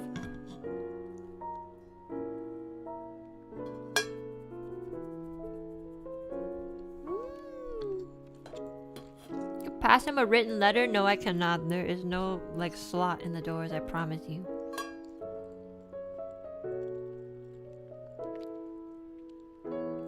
Sounds like he's avoiding you. No, he's avoiding everybody. He's avoiding every single person.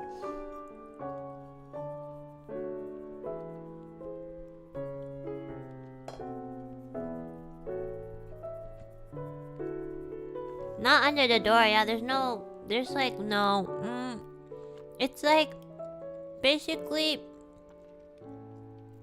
it's not those doors, the traditional Western doors with the doorknob, it's the one with the slidey thing, except it's not made out of like paper, it's like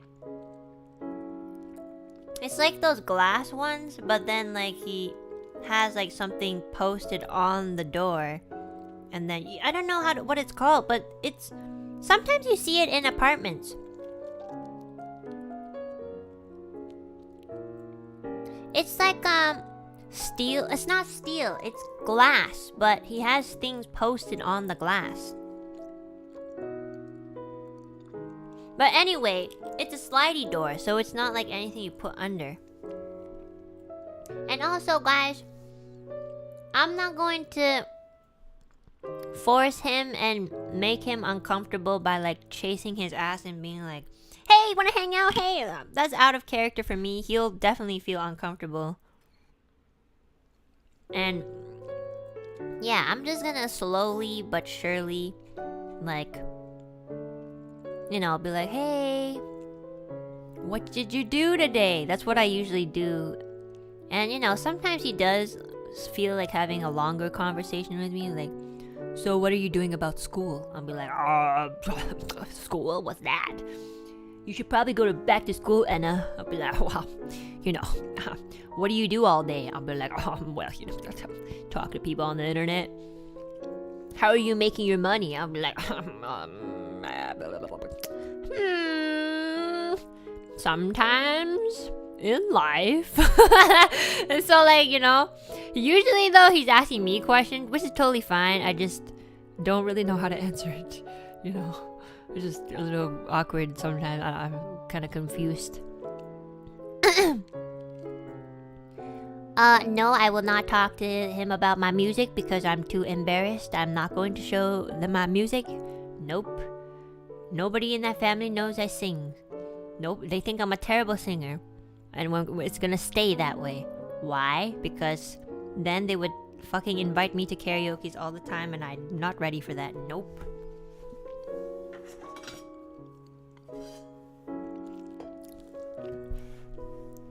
Roll that dough. Well, okay, the most important thing is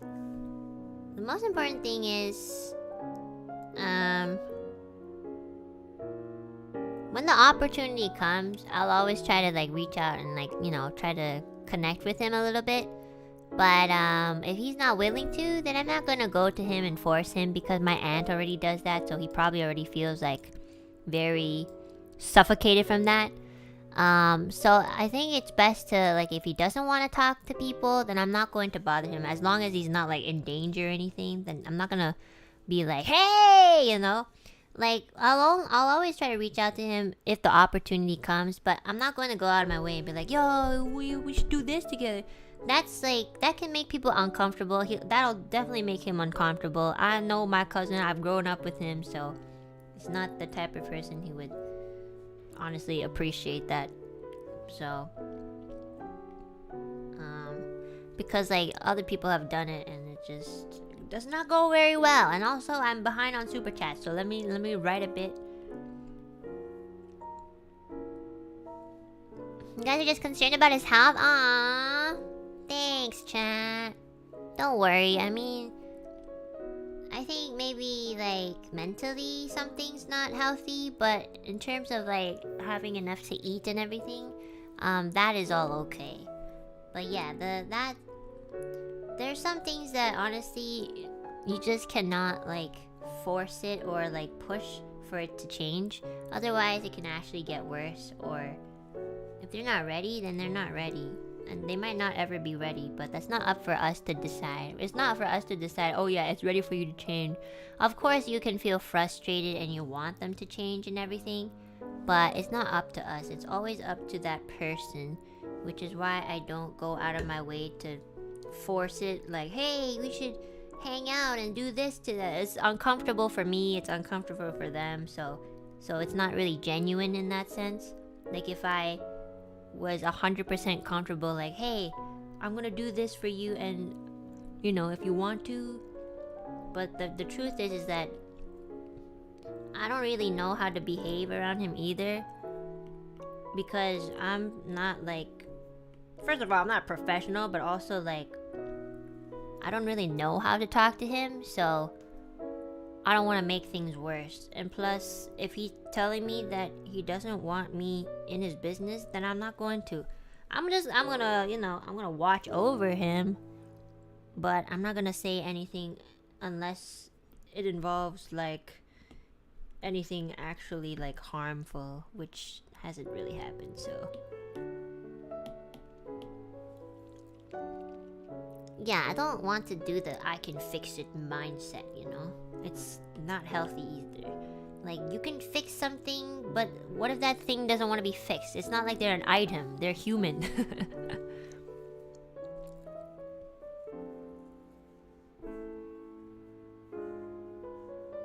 But anyways, I left him that one small memory that he can come to me whenever he's ready, so if he takes it, I will be all open arms, and if he doesn't, then I'll just wait for a day that maybe he will. So that's just what I think I will do.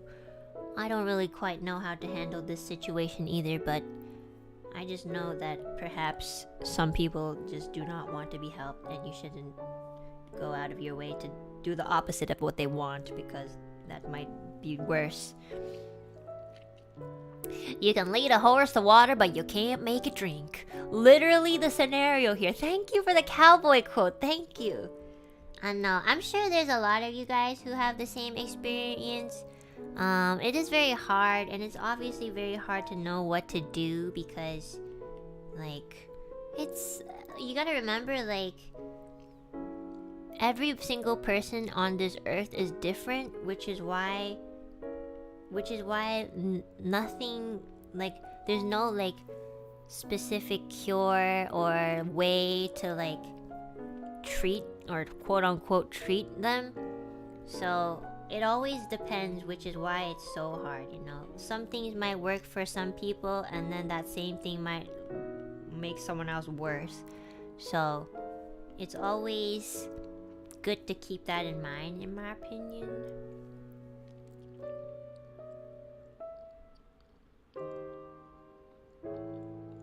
Bocchi.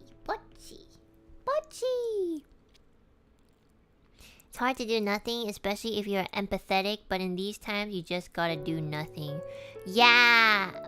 I mean, I can be very frustrated and pushy sometimes because I really want to help them, but I've already seen what happens when I try to do that, and usually it doesn't go too well.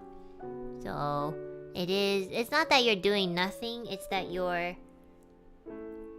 not that you're doing nothing, it's more like you're taking a step back and waiting for opportunities to appear from that person, so that you can, you know, you can have a better chance of like actually communicating and getting through to them.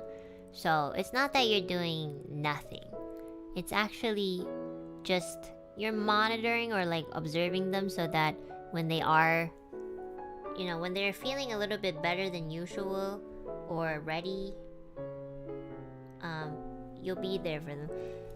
You know, it's almost like as if you're waiting for them to open a door, and the first thing you want them to see when they do open that door is you, which sometimes is all it takes.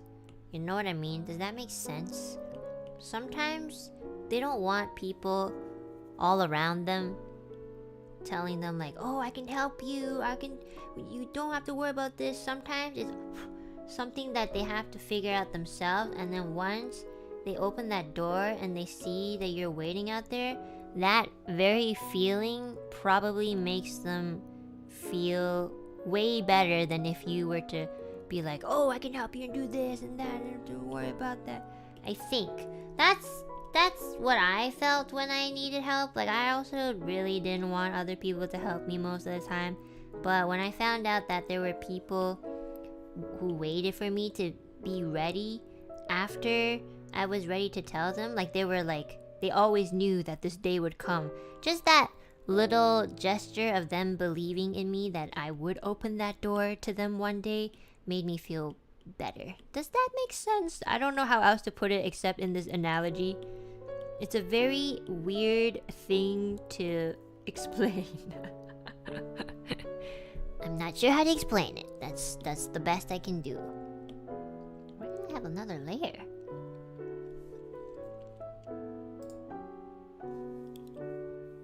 Because, like, if you open the door and you see somebody there, it means that they've been waiting there because they knew that you were going to open that door eventually, which means that this entire time that you were, like, you know, not believing in yourself and, like, not feeling confident about yourself, somebody else was feeling it for you. So it's just an incredible feeling. And I get that feeling from my father, because when I thought I couldn't turn to anybody, and when I finally decided I would turn to him, he was always there. I opened the door and he was there, and I was like, oh shit, you believed in me this entire time. And he's like, of course, I'm your father. Of course, I believe in you. So I think that's the feeling that usually makes the biggest difference. Maybe not for everyone, but hopefully for my cousin. Okay. Anna, did someone tell you that you look like a happy chipmunk when you laugh? Huh? It's like singing anime opening. You don't understand it, but you can feel it. Sure. Okay. I feel so sad because everyone around me tries to force help on me, and it makes me not want to talk to any of them, and it sucks because I feel guilty for not accepting help, but it wouldn't help. That's a good way to explain how the person on the other side would feel. Sometimes they will feel guilty of not accepting it because they know that the help is there, but they're just not ready. And, you know, for anybody that feels like that, bless you! It's not your fault. You know, there's a reason why everybody's different. You don't ever have to blame yourself for stuff like that. You feel the way that you want to feel, because obviously you can't control it. And, you know, don't feel guilty, because the people who are waiting for you on the other side of the door, they just care for you a lot. And it doesn't matter if you're a good person or a bad person, they're still gonna probably be there regardless. And that's just because they just care about you. There's literally no other reason. They just care about you. That's about it. It's not about who you are. It's just because you are who you are. What the fuck? Did that make any sense? I don't know. So yeah, please don't feel bad. Whenever you are ready, take the help that's around you, and hopefully everything goes better the next day.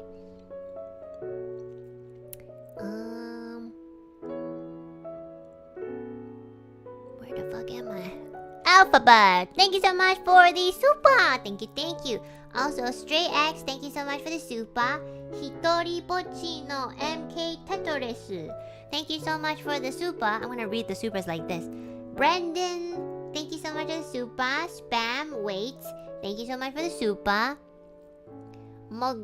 Mogjit, thank you so much for the Supa. Like Call thank you so much for the Supa. Oh my god, this is making me dizzy. Thank you, Onion, thank you so much for the Supa.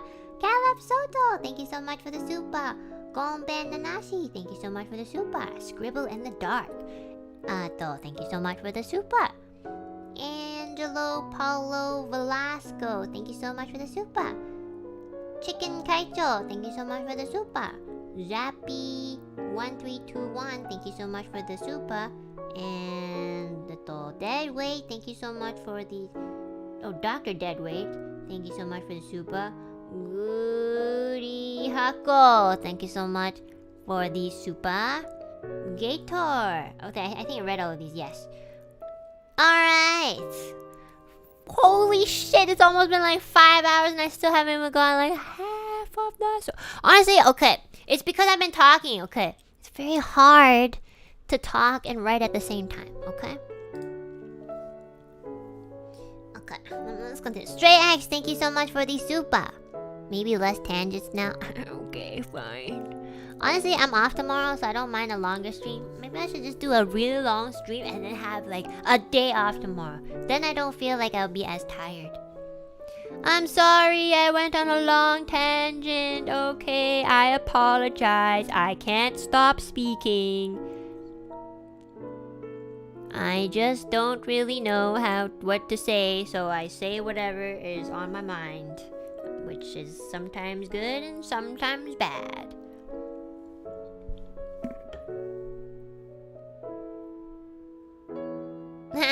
Now everyone's like, no, please, I don't take more, please, never finish these Supas, fuck the Supas, fuck all these Supas, who cares? Guys, please, I'm trying to make a memorable mural, okay?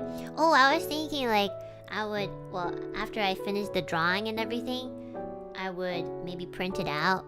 Obviously, I can't print it out like and post a huge one on a wall, but you know, I could print it out and then like frame it, maybe just about the size, like this size, depending on like how long the border is, maybe. That'd be so cute. And then everybody will be a part of it, like that special day that everybody was there.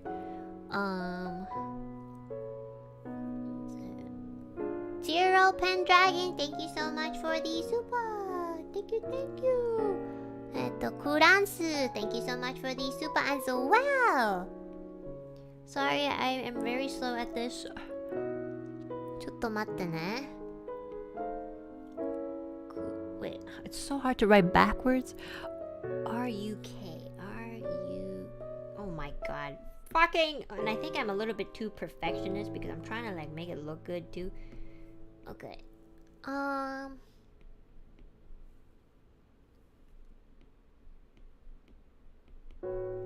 that should do. Okay. Let's speed it up a little bit. Just slightly. So, something that I recently got that I'm excited for about this week is that I bought this really, really cute 1,000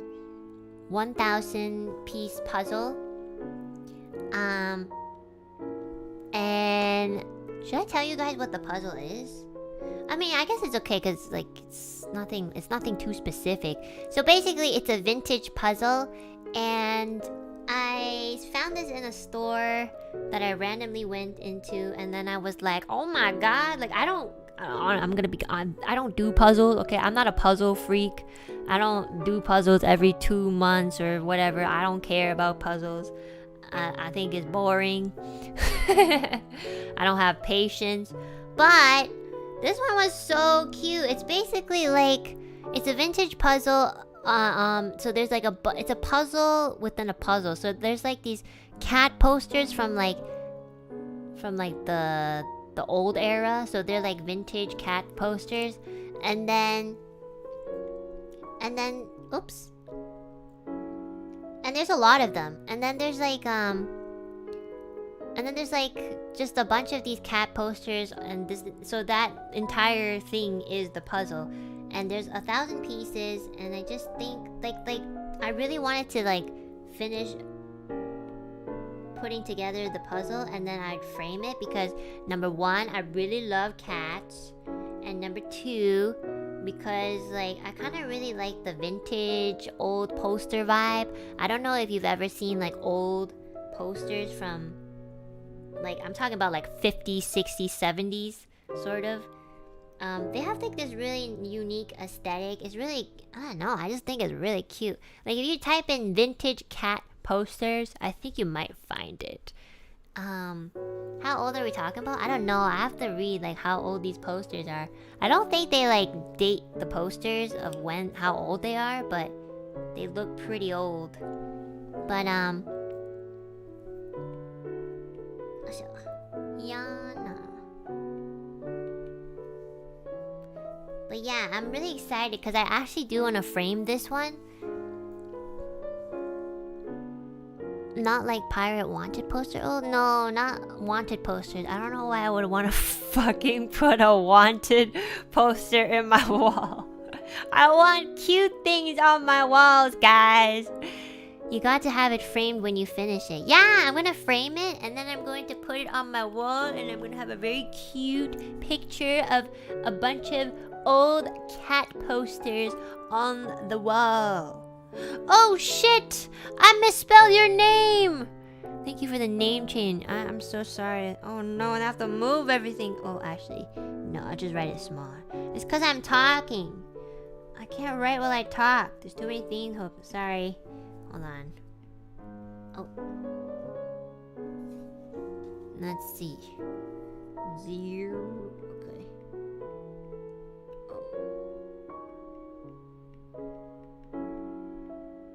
Ooh, what did I tell you? Was it a 6 at the end? Yes. Thank goodness. There you go. Okay.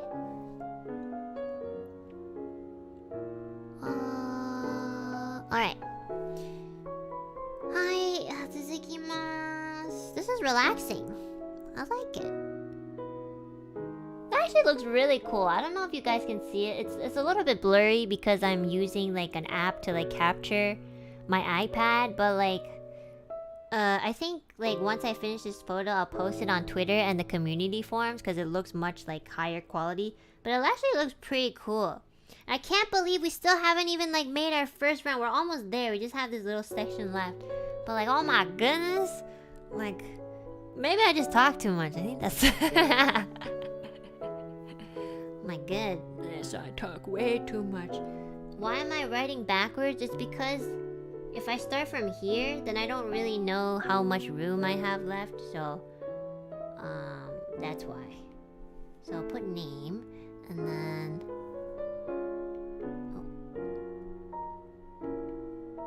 I'm trying to make it clear so that you guys can actually read it, but my writing is ugly.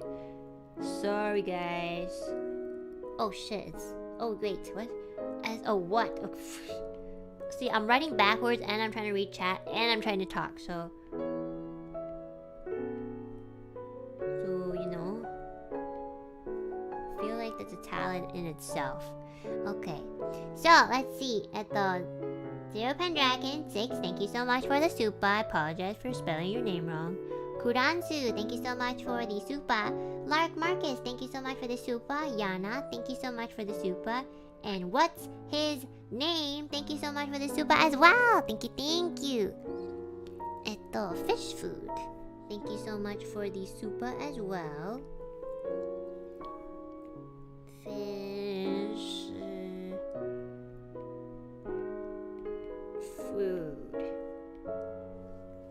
That's why I'm writing backwards, you know? Because if I kind of predict where it is, I would probably start from here and then I end the letter here. So if I write backwards, I'll know, well, I don't have to worry about like the spacing. Okay. You also seem very comfy with this app / digital art based on how you move. I've used what is this? What's it called? What is this app called? Oh fuck! I renamed all of my apps like in these very cute ways. You know, like Pickle Netto. Like, cause this picture is like pickle. You know, and then Netto, and then Memones, like, you know, mayonnaise, like, right? And then Atomic Drive, it's because it's Atomic Boy.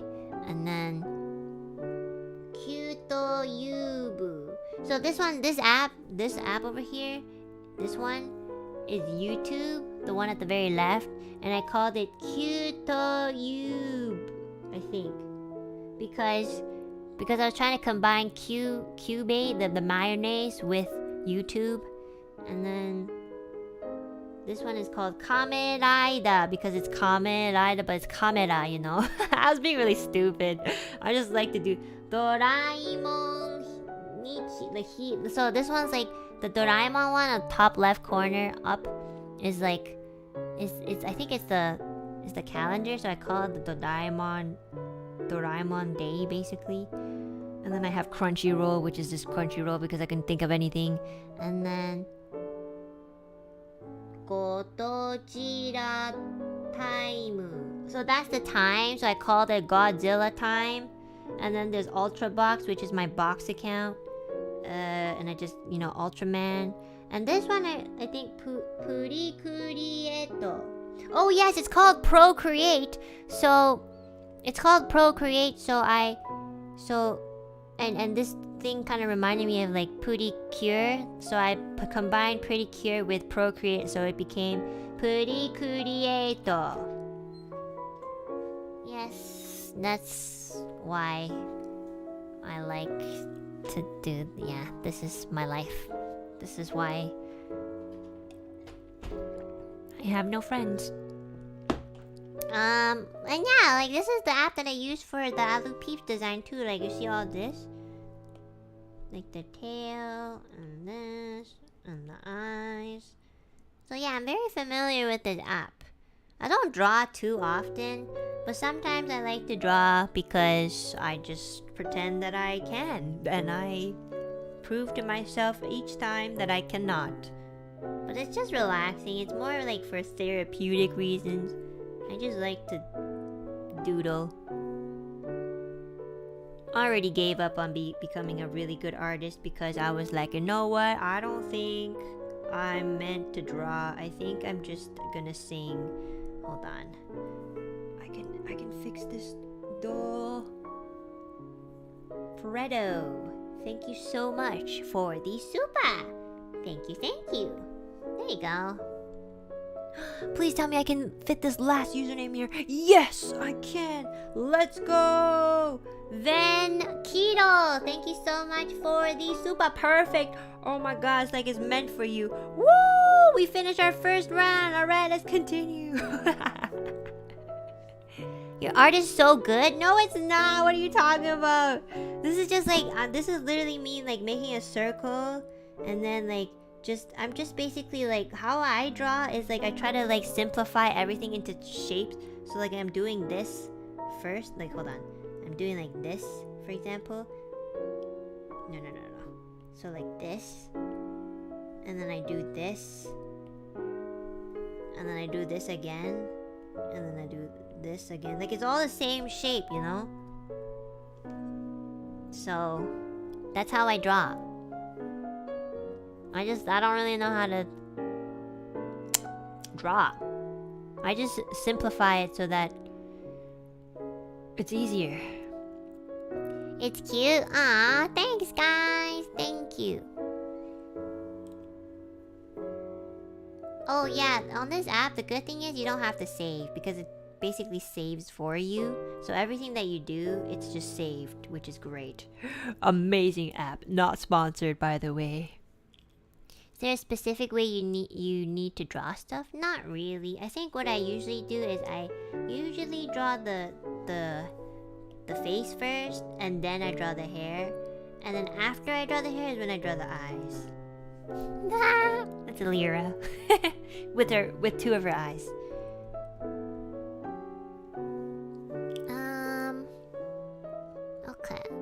Okay, we're making progress. Actually, we're almost like kind of there. Like if I focus and stop talking, I think I can finish the Supas. Okay. Let's see. You might be able to add names normally on the second set. Let's see. Where did I left off? Airborne Ninja. Okay. So, I think what I'm gonna do, I guess I could just write up here. Would that be confusing? No, right? Would it look weird? Okay, let's see. I'll leave a little bit of a space. I'll try to follow a line.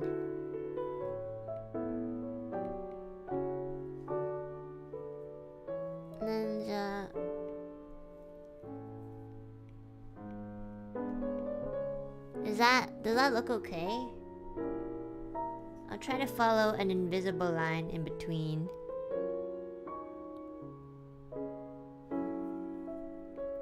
Oh wait, B.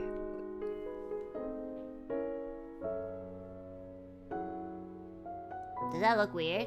Can you guys see this? Maybe another color? Okay.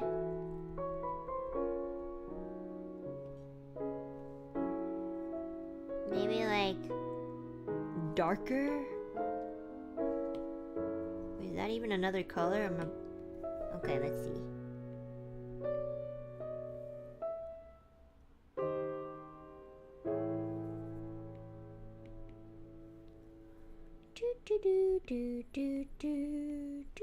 I don't know why I just started singing the American anthem. What's happening? My brain's malfunctioning. Oh, say it you can. Fake Canadian. I mean, I gotta admit, it's pretty catchy. I've heard some really like funny singers, or like singers who, you know, like when they do like a game or a baseball game, like before they'll sing the anthem, and I just think some of them sing it so bad, it's so funny. I don't really know like the artists, but I've seen like compilations of like artists being like singing the American national anthem, and they like completely like fuck up, and it's so funny. And there's people who are trying to like be serious and patriotic, but like they can't hold off their laughter. Whitney Houston's version is the best. Like, come on, like you can't say that, because Whitney Houston is the best singer in the world. So no names, guys, no names. I'm just saying.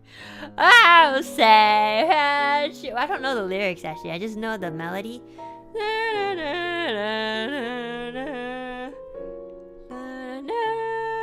I don't really know the full version either. Does anybody know the Canadian anthem?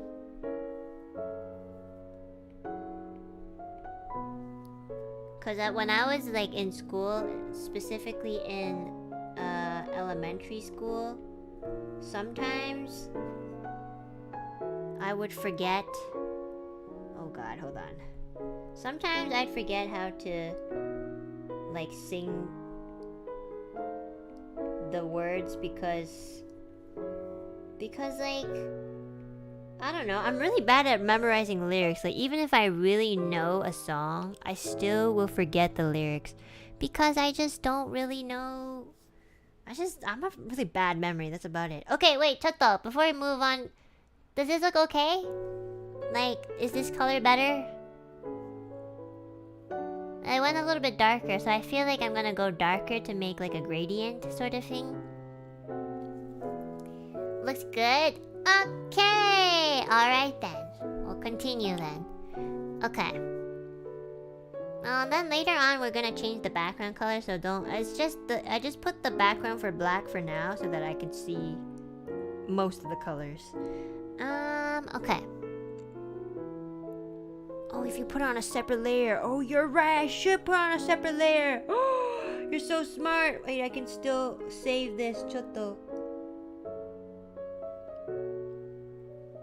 Good thing I made the space in between. Alright. So, what I'm gonna do is I'm gonna merge this layer down here. Okay, so that's the first layer. Right? Is that the first layer?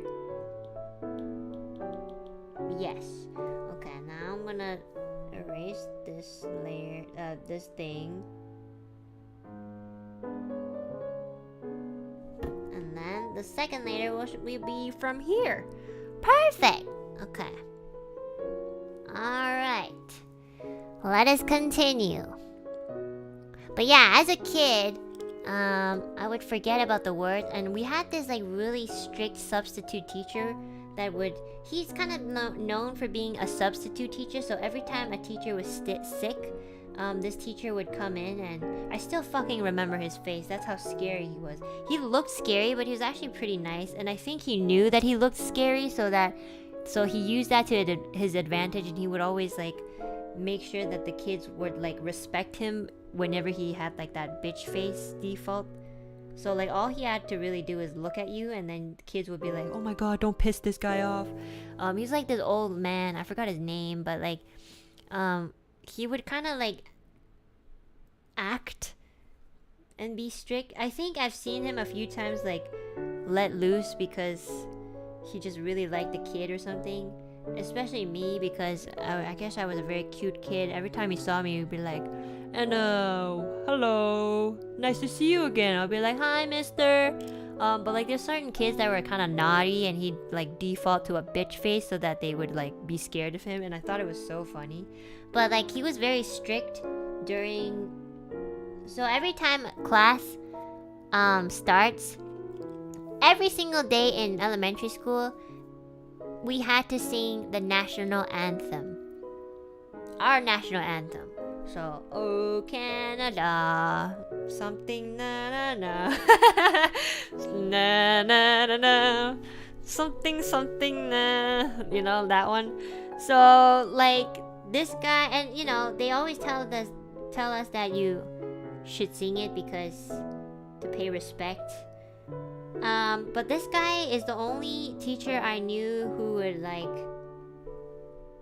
would basically like go around the classroom while everybody was singing the national anthem, and put his ear up to like the kids' mouths just to see if they were actually singing it.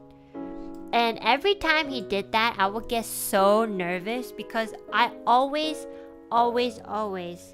like lip synced to the song. You know how there's like a bunch of kids singing, so then even if you're not singing, like nobody can really tell. So I'd always be like, so all the kids would be like, oh Canada, our home and native land. So like all you and I didn't want to waste my energy like singing, because why? So I'd just be like,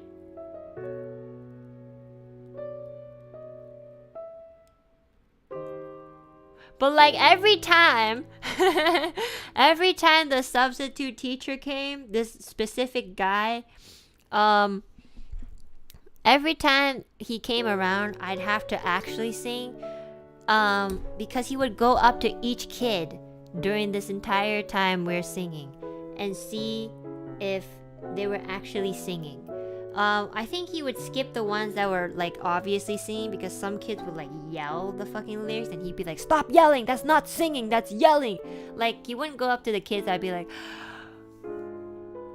with glorious hearts we see the rights of our true north. You know, like they wouldn't go up to those kids because they're just fucking yelling. But like there were some kids that were like suspiciously quiet like me. So he would go up to me and he'd be like, he'd put his ear up against my mouth and try to see if I was actually singing.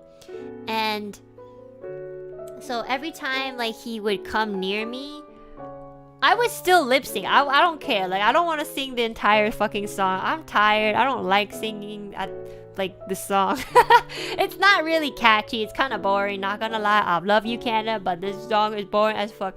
But like I would be basically like, if he were like far away, I'd be like, and then when he got closer, I'd kind of like increase my volume, so I'd be like,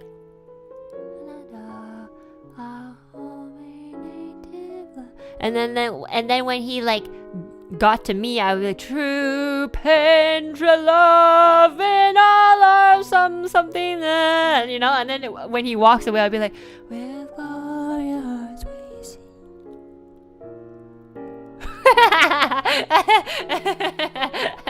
So like depending on where he is, like I'll lower my volume, and then if he comes closer, I'll like purposely sing louder so that he doesn't go up to me. So, true Petra love. I don't know the lyrics, guys. I need to look at it. I don't know it at the top of my head. I'm sorry. I love my country, but it doesn't mean my memory's gonna be good.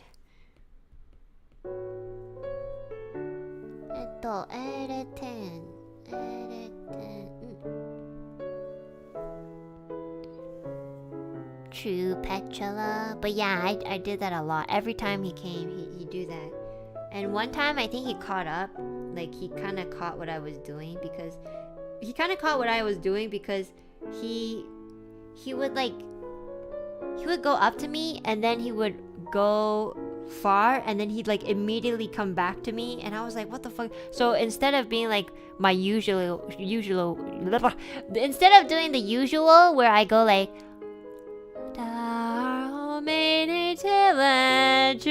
I'd be like, oh, Canada land, because he like kept going back and forth between me and some other kid across the other class because I feel like he knew that I was doing that, so he's testing. he's fucking testing me. So like that was just that one time though. I don't know if he was like playing around with me, but I think he knew. Like teachers are not that dumb. So yeah, it's so funny. I miss elementary. Elementary is probably like the only time I actually sort of enjoyed school because after that it was fucking nightmare. I can't believe it, but like I actually miss elementary school. School wasn't that hard. The kids weren't that mean. And I mean, I don't know, being a kid was just easier.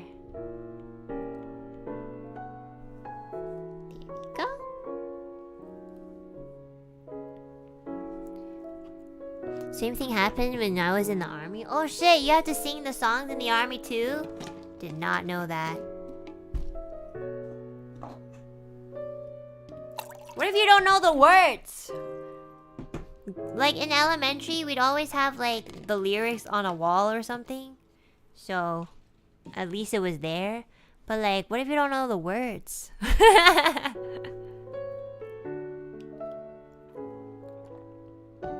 Can confirm you had to do it every day in cadet training? Oh shit, really? If you don't know, then why are you in the army? I don't know. I've never been in the army. Oh my god, this keeps closing! Please! It's because I keep bumping the power button. Okay. Alright. Where was I? Airborne Ninja, Star Creator, Ether, Shirokuma, Yumiya, Ereten, and Tony the Tiger. Thank you guys so much for the Supas. Thank you. I really appreciate it. Thank you. Okay, we're gonna go this way now. I feel like this is gonna be an 8-hour stream by accident. I'm so behind. Well, I'm not super behind, but there is quite a bit left, so I guess this is pretty hard, like to talk and also read chat and then like write as well. But I'm enjoying it. I think it's fun. At least it's relaxing. And I do want to like catch up on the Supas, you know. I don't want to skip them or anything, so. And I wanted to make it special because like, first of all, there's so many of them because Ethyria fucking like oh my fucking Ethyria. This fucking kid. Jesus. Oh my god. Yep. I was like, oh my fucking. And Ethyria's like, well, now I gotta read all the super chat. Like, she just wants me to be behind on Supas because she's like still doing the December fucking Supas. So, my god. Jesus. But like, and another thing is like I thought it would be a really cool idea to like include everyone's usernames in a very memorable stream / moment because like, you know, it's not every day that you have the great Rosemi-sama in your own home. So I just wanted to remember this day, and that'd be cool to like, I thought it'd be cool to include everybody some way. So kind of thought, oh wait, I've seen like these murals that they do on the walls. Maybe I can do something like that, except like on my iPad tablet thingy. So yeah.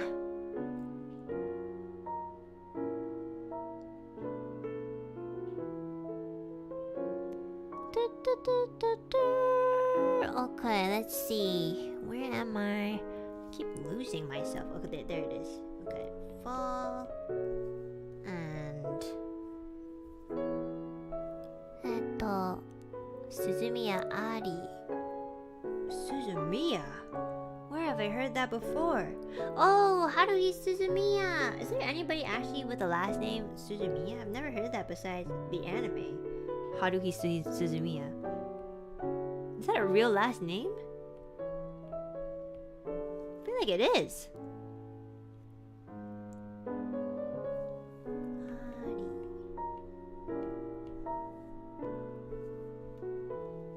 It is? Huh. Oh my gosh, I cannot wait to go to Japan. Honestly, I usually go to Japan pretty often because Japan, they have so much good food, they have so much like good stuff, and like the clothes in Japan are probably the only clothes in the world that fit me. I'm not super small, but like if I have to buy clothes from Canada, I have to like go for like extra small to small, and even then sometimes it's a little bit big, or they just don't like fit me because it's more like my build is more like it's different, you know. They make a build for like the general, they make clothes for like the general build, and my build is not really like the general, so it's so whenever I go back to Japan, I cannot wait to buy all these cute things and clothes. Like Japanese clothes are so cute. I don't know why the clothes here are so ugly, or they don't fit. Either they're ugly or they fit but they're too big, so sucks. I haven't bought clothes in so long. My clothes, every time I buy clothes here and I wear them, they're falling off my shoulders. They're like, you know, the pants are too long, so I have to cut them, or like whatever, or like it'll fit my waist and butt, but it won't, but like the thigh area is like too baggy. I don't know like what these styles of pants are. I just want a pair of pants that look good on my fucking lower half, you know? Please. It's so difficult.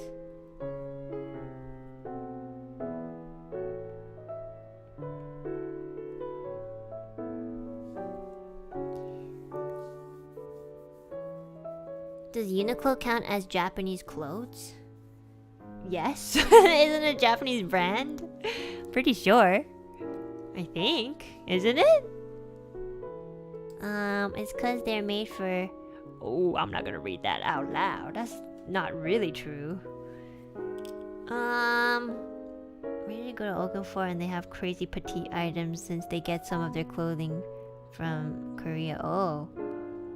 Oh, really? I didn't know that. I know that store too though.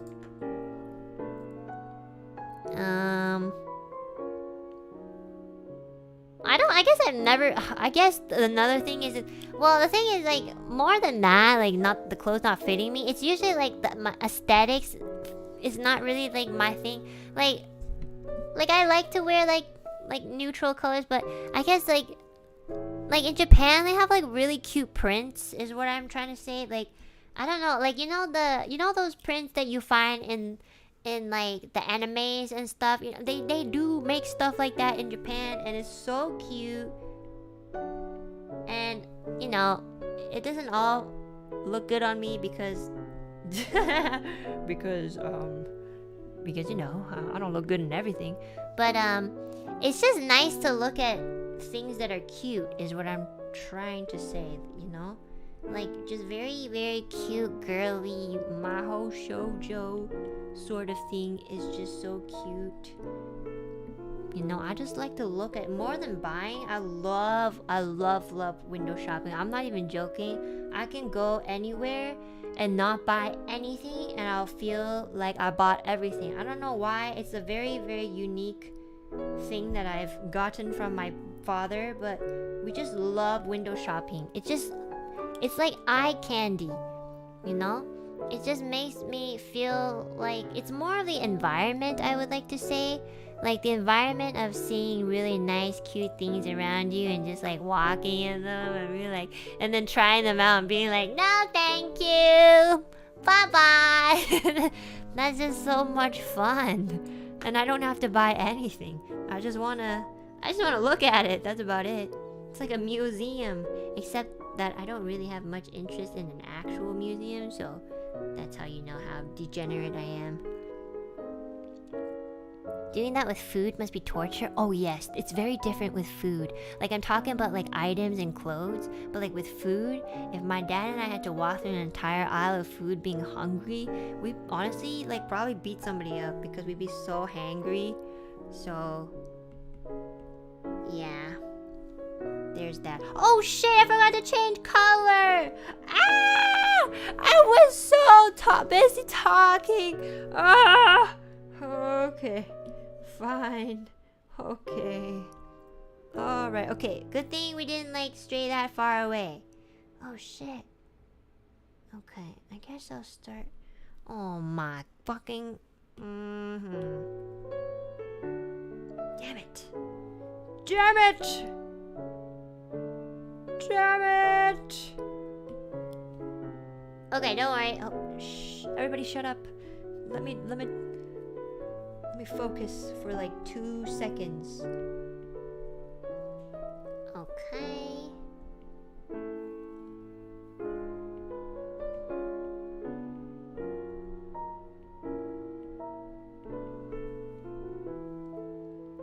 Alright, there's one, and then nice hat. Thank you. There we go. There we go. Okay. Goddamn! You can lock the opacity in program. You can recolor just by brushing them. Oh, I don't know how to do that. I don't really know what you said, so but thank you. I'll Google it. I have no idea. ちょっと待ってね。Pibby or Dr. Pibby Delta 57 dash full Ari Suzumiya Tamharo Logu Necrostigma and nice hat. Thank you guys so much for the Supa. Thank you. To use alpha lock? What's alpha lock? It's okay, guys. I will not make that mistake again. And also, it wasn't that bad, so it's fine. I'm too lazy to learn new techniques. Let me just finish this and can take a nap. I'm sure it's like morning for some of you guys, so I'm a little afraid that you guys are staying up for this, even though I tell you guys every single time to not stay up because it's bad for you. Did I mention that like when I was staying up with Rosemi, Alira, and Millie, like I was getting confused every time I was playing a game with them? Yes, that thing will definitely happen, and that just means you're exhausted, so don't do that. You only do that on special occasions, like when the great Rosemi-sama visits your home.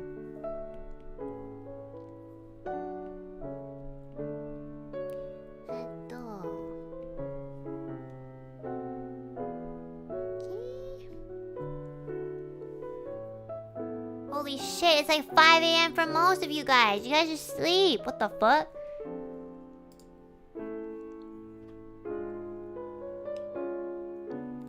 What if we go to sleep and it's the last time you sleep? Then congratulations, you just died in the most peaceful way. What's wrong with that?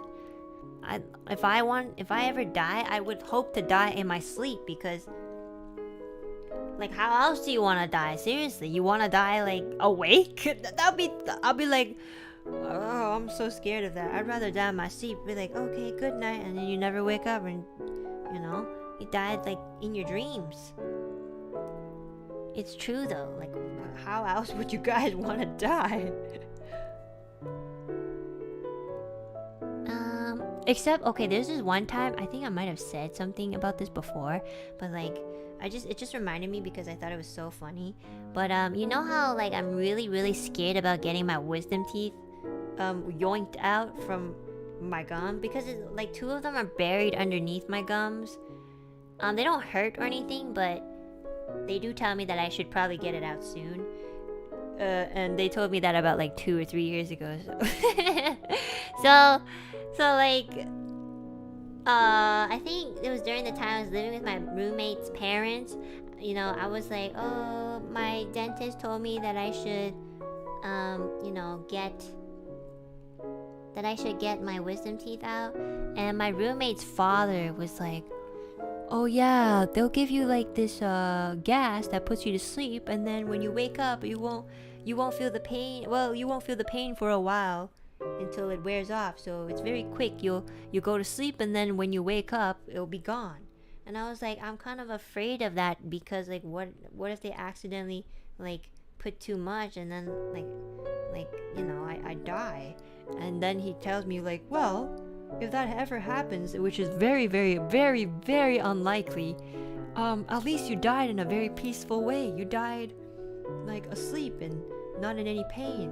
And I was like, but then I'll die at the dentist. I don't want to die at the dentist. Like, come on. Like, okay, fine. Like, if I did it,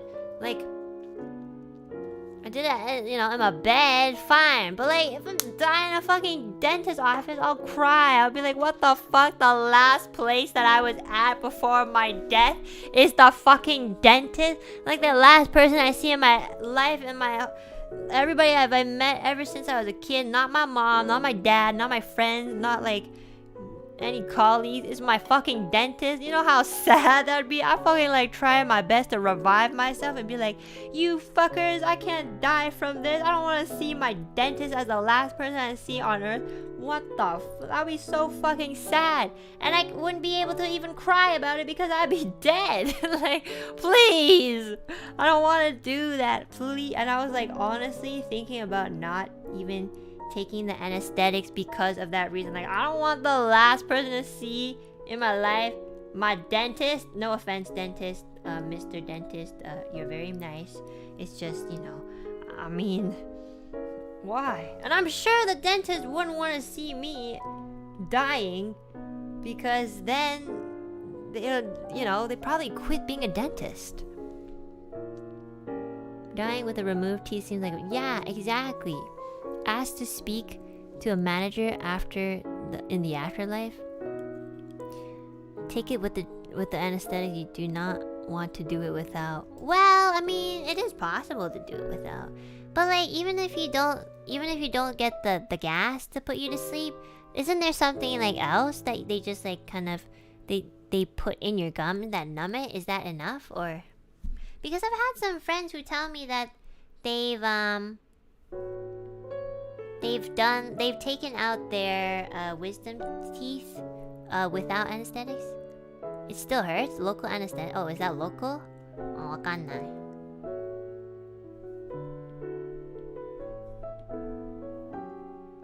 Depends case to case. I remove my... Okay, I guess it really does depend.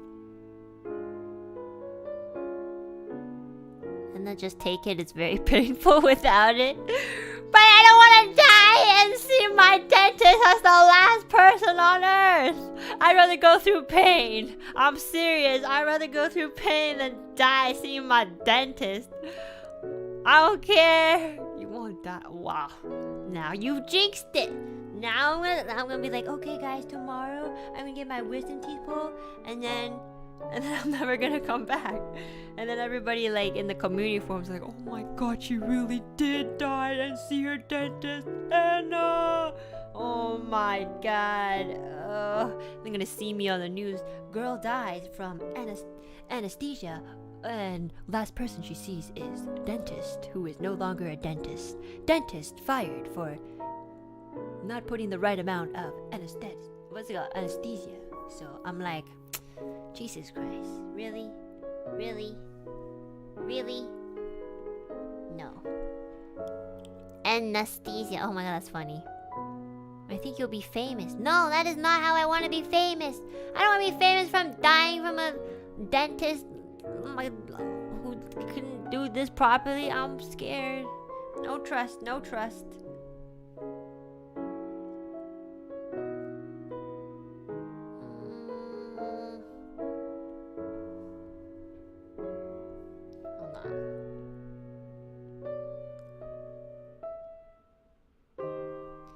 But yeah, I'm actually really afraid. Like, I'm I'm scared. I don't want to get them. Like, they don't even hurt. So, like, do I even have to? Like, do I really have to? Like, really have to? They really actually don't hurt. So, they keep telling me that I should because, like, something when I get older, something. I don't know. I don't pay attention. But I don't want to. I don't want to get my teeth pulled out. I'm scared. They make your teeth crooked, so what's wrong with crooked teeth? That's just, you know, it's a style. If you want crooked teeth, there's a style. Cause underbite or something? I don't think so. I don't think mine's that bad. It will hurt later on because it gets harder the older you do it.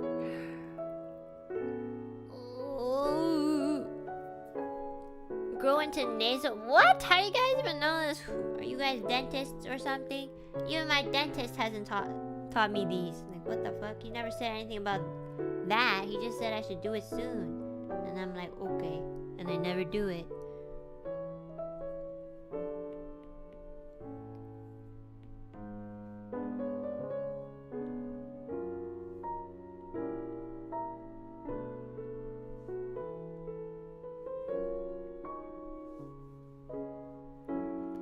I'm in med school. Can you take my wisdom teeth out without anesthesia?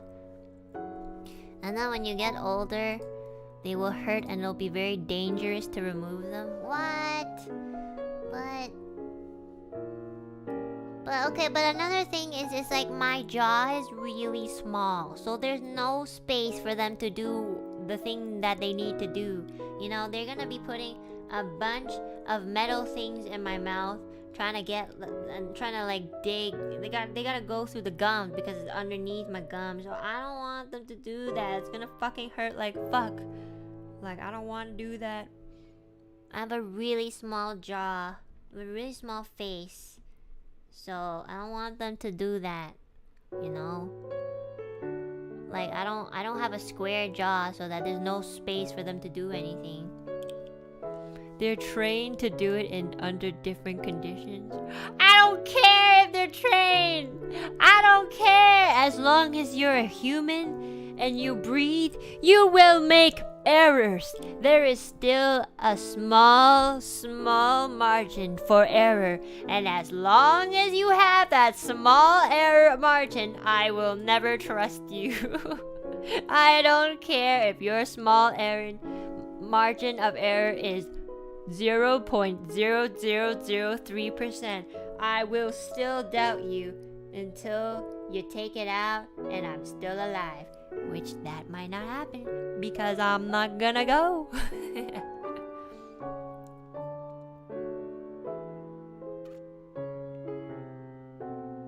By that logic, if you're knocked out from the gas, you have no margin of error. What do you mean? Doesn't make any sense.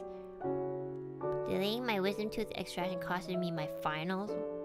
Well, what if I just never do it? Then it doesn't cost me anything.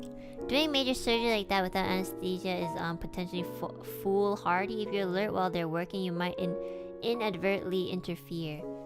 Well, I did do like local anesthesia once for like pulling out like one of my molars, I believe. Or two of my molars, because I didn't have, my mouth is again very small and I didn't have enough room for all of my teeth that were growing in, so they're like, let's pull out two of your molars, and I'm like, okay. And then this dentist was like, you'll never have to pull out teeth ever again. And then fast forward 6 years later, all four corners of my fucking mouth decided that they would all produce one wisdom teeth in each corner. And I'm just like, do you know how much fucking money you would cost me growing in all four corners of my mouth that don't even have space? Like, what gene did I have in my fucking body that decided to be like, I think it's about time Enna has another tooth? And I'm just curious because like my parents don't have fucking wisdom teeth, my grandparents don't have wisdom teeth. Like, what the fuck did I eat? Like, what happened? Why do I have wisdom teeth? I don't even have space. Is it because they pulled out those two molars and my body's just like, oh, maybe we should just grow more because just losing them? I'm like, what the fuck?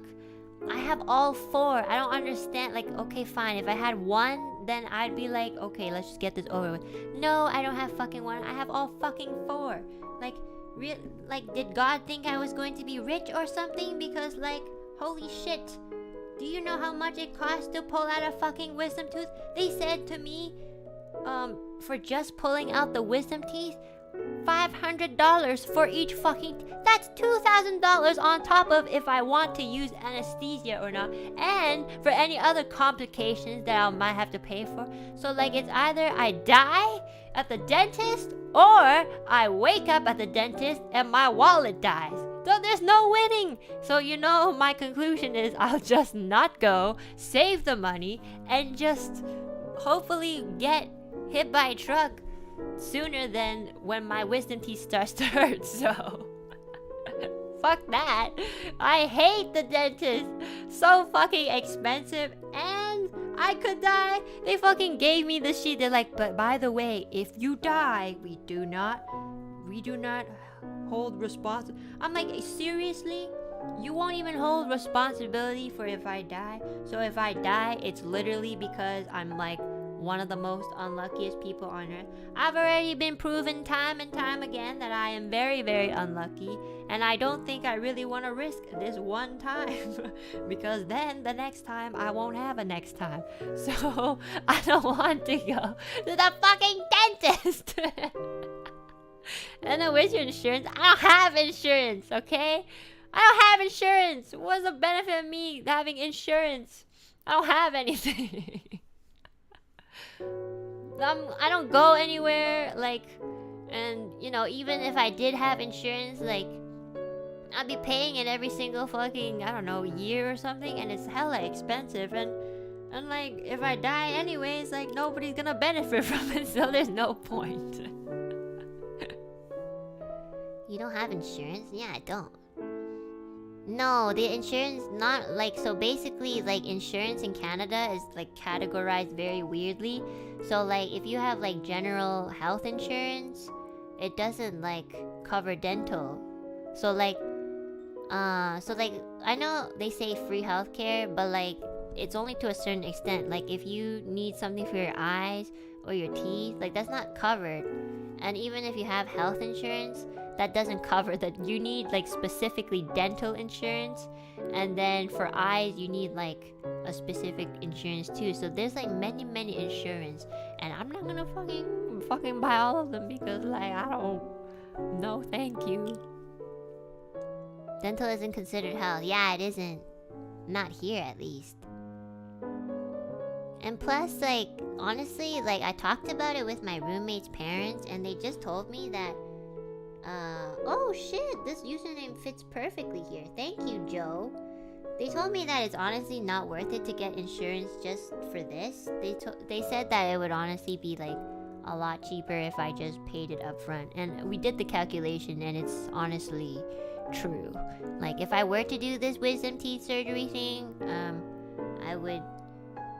it'd be better to just pay off, you know, the $1,000 or the $2,000. So, but oops, not Pomo, it's Pomu. But that's not really the problem. The problem is I'm scared, and I'm a pussy, so that is the biggest problem. I'm scared. And also, yeah, that's about it. I'm scared.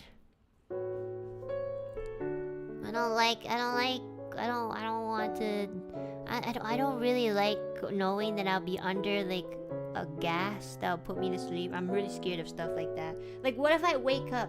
What if my body is really like I don't know, unpredictable, and it, like, I wake up and they're doing my teeth. I wake up like, oh my god, that's another fear, you know. I don't want to wake up. And what if I wake up and I have like sleep paralysis, and then like I can't tell them that I'm awake, and that so they keep fucking going, and I'm just like I'm conscious. Oh my goodness, so many things could go wrong. I do not want to know. I'm so scared. You won't wake up. It's strong stuff they give you. I mean, who knows? What if my body's really strong? and it like gets rid of that stuff really quickly. You never know. Everybody's different, you know. I don't want to go. I'm scared. But I mean, like, if you guys all went with me, and like, I guess I feel a little bit better dying there. At least the last people I see will be my dentist plus Alu peeps.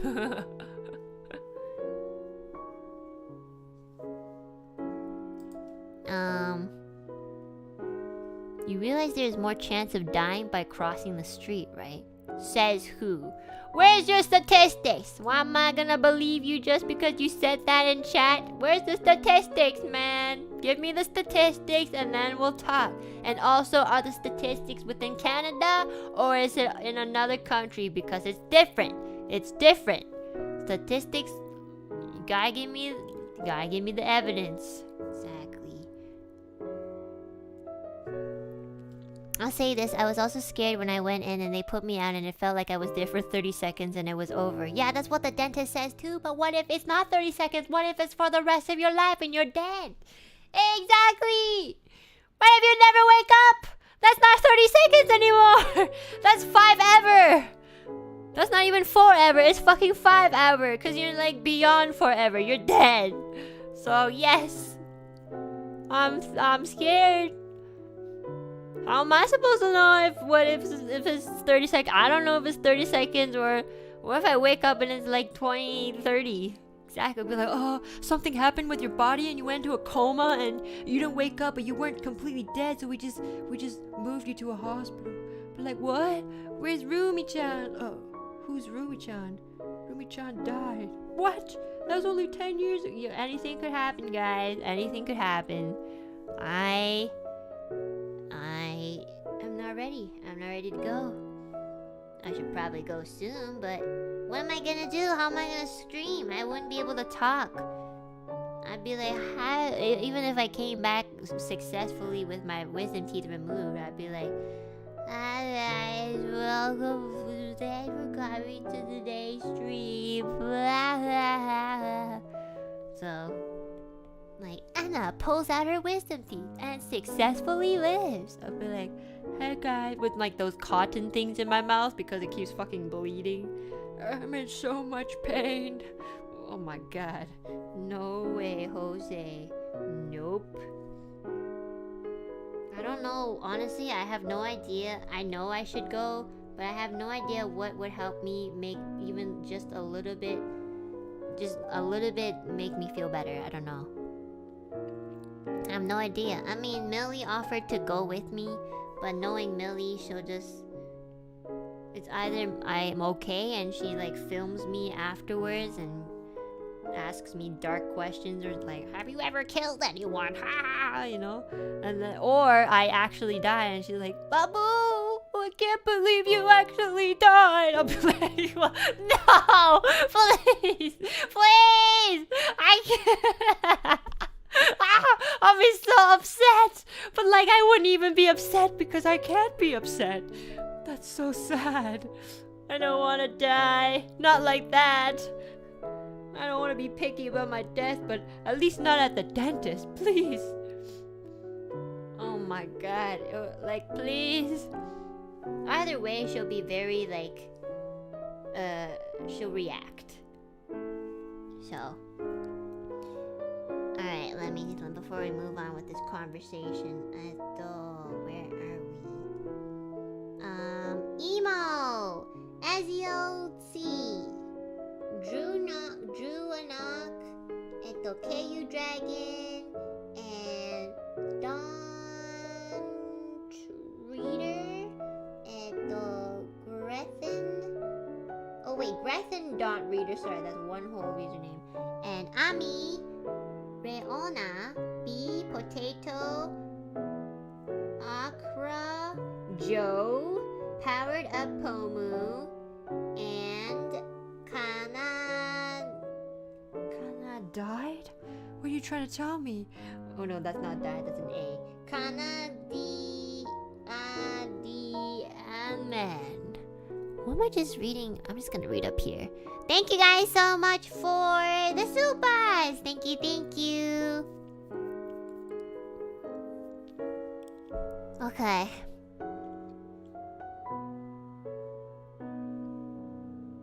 You can ask for local or regional instead of total one. The gas smells good. What the fuck? There's something wrong with you. I don't know, guys. When should I go? Should I actually go do it soon? Because, like, I don't want to, like, have it more difficult. I don't want to experience pain. I don't experience pain right now, but they keep telling me that I might have it eventually, and I don't know. I don't really want that either. Better sooner than later. But, like, here's the thing. When have you guys ever actually said anything that I listened to and I didn't regret it? That is the problem. Remember that time in Resident Evil where you guys told me to put away my big girl gun, and as soon as I did that, like those lickers fucking jumped right at me? Yeah, there's that one time. And then there's this other time where you guys told me to save, and then, well, you guys told me that it already saved or something, and then I went back to the screen, and then you guys started telling me that the autosave didn't happen yet. So there's that time. And then there's this other time. I don't know, there's just a lot of times where I listen to you guys and everything goes fucking wrong. So, I don't know, not too much credibility there.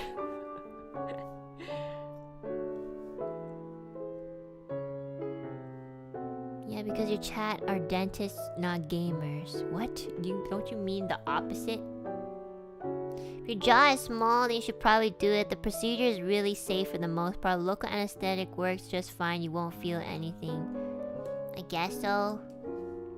I also don't want to hear anything. I've pulled out my teeth before with local anesthesia, and like even though I didn't feel the pain, I could still fucking hear it. Like I heard the dentist drill shit into my molars to try to get it out, and I could just hear like them sawing my teeth out. It was fucking terrifying. It was like a different sort of pain. It was like an audio pain. Like, you know when you hear like the crunch and the drilling and I'm just like sweating there. Even though I don't feel pain, I know it's happening to me. And then I see like a bunch of blood getting sucked out, and I'm just like, fucking me, that's my fucking blood. I might as well just faint. You know what? Maybe I should just try to faint before I go to the dentist. Then I don't have to be under the anesthesia. Then I won't feel anything either. I don't know. Like, I'll just pass out. Maybe I just won't sleep for 3 days, and I'll just like just go there, sleep deprived, and just like, you know, be like, actually, I don't need anesthesia. I'm gonna, and yeah. Then they'll be like, oh shit, she's asleep. Hurry, take it out before she wakes up. I don't know.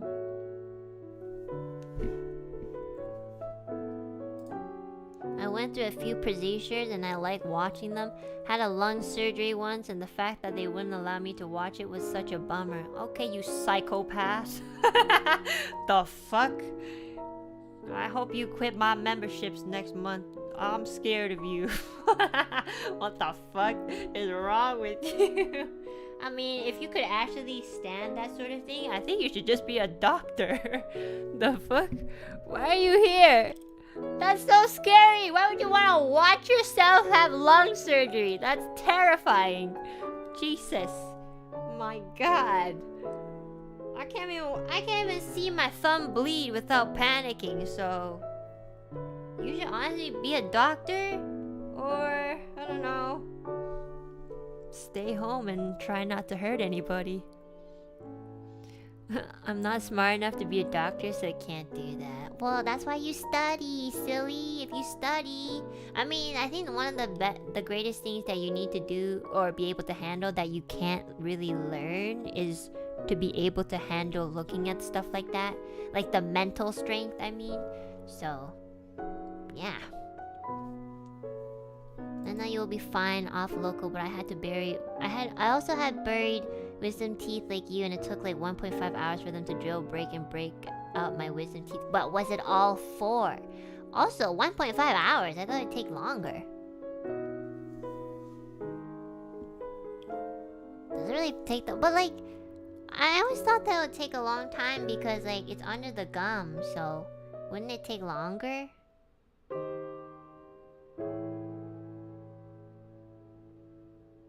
It doesn't. It takes less than 30 minutes. Okay, but like, so my wisdom teeth, like at the very top, so where my top wisdom teeth are, they're actually grown out. I have space for those ones at the top because I pulled out my molars many years ago, so there is a little bit of space up there. The bottom, however, I don't have any space, so what ended up happening is they're actually buried underneath my gums. I don't think that it's right underneath another tooth because then it would probably hurt, and it's not colliding with another tooth. But they aren't like, you know, like the very surface of your tooth, it's not going upwards, it's actually sideways.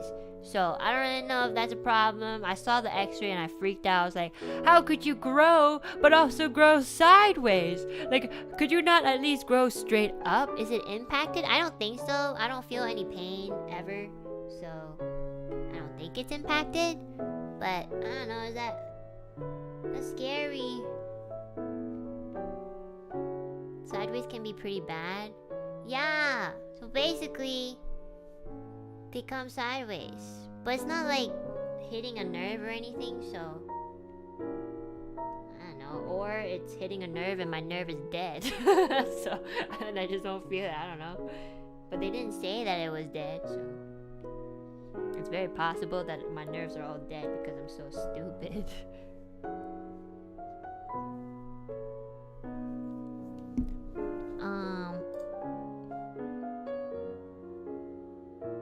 Somehow humanity lived for a few million years without needing our wisdom teeth being removed. That's what I was saying too. Like, what? Okay, so like caveman era, like, come on. We had to have these wisdom teeth. And that's where it came from. Like, we needed these teeth so that we, like, I don't know, like, why did we not need this before? I don't understand. Like, how come animals don't get wisdom teeth? Or do they? And they just live with it. I don't understand. We also died in our 30s before. Why? Doesn't sound too bad. Just kidding. I mean, what am I gonna do? I'm probably just gonna be a VTuber my entire life. Like, that's okay. It's fine. Whew. Rather do that than just... Bye, guys. Those people died early. Oh, animals have shortened lifespan. Okay, but like, joke's on you. Do I even want to live that long? I don't want to go to the dentist! Please! I'll do anything! I don't want to go to the dentist! I'm scared! My father's not here to hold my hand and be like, well, if you die, I'm the last face you'll see. If he did that, then I'll go to the dentist. But he's not here! Who's gonna tell him that I died? Nobody has his contact number except me.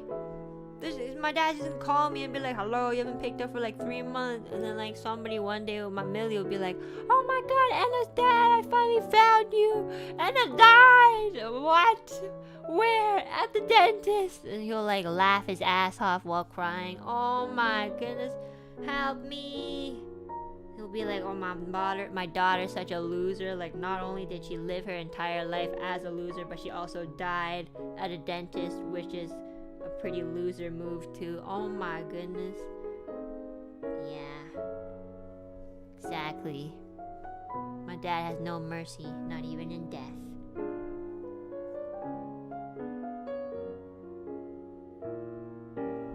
When Rumi-chan contact your dad, I don't know if she has I should probably give her my dad's contact. Well, I'm very like independent, and you know, if we ever need anything, we kind of just go to like her parents instead, because they live here. So I never really thought about like giving her. Oh, that's true. I should probably give her my dad's contact number. Whoopsies. Well, that is true. Well, maybe I will do that tonight. Be like, hey, I was thinking of pulling my wisdom teeth out. You want to have my dad's contact number just in case like something happens, and you can tell him the news. My roommate's gonna laugh her ass off. Be like, okay. Oh my god, I don't want to go. But you guys are making me feel like I should go, and I don't want to go. I just want to go home, which is where I am right now.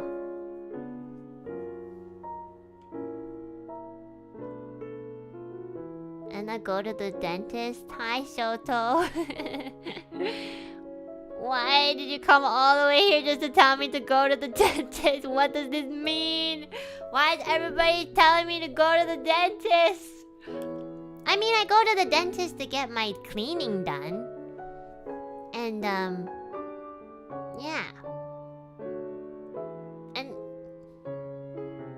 And like, it's, you know, the dentist is not even like the dentist that I usually go to. Like, my dentist says if I ever want to get my wisdom teeth pulled out, I'd have to go to a specialist dentist. Like a dentist who, like, specializes in pulling wisdom teeth out and then charging you $1 million for it. So I wouldn't even be a dentist that I know. I wouldn't even die to the dentist that I usually, like, am familiar with. I would die to the specialist dentist that I've never met before, and this would be the first time I've met them and the last time. So that's even more sad if you think about it. Not only would I not die to my own dentist, I would die to a dentist I've never met before. Holy shit, what a sad thought. Oh, I'm not going. Bye, guys. Nope. I don't understand.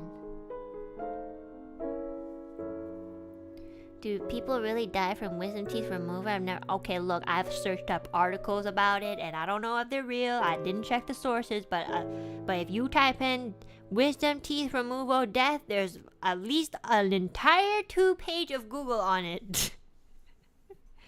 So yeah. And I asked the specialist too. Like, I actually went one time as a consulting. I think it was like a consultant thing, because I was thinking about pulling my wisdom teeth out, and the lady specialist dentist was like, the chances of you dying is so slim that getting hit by thunder would be more likely. And you know, they say that getting hit by thunder is less likely than getting eaten by a shark. And I was like, wow, that's so many ways to die that could still happen. You need to get your wisdom teeth removed, you're not going to die. But what if I do die? Then people will screenshot what you just told me today, and they're going to cancel you on Twitter, Shoto, because you jinxed it. They're going to screenshot that, and then when I go to the dentist and die, they're going to be like, Shoto told Enna that she wouldn't die, but guess what? She died, and now, like, oh, you want to be in that position? Exactly, I'm saving your life.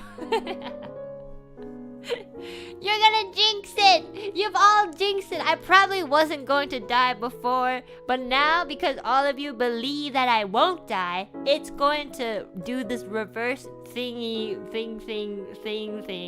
and now I'm probably will have a higher chance of dying. Oh my god. I mean, maybe this is what I get for always making those dark jokes. Maybe it's time. Okay, you know what? When should I even go to the dentist? Should I go, like, in the winter time or in the summer? Should I die in the winter, or is it better to die in the summer? I guess if I die in the summer, they could decompose me a little faster. Would that be better? Or what's happening? I don't know. Summer? No, go soon. No! I can't! I'm streaming this entire week. I can't go this week, and I can't go next week because I got plans next week. Maybe April. Maybe April, mid-April, end of April, maybe May. Oh, maybe May. May sounds like a nice month to get your teeth pulled out. Yeah, maybe I'll go May, but I'll have to see. I might have some plans in May, so. After you die, you can cosplay as Reimu? Holy shit, that's like the worst hell torture I've ever... Not only do I have to die, but I can't even die as myself. I have to cosplay as Reimu? The fuck? My back exposed and I'm like flat chest, and I'm already flat and I have to be even more flat? Holy moly, not only did you take away my life, you have to take away my only asset? Oh my god. What a sad, sad life. Or death, or whatever. Death life. Ugh. You know what? This entire conversation just told me that I should just not go to the dentist at all. Thanks, chat. Thank you guys. I've made my decision. I'm never going. Thank you.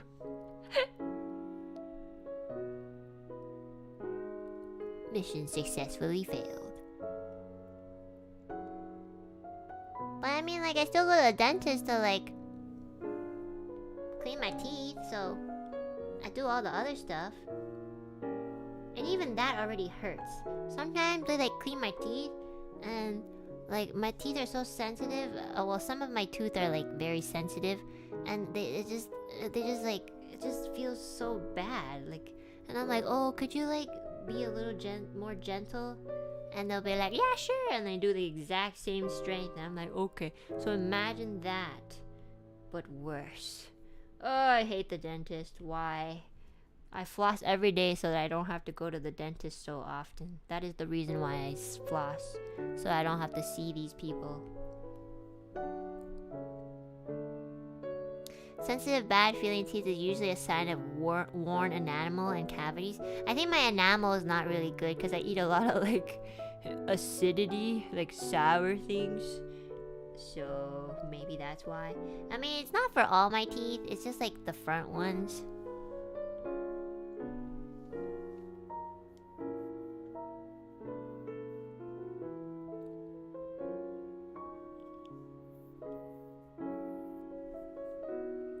So I need to get Vox? No, you don't have to. You do not have to get Vox. Vox is very good at convincing people because he has a very weird and convincing way of speaking sometimes. Like, honestly, if anything came out of Vox's voice, I'd probably believe it. He could say literally anything, like, oh, if you eat your shit, like, you turn into a fucking princess. I would fucking believe that if Vox said. I would be like, oh shit, really? I don't know, he just makes everything sound so convincing. Do not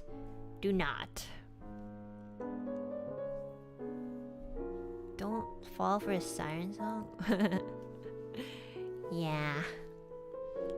Don't distract me, guys. I'm trying to finish my super chat. Stop distracting me with this very unnecessary conversation of me going to the dentist. Nope. Goodbye. Not important. I need to do my job.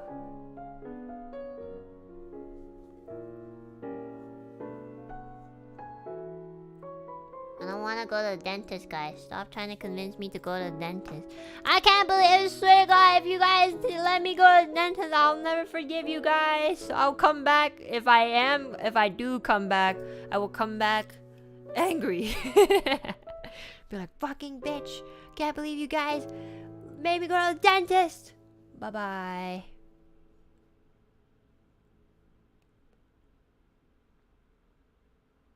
You'll come back happy? No, I won't. Does anybody ever come back happy losing $2,000 out of their pocket because of their genetics? Exactly. Imagine having an extra nose on your forehead and you have to fucking spend like $5,000 or more to like get that nose off of your forehead. Exactly. You feel like shit. You'll be like, I didn't have to spend this $5,000, but like I ended up doing so because God decided that I needed an extra nose on my forehead. So like, you know how that feels? Exactly. I don't care. Whatever.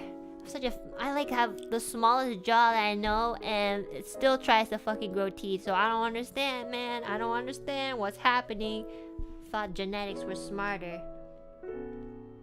Stupid. What if the dentist is hot and you end up getting married? Some chances, or even... Okay, first of all, the one that I went to, the specialist that I had the consulting meeting with, she's a wonderful lady. She already has kids. She has, like, a wonderful husband. So, you know, there's no chance. She's the one who would be, like, taking out my wisdom teeth. So, yeah. There are no benefits. There are no benefits.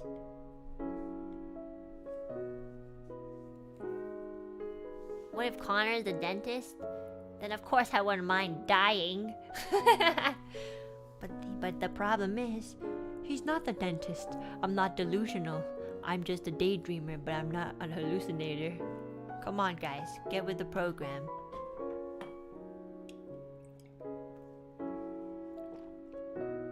Do you think it's weird if I ask my dentist to hold my hand?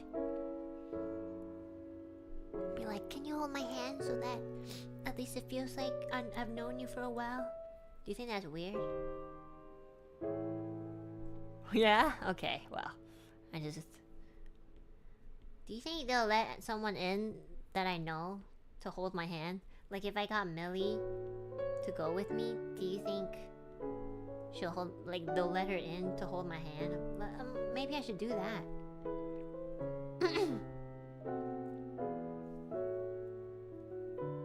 Oh really? I thought you couldn't go into like a room if they're doing surgery.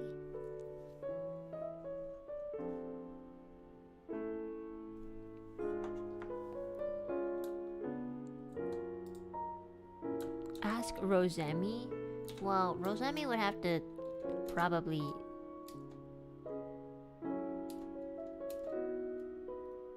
Okay, wait, hold on. I did not mod box. Hold on. Enna, go to the dentist. No! I'm not going to... I already go to the dentist to clean my teeth. And plus, my wisdom teeth don't hurt, so I don't have to go. Now. It's fine. It's totally fine. I mean, I guess I would feel more inclined to go if it started hurting, but it's been like, what? I don't know, 6 years? And it still haven't hurt. So I think it's telling me that it's probably okay. I think it's probably okay. Right? I don't know. Did I mod the wrong box? What? What's happening? Oopsies. Wait, actually though? Hold on. No, I didn't! Eh?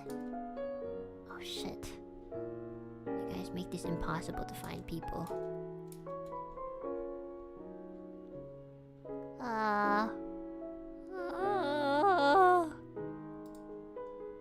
No, I didn't. Stop trolling me. Okay. Alright. Anyways, let's stop talking about the dentist. It makes me more nervous now. And also, like... You know... Do I have to go now? Probably not.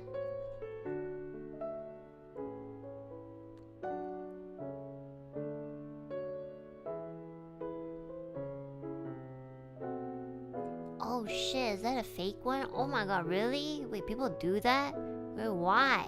Why did you made a fucking fake ass account just to tell me to go to the fucking dentist? Holy shit. What's wrong with you? Oh my gosh, that mod a bot? Wait, it can't be a bot. Bots don't know what a dentist is. Holy shit. Oh no. There's a fake Pomu and other Nijis? Really?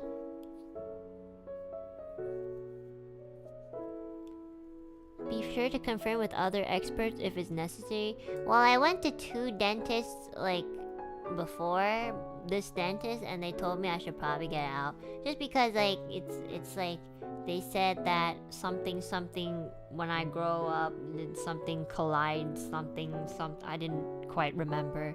But, yeah. I mean, I don't have to go now. I could go, like... next week or next month, and I think it'll be okay. So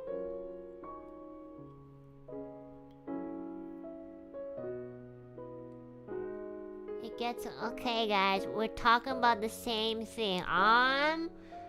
Okay, I'll go to the dentist to get my teeth cleaned, and I'll ask my dentist like if I should really go.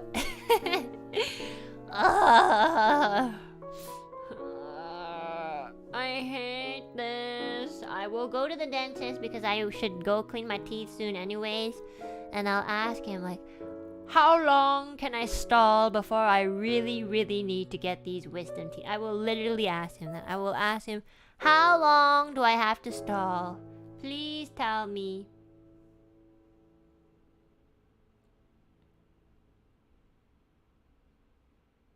do it, just ask. Oh, okay, fine. Okay. I mean, I already booked an appointment with my dentist to like get my cleaning, so. I hate going to the dentist!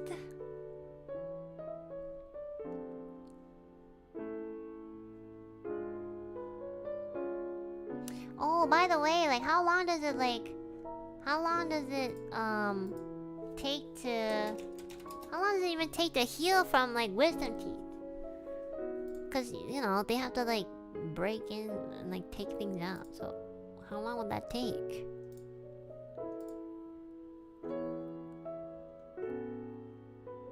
Weeks? No way, that fast? 2 weeks? Actually? Took me 3 days. What the fuck? What kind of jaw do you have? You have like a fucking crocodile jaw or something? What the fuck? What? Really? It's faster if you don't open your mouth? So I'm not gonna stream basically for 2 weeks. Is that what you're saying? 2 weeks? Okay, for the people who like heal from a wisdom teeth surgery for like in 3 days, I don't know what the fuck you do, but like why? How? Please give me that ability. I don't understand. Please.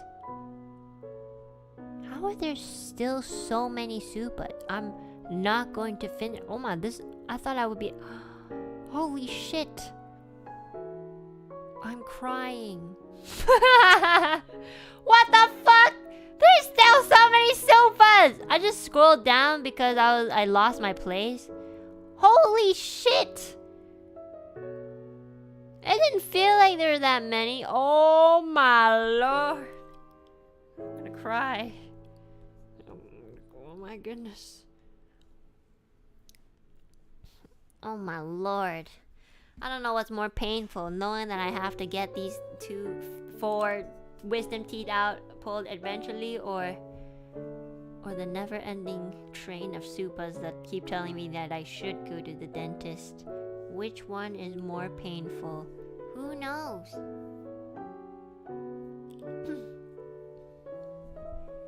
Okay.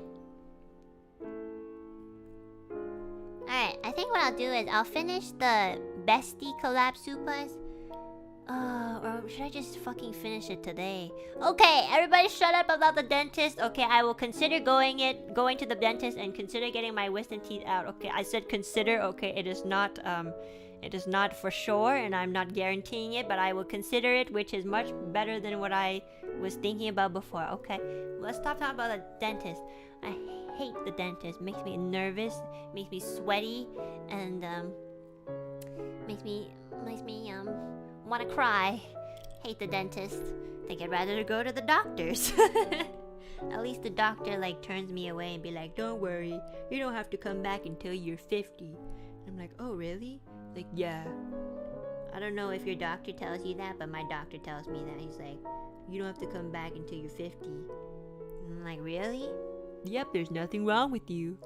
I'm like, okay, bye. I mean, like, sometimes I'd obviously have things wrong with me, and he would just say that, well, your weight and your height and your complexion looks fine, so yeah, I think you're fine. If you want, I can prescribe you antibodies, but that's about it. I don't think you need anything else. And I'm like, okay, are you a real doctor? Hey yo, that's sus. Yeah. Oh yeah, I have to change the color.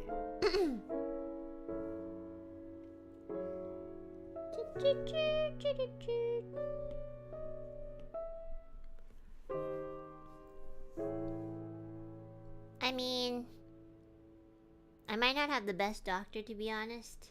I've noticed, like, every time I go to him and I need, like, actual guidance, he doesn't really give me guidance. I've noticed that many times. But I think a thing that's happening recently is there's been a huge shortage of doctors. So like to have somebody like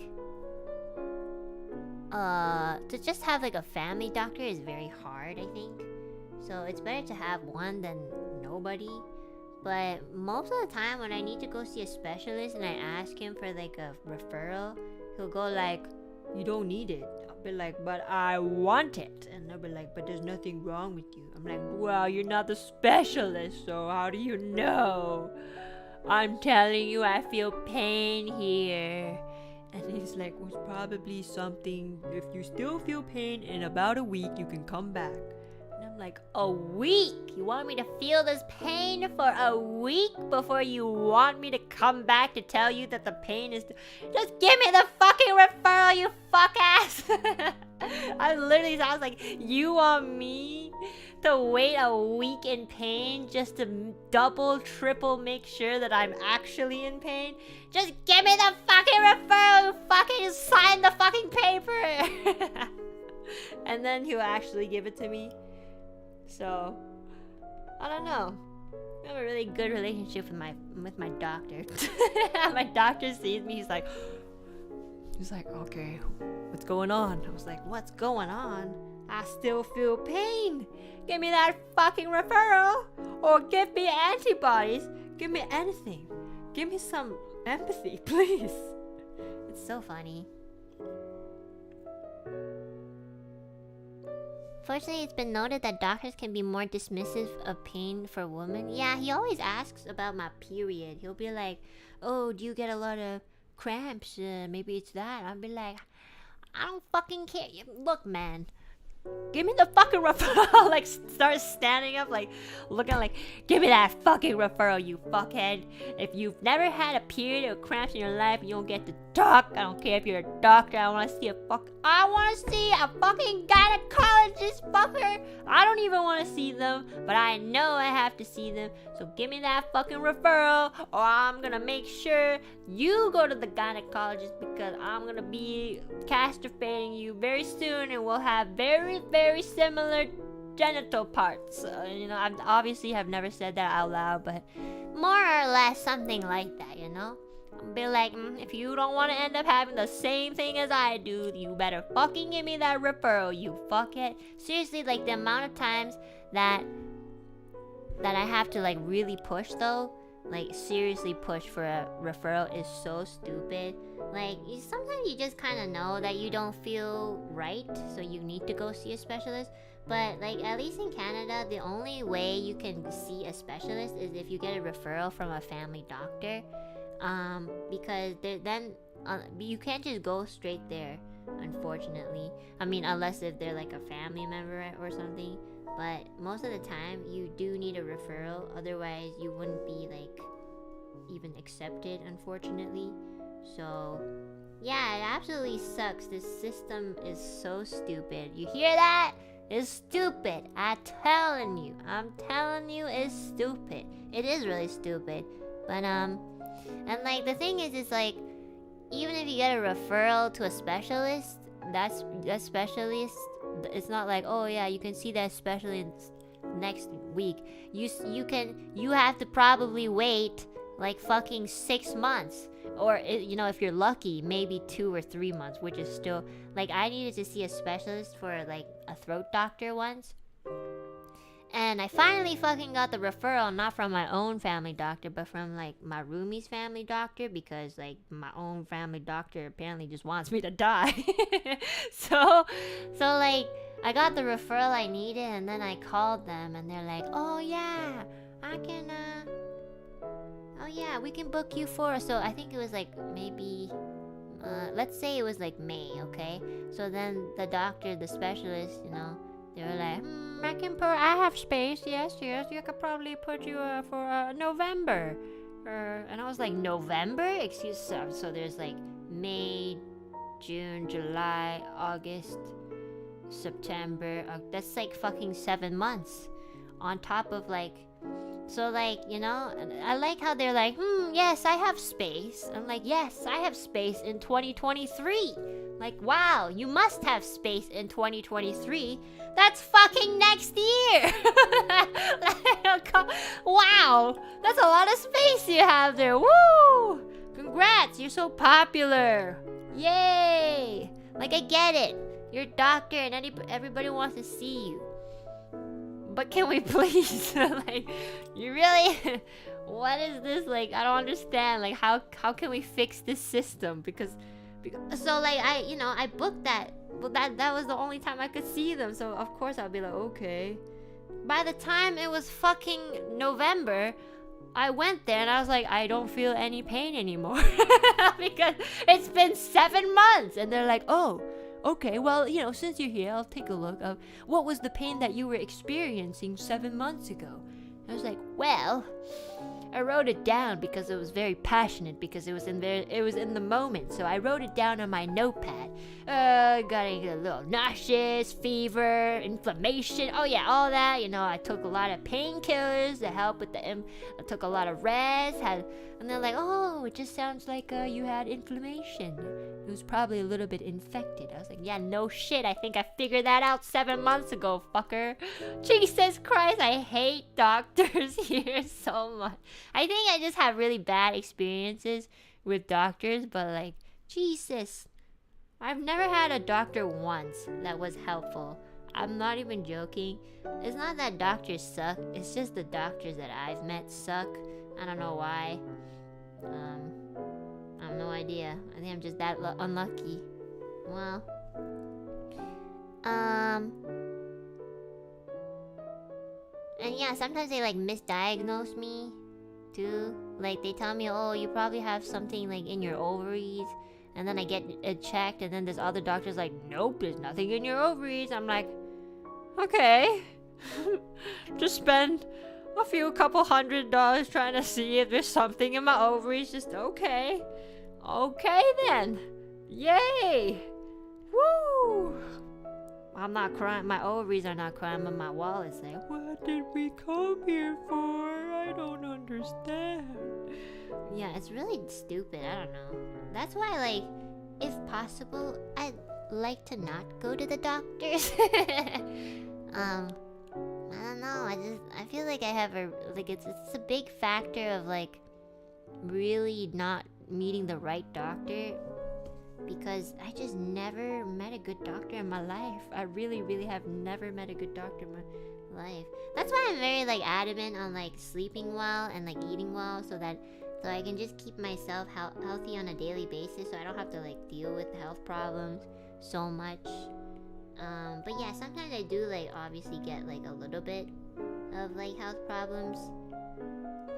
And they do kind of like go away on their own, but sometimes they come back, or like, or sometimes it's just like it reoccurs so often that I'm thinking, oh, is it a side effect of something else?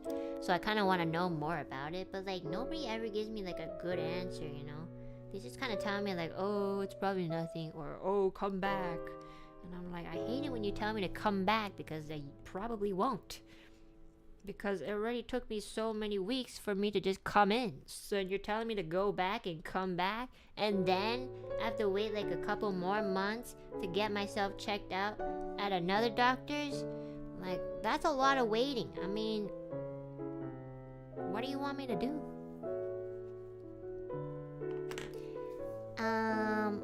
I was sick once and the doctor just told me to call this restaurant, and ended up turning into Monia, which I have to say, yeah, actually that's a very common thing. I don't know, I hear that a lot. But don't think that doctors suck or anything. Like, you really just have to find a good doctor. Like, good doctors will be really good doctors, and then bad doctors will just not be enough for you, unfortunately. So color change. Oh yes, thank you. Thank you guys. Maybe I'll change here.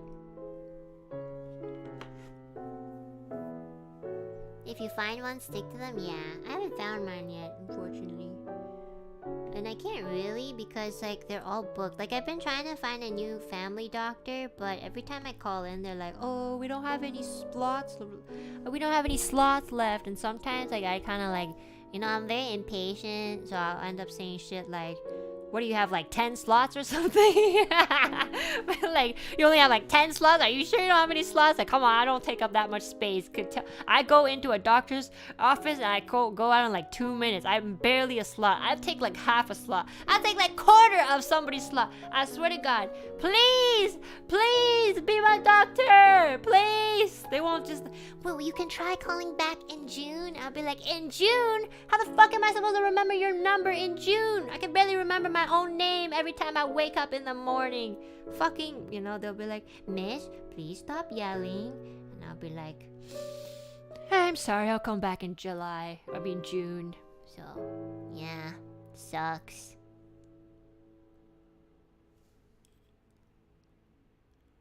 Man, I mean, I don't really know how to solve these sort of systematic problems. Obviously, like, our healthcare is way better than a lot of others, so I mean, I feel bad for complaining, but it really is like it really is like it's something that really does like disrupts the quality of my life, you know, to put it in a more nicer way. It, like, when I feel pain, like, it really is pain, and to have like nobody even like prescribe me the right medication, it makes me feel very anxious. And, you know, it kind of pushes me to not go to doctors anymore, which I don't want to do. So,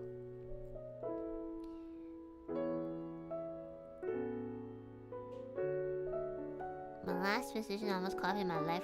Yeah, I don't know. There's always gonna be, like, stories about stuff like that.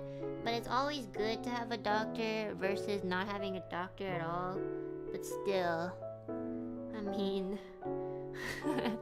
if you think about it, I think I'd rather have... Well, it's not that I'd rather have, it's more like comparing a super bad doctor versus having no doctor at all. It's basically the same thing. Like, having a bad doctor, like, it's just like there's no use for them. So, like, I think it was my roommate's father who told me, what do you call a doctor that graduates from doctor school? And I was thinking about it for a long time. He's like, what do you call a doctor who's at the very bottom of their doctor school? Like, they come out like at the very bottom. And I was trying to think like, oh, I don't know, a bitch, I don't know, it's like, you call them a doctor. And I was like, oh my god, that is the most savage insult I ever heard. Oh my, he's so smart and funny. Holy shit. I was like, you right though, you do call him a fucking doctor. He was just trying to prove a point with a joke. And I was like, damn, you still right though, they are still called a doctor. Holy shit. It's true though, it is very true. Well, yeah. I mean, I'm just telling you guys about my experiences in a more humorous way because, you know, it's not happening in the moment. In the moment, thankfully, I'm pretty healthy. Maybe a little hungry, but that's not really a health concern. But yeah, yeah, thanks for listening, guys. Thanks for listening to my vent talk. I guess it's because we came from dentists, so I might as well complain about doctors. So, I mean, you know, they're working hard, but not everyone. Okay? They are working hard, but not everyone. Just keep that in mind.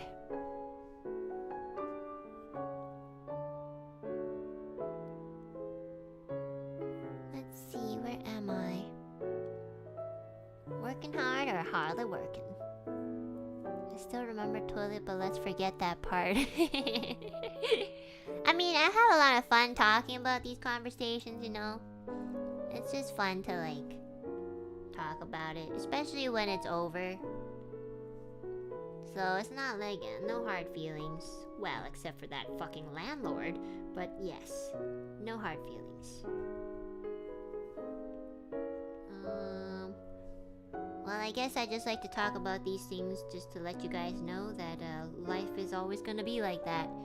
You either, even if you have, you know, even if you have like more than others, it's not all like it's never perfect, you know? It's never like, oh yeah, it's going great. It's very rare to have like a very, very peaceful and completely comfortable life. It's very rare. Oh, there will always be something that is not good. Childhood gaming stories? I don't really play games. I think the only game I've ever played like religiously as a kid was Diner Dash and Tetris. And then I think that's literally it. There was this other game that I really liked playing. Is like, I don't know what it's called. I played it when I was really young. It's like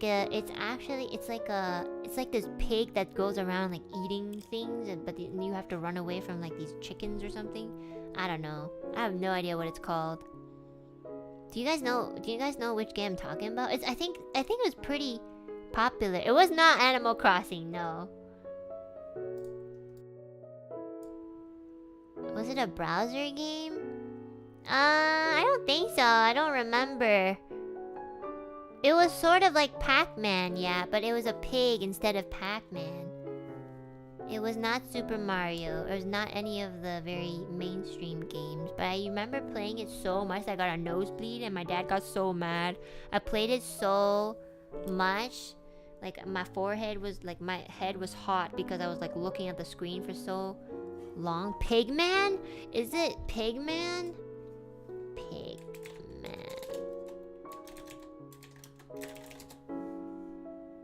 Bootleg Pac-Man? Maybe. I don't know. I don't know what it's called, but it was so much fun. I really liked it. It was basically Pac-Man. Oh, you're joking. Well, you got me. I really don't play games. I don't have like... My first console was the Switch, which I got for my roommate. And we ended up sharing, so... I don't like the way I placed this. Okay, hold on. Let me fix this. No. There you go. Wait, is that weird?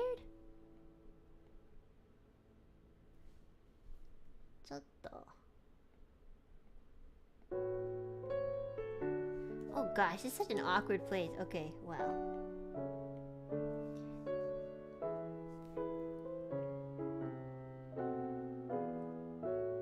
I know you should definitely never gamble. I don't think I have like gambling, like that gambling feeling.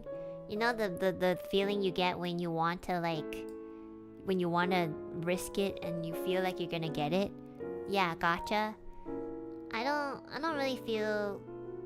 I actually feel the opposite. Like when I have like gone to like my friends that I used to hang out with have gone to like a casino and they brought me, and I only went because they said that the drinks were free and refillable.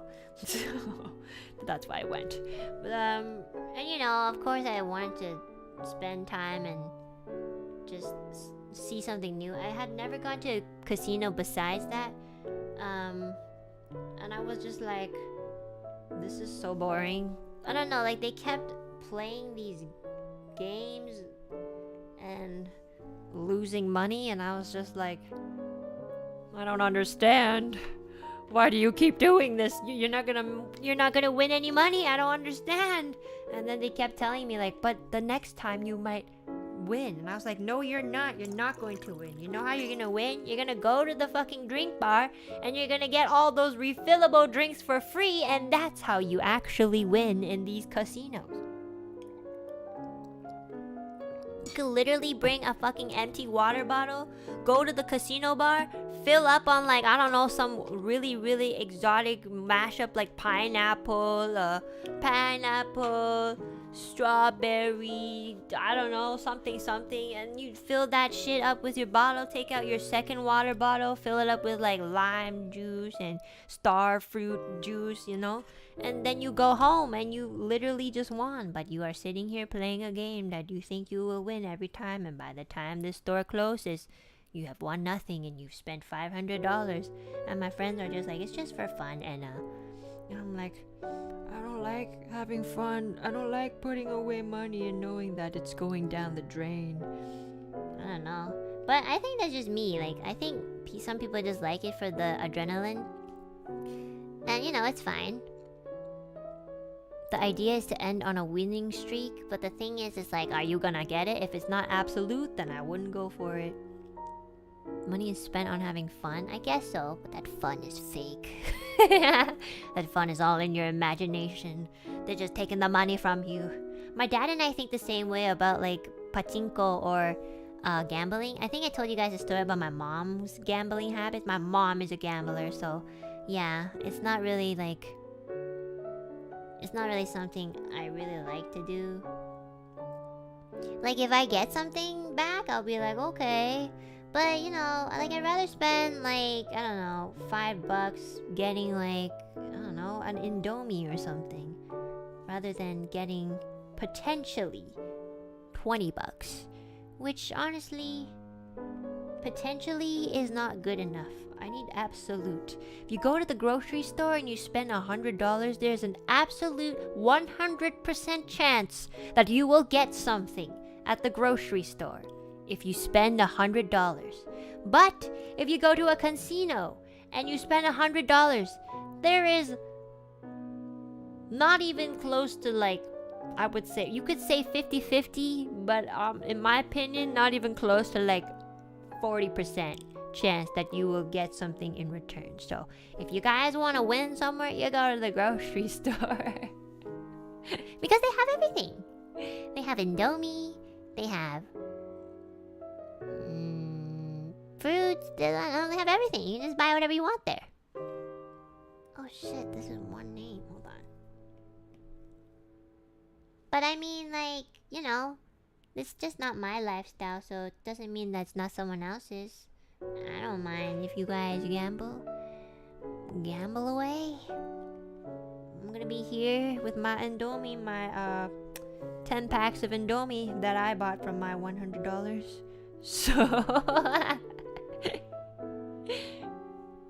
but it's true. I mean, that's just like, you know, I don't feel the adrenaline. That's why I probably don't do it. Like, I've tried it before. Like, that casino that I went to with my friends, I spent like a good $5 just trying it out, and it just ate it up. And I was like, what? That's it? Like, can I get it back? And they're like, no, you lose it because you didn't win anything. And I was like, okay. Okay, I'm gonna go to the fucking drink bar. Bye, guys. And like, I spent like $5 there getting a really, really good no ice limonade, I think it was called.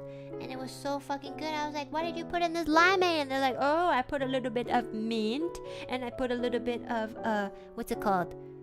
I think it was basil. And I was like, I put a little bit of sparkling water, and that's how it tastes. And I was like, wow, this is like, I mean, this is the best thing I've spent in this place so far. Thank you. Yeah. Old people love the casino though. Oh yeah, I think I noticed that there were a lot of like elderly people at the casino, and they allow you to smoke, which I really don't like. I didn't really like it. I did go just to kind of try to experience it, but I didn't like it. I really didn't like it. I'd rather stay home. But I only went because I guess I just wanted to feel included. And also, I didn't want to shun the idea of going to a casino because, like, you know, I think it's good that I tried to go. That way I know, oh yes, it's not for me. Otherwise, if I never gone before and I'd be like, oh yeah, I don't want to go because you waste your money. It's kind of narrow-minded, so it's better to actually go and be like, yeah, it's not for me. And yeah, it's definitely not for me. I was like going out of the casino, I was like coughing. I was like, why does everybody smoke in this fucking casino? The only person who didn't smoke was the guy at the bar making my limeade.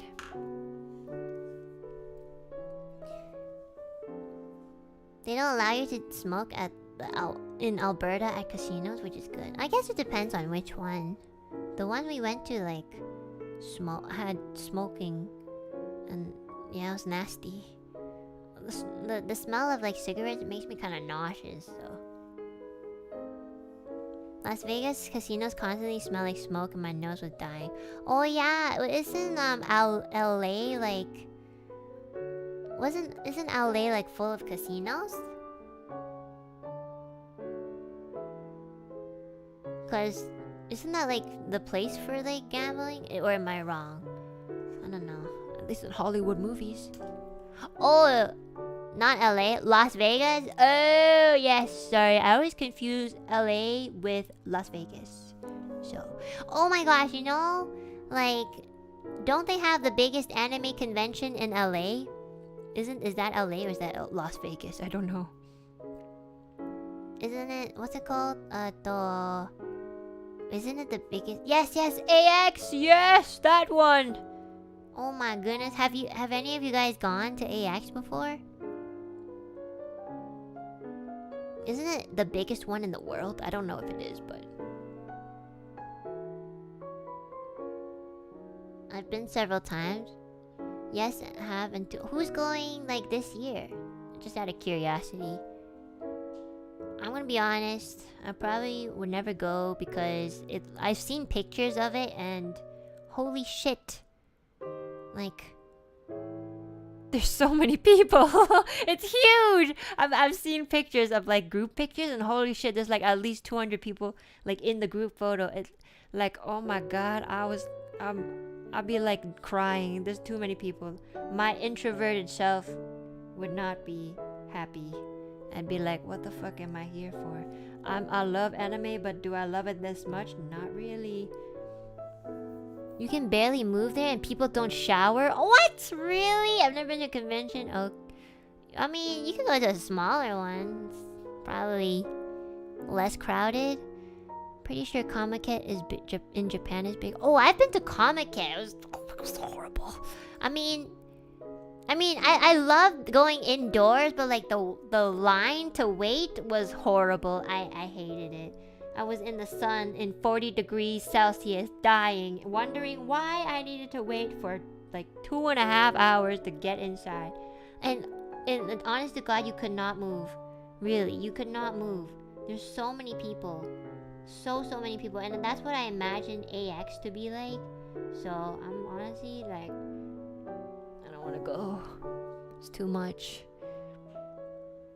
Smaller conventions are better. Yeah, it's better. But the thing is, it's like usually you go to conventions to like buy stuff, and you know you can just buy it online. You can just stay at home, have your Indomie in front of you. You can be in your underwear. You know, it's so much freedom. I want to go to Winter Comiket, but it seems super packed. Ooh, wintertime might be better for Comiket, honestly. Then you don't have to wait, you know. I love Comiket, but I'll never go in the summer ever again. Oh yeah, maybe I'll go to like a winter con. I think I really did enjoy Comiket, but waiting in the sun was really brutal. Really, like, it was so uncomfortable. I don't usually get sweat. Like, I don't usually sweat that much, but holy shit, it was way too much. So next time I will go in the winter. And if you guys hear my voice, just ignore me. And again, if you see me and you want to take a picture, just come up to me and just be like, hi, I want to take a picture. I promise it won't leak your face, even though it's all verbal agreements and nobody tells the truth nowadays. Be like, alright, fine, at least let me pose a cute photo so that if it gets leaked, at least it's a cute one. But if it's not cute, I'm deleting it. Just letting you know, we'll be taking at least 20 photos. If it's not cute, I'm gonna be like, and if I'm having a bad hair day, I'm gonna wear a hat or something. I don't know. I'll wear sunglasses. Like, what's up? Hey. Should do a Bane cosplay with the voice changer. I've never cosplayed in my life. I don't cosplay. Well, I don't. First of all, guys, I'm pretty sure I've said this many times. I don't even like wearing clothes. I don't like wearing normal clothes. I don't like wearing things. So, like, cosplaying is just, like, you know? It's not my thing. It's too much. I don't like things on me. Should I cosplay as a nudist? I mean, if I don't get arrested, maybe. I'm just joking. That's way too much. Of course, I'm not gonna be naked at a convention. That means like everybody's nasty sweat's gonna be all over me. I mean, nasty. I don't even like wearing t-shirts to a convention because like just the thought about like some nasty person like accidentally like touching my arm with their sweaty arm, I'll be like, what the fuck? Even though it's probably not intentional, I'll still be like, ugh. It takes a certain kind of confidence, I feel, or love for a character to cosplay, you mean? Wait, do you guys cosplay? Cosplay is also kind of expensive, which is why I usually don't do it. Oh, really? You guys cosplay? Would you approach an Enna cosplayer? Probably not. I usually don't go to conventions by myself. I probably go to like a convention with friends or something. But yeah, I'll probably like ask my friend. I'll probably like my Rumi-chan, for example. I'll be like, yo, can you go over and ask them to take a picture and be like, oh my god, I'm such a big fan of Enna Alouette. Please go over and take a picture, pretend but it's actually for me. They'll probably do it. And if they don't, I'll just sneak a picture from far away and be like, oh my god, my first cosplay. Thank you so much. Okay, bye.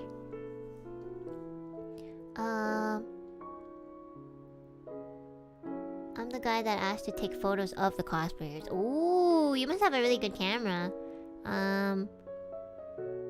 Actually, most of you guys cosplay? That's so cool. Wait, what do you guys cosplay as then? Wait, when you cosplay though, do you just cosplay the people that you like? Or do you cosplay like characters that kind of fit, I guess your body frame or something? Cause like, if I were to cosplay, I would go for somebody who kind of almost looks similar to me. That way I don't have to like, do too much. A bit of both? Oh. Oh. It was Kaneki from Tokyo Ghoul. Oh, I knew somebody was gonna tell me they're fucking cosplay Kaneki. I don't know why. There's like a very popular cosplay. I've seen like people cosplay Kaneki like not at conventions. I've seen them like on the street, like, and then when they pass by me, I'll be like, "You read there, you go, don't stick any." No, just kidding. I would not do that. That was so cringy. They'll be like, "What the fuck?" Imagine if I actually did that. I'd be like, "What the fuck is wrong with this?" Like, I'd embarrass myself and that person because people would think that they're like my friend or something. But honestly, I feel like I would kind of want to do it just for that embarrassment for that other person. But then I would never be able to be in that city ever again. You know, honestly, I would love to make this thing where like people cosplay, and if I know an anime or ending from that character's anime, I would just start singing it. But then that would be just honestly be a dead giveaway. How to dox yourself 101. But like, I would love doing shit like that. You know, it would be so funny. And then I'd grow old and rewatch these videotapes of me making people uncomfortable. Love it. That'd be so fun, yeah. Or maybe what I can do is hire somebody on Fiverr to go to a convention. They'll hold me on a screen, and I'll just be like, you know, I could probably, yeah, I should just do that. Oh my god, yeah, that'd be actually so funny. But then they'd have, oh yeah, that'd be so funny. Oh my god. That would be the only way. I'm gonna do it. I'm gonna find someone to go to AX. So then I like, yes, I'm gonna do it. I'm gonna find, oh yeah, you're right, I'm gonna do it. Let's go. See you guys at AX, man. I'm gonna find someone to go to, what's it, Las Vegas? I don't know. And then I just need to find a friend who lives there.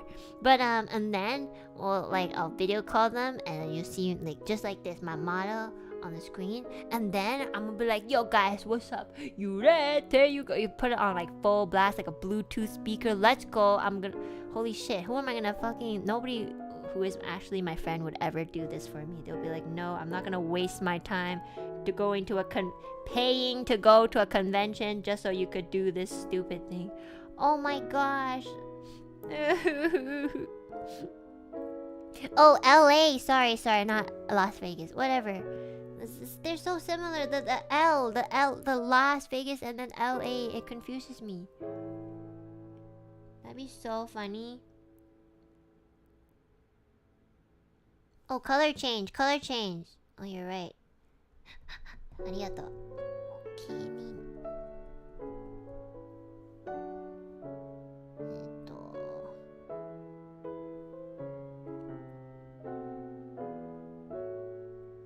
Where am I? Oh shit. Where am I? Oh, here. Yes. Okay. Anyway, it's just, you know. I mean, it'd be pretty cool if I could.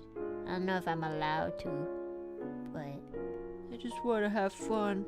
Just want to troll.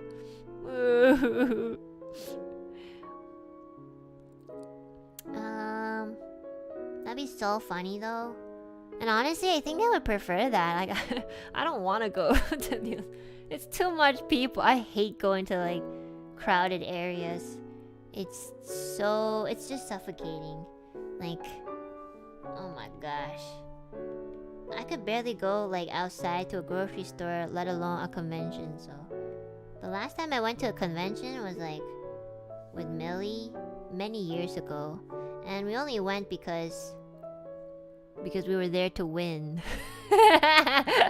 We were like in a competition for something, and we only went because we wanted to go and win. And we did! And now I never have to go to a convention ever again, so woo! Not gonna tell you which one, but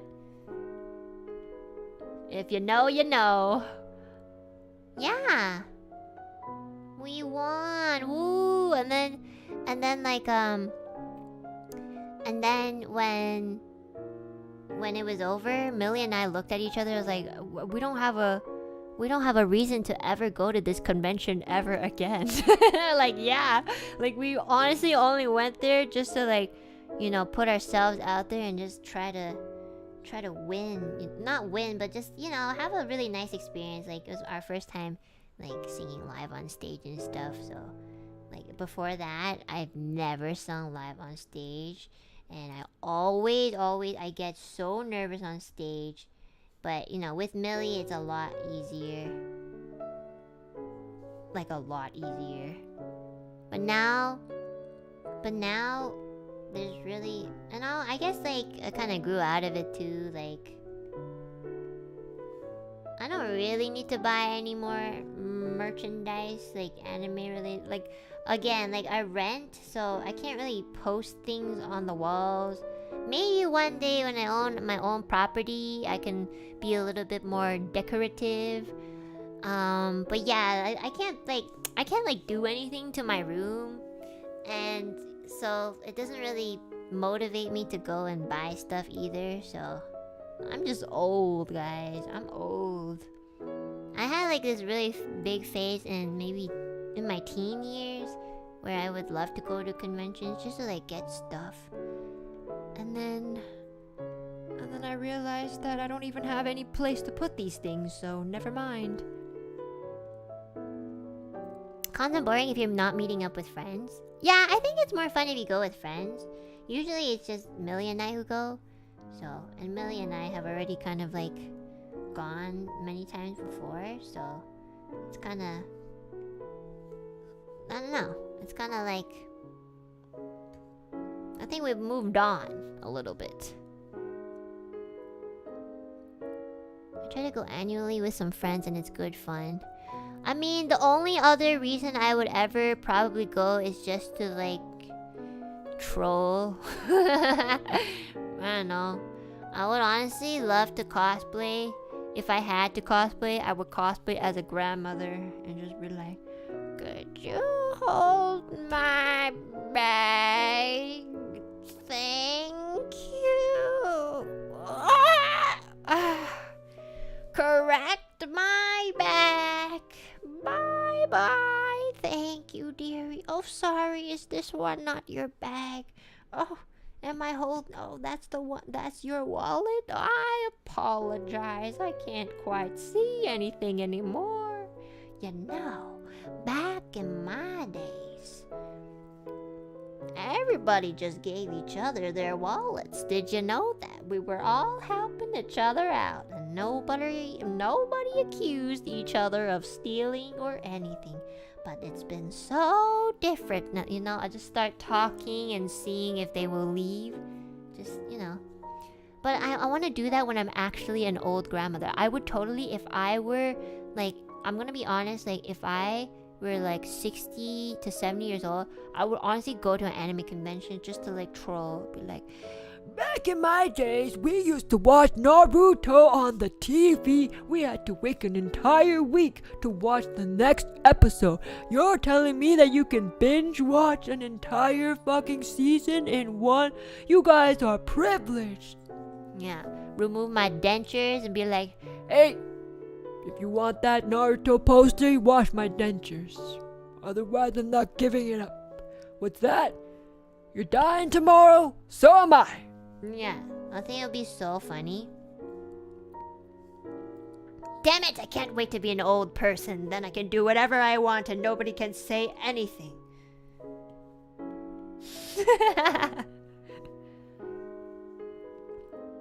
Denture no jutsu.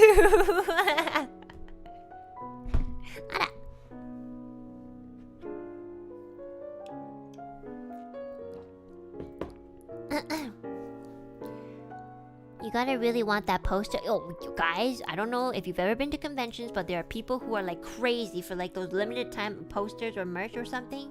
From like seriously, they will go crazy for it. So, like, I mean, they could even be one of you guys. I don't know, who knows? But like, I just know that there are many times in the past conventions that I've gone to where people would like fucking push me just to like get to something faster.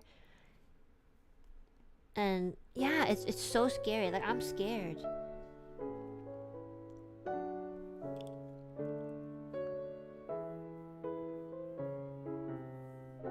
There was a kid walking around my school with a Naruto headband. That kid is cool. You should be that kid's friend. You'll never meet another cool friend like that. If anybody's ever like bold enough to wear a Naruto headband in public, you know that they will not be afraid to stand up for you. Exactly. The power of God in anime. I love that meme. I used to wear Sharingan contact lenses in high school. Okay, that's cringe. I mean, that's a little much. That's a little bit much. You know, with the contacts. Okay, that's too much. I don't know. I don't know. I'm just teasing you.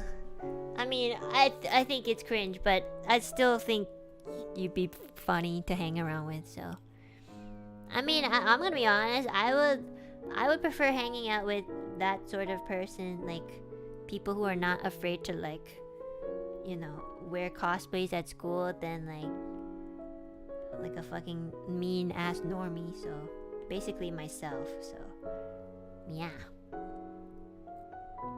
I have an Akatsuki hoodie. Whoa, really? Where do you guys get these things? Like, where do you buy them? I guess online? As long as you own the cringe. Yeah. Oh, color change. Yes, thank you. Arigato. Oh shit, that was so fast. Akatsuki hoodie is normal nowadays. What? No, it's not. Okay, fine. I don't go out enough to say that it's not, but like, really?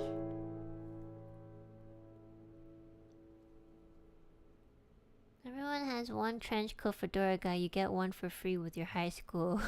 Actually, that is very true. I remember there was like, in my middle school, I think, there was like this guy who always wore a fedora. Like, I'm not even joking. I've never seen him. The only time where he had to take it off was during gym class, because the teacher was like, can you please take off your fedora? Like, it's gonna fall off every time you run. Holy shit. And he'd always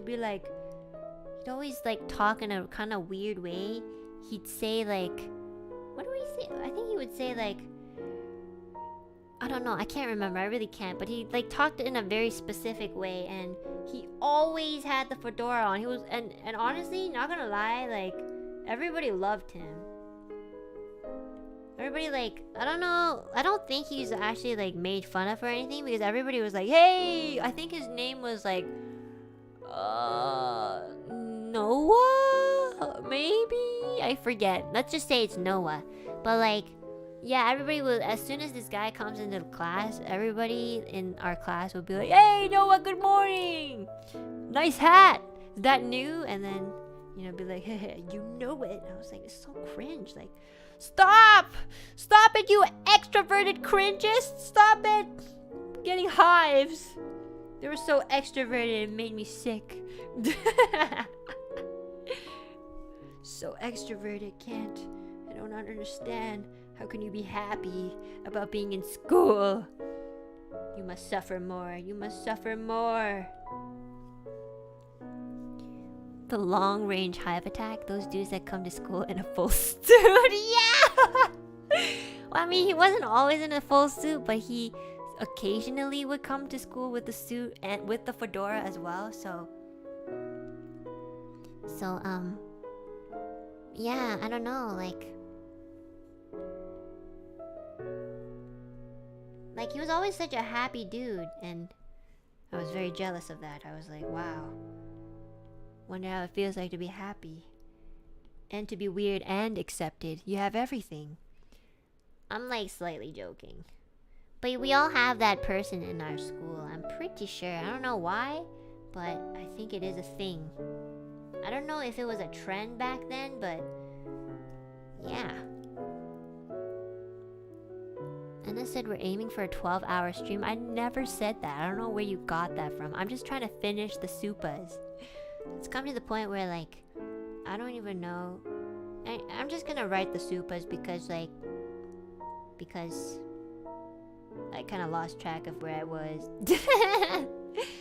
But I'm tracking down like every single person's username so that I can write it at the very least. But it's looking pretty fun. Like, it actually looks really nice. It kind of looks like a glow, like kind of like those neon light thingies. It's cute. Don't you guys think it's cute? Closing to 7 hours? Yeah, I'm sorry. I'm sorry this stream is really long. I'm sorry specifically to timestampers. Please don't stamp this stream. Thank you. Or if you are already timestamping it, just stop now. But like, yeah, I mean, I just want to get this done because I want to make sure everybody is appreciated for their Supas. And it was just such a memorable collab again. I just want to make sure that it was properly thanked for, if that makes sense. So yeah, I mean, it's fine. I'm off tomorrow, so I'll just relax and heal my voice from talking all day today. Plus I'm having a lot of fun anyways. It's pretty chill, so it's not like it's draining me. But just if I write anybody's username and misspell it, please just tag me in the chat so I can catch it and make sure it's spelled right. But for the most part, I think I'm doing it pretty carefully. Okay. Let's see, where am I? What else do you do at conventions? I guess it depends on which convention.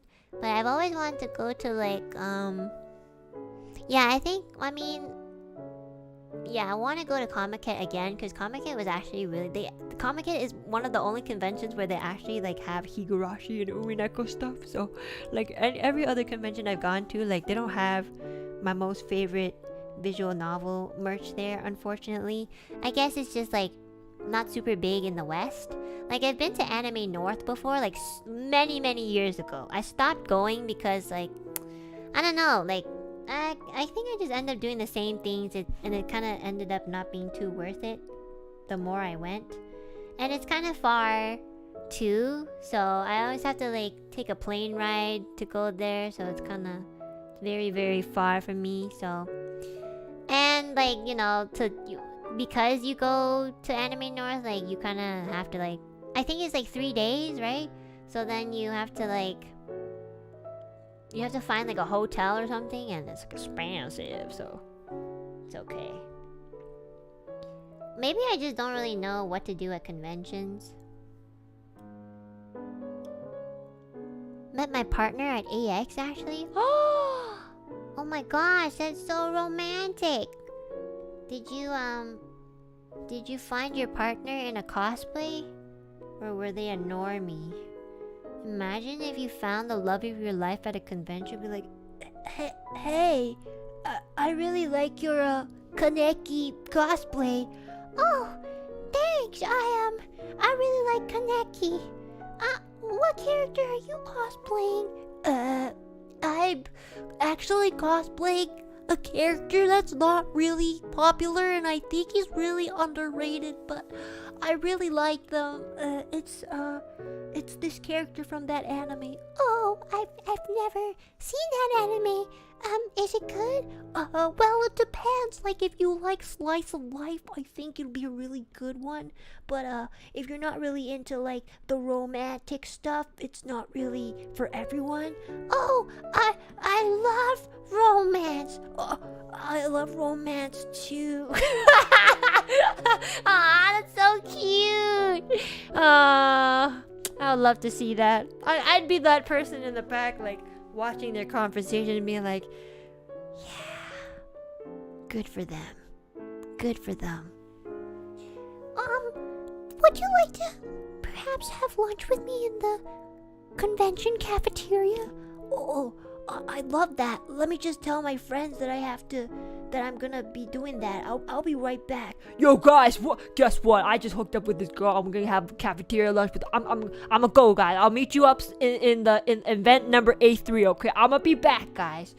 Hi, I'm back.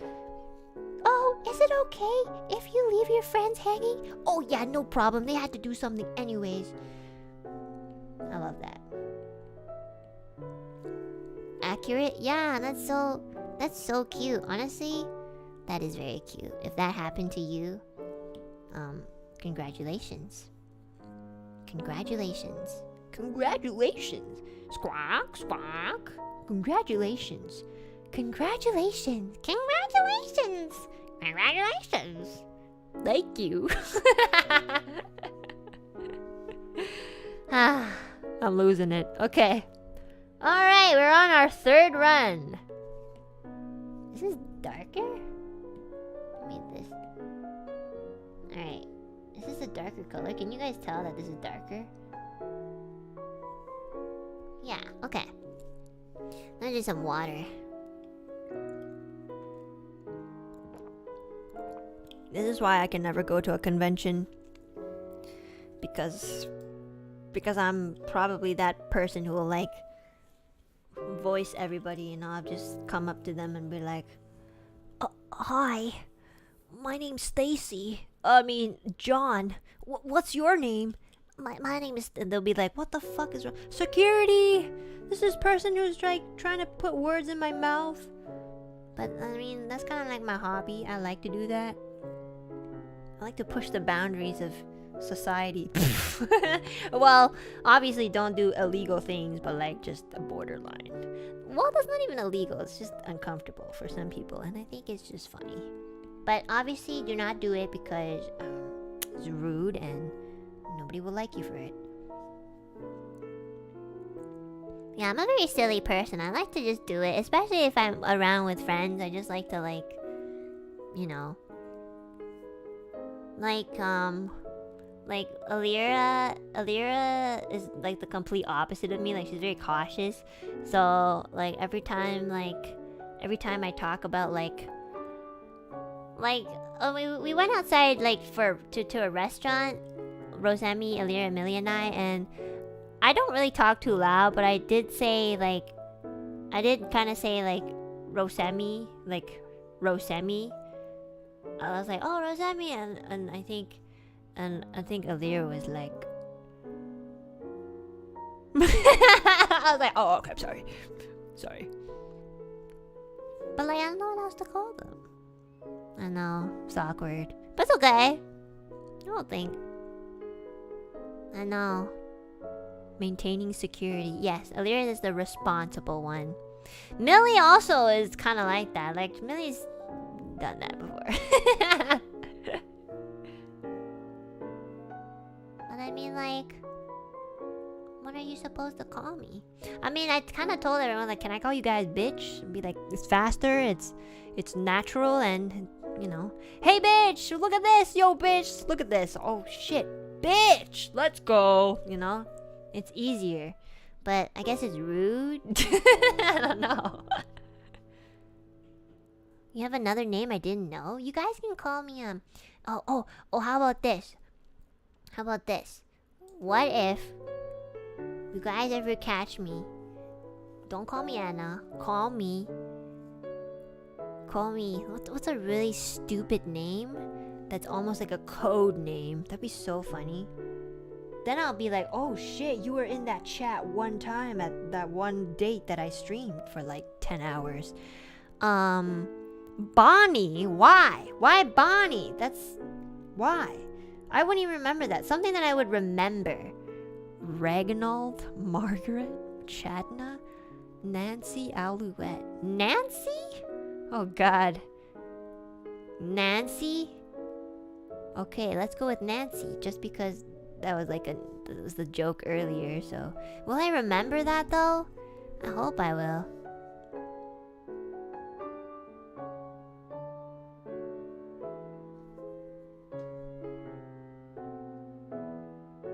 Hey guys, my sister stole my phone, so the fake Vox and Shota was her scamming Anna. Really mad at her. She does that sometimes. I promise she will not do it again. Anna, please don't be mad at me. It's okay. I mean, that's pretty wholesome. I'm gonna unmod you, okay? Tell your little sister one day the internet's gonna bite her ass. Or butt. So, be careful. Don't do shit like that. That's really bad. It's okay. I'll unmod you. Thanks for typing again. That way I don't have to like go back and find. And then, yeah. Unless it was actually you, whatever. I will buy your story about your sister. Blame it on your sister.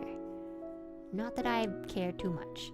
Okay, where's my brush? What happened?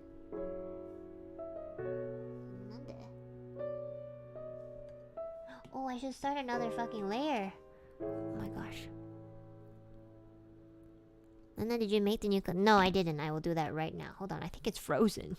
Ah! Is it frozen? Oh no, it's frozen! Is there too much? Shut up. Okay. Oh shit, it's frozen!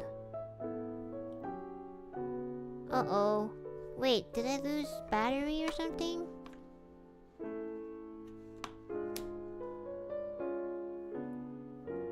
Oh! It's at 0%! Oh shit! Oh no! Oh my gosh, this stream was so long that I ran out of battery in my pencil? Oh my goodness. Oh, well, I guess I actually have to leave now. Okay, guess I'm making a part 2. Gosh.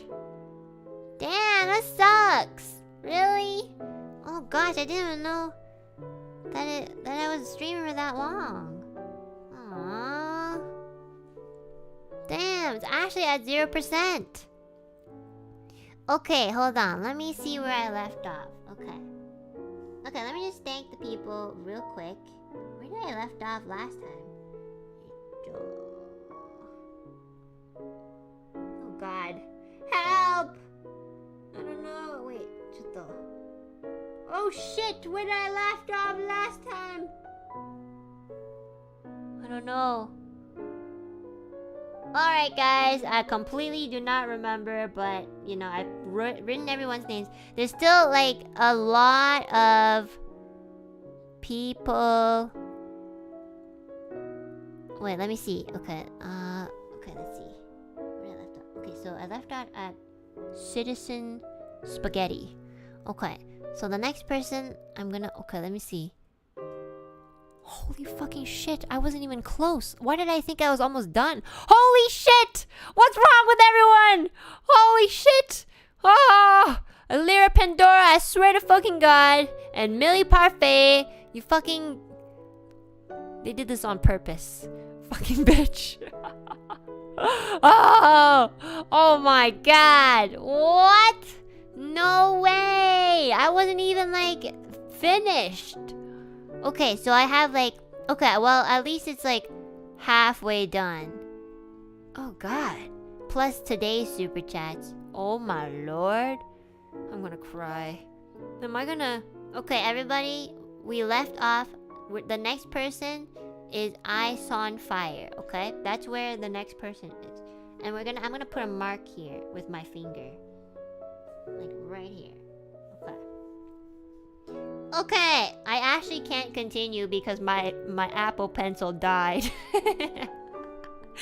So now like I have no idea like how I'm gonna I have to actually charge it, which sucks. Okay.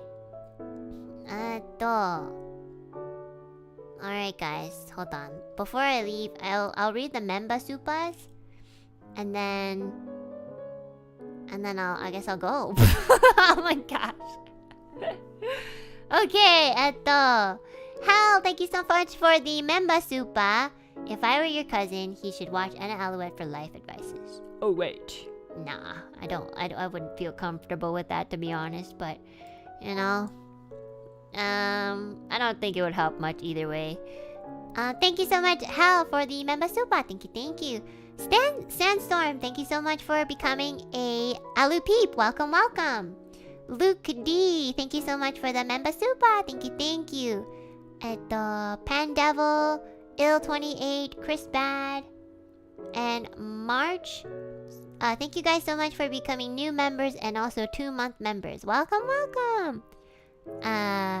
Random names.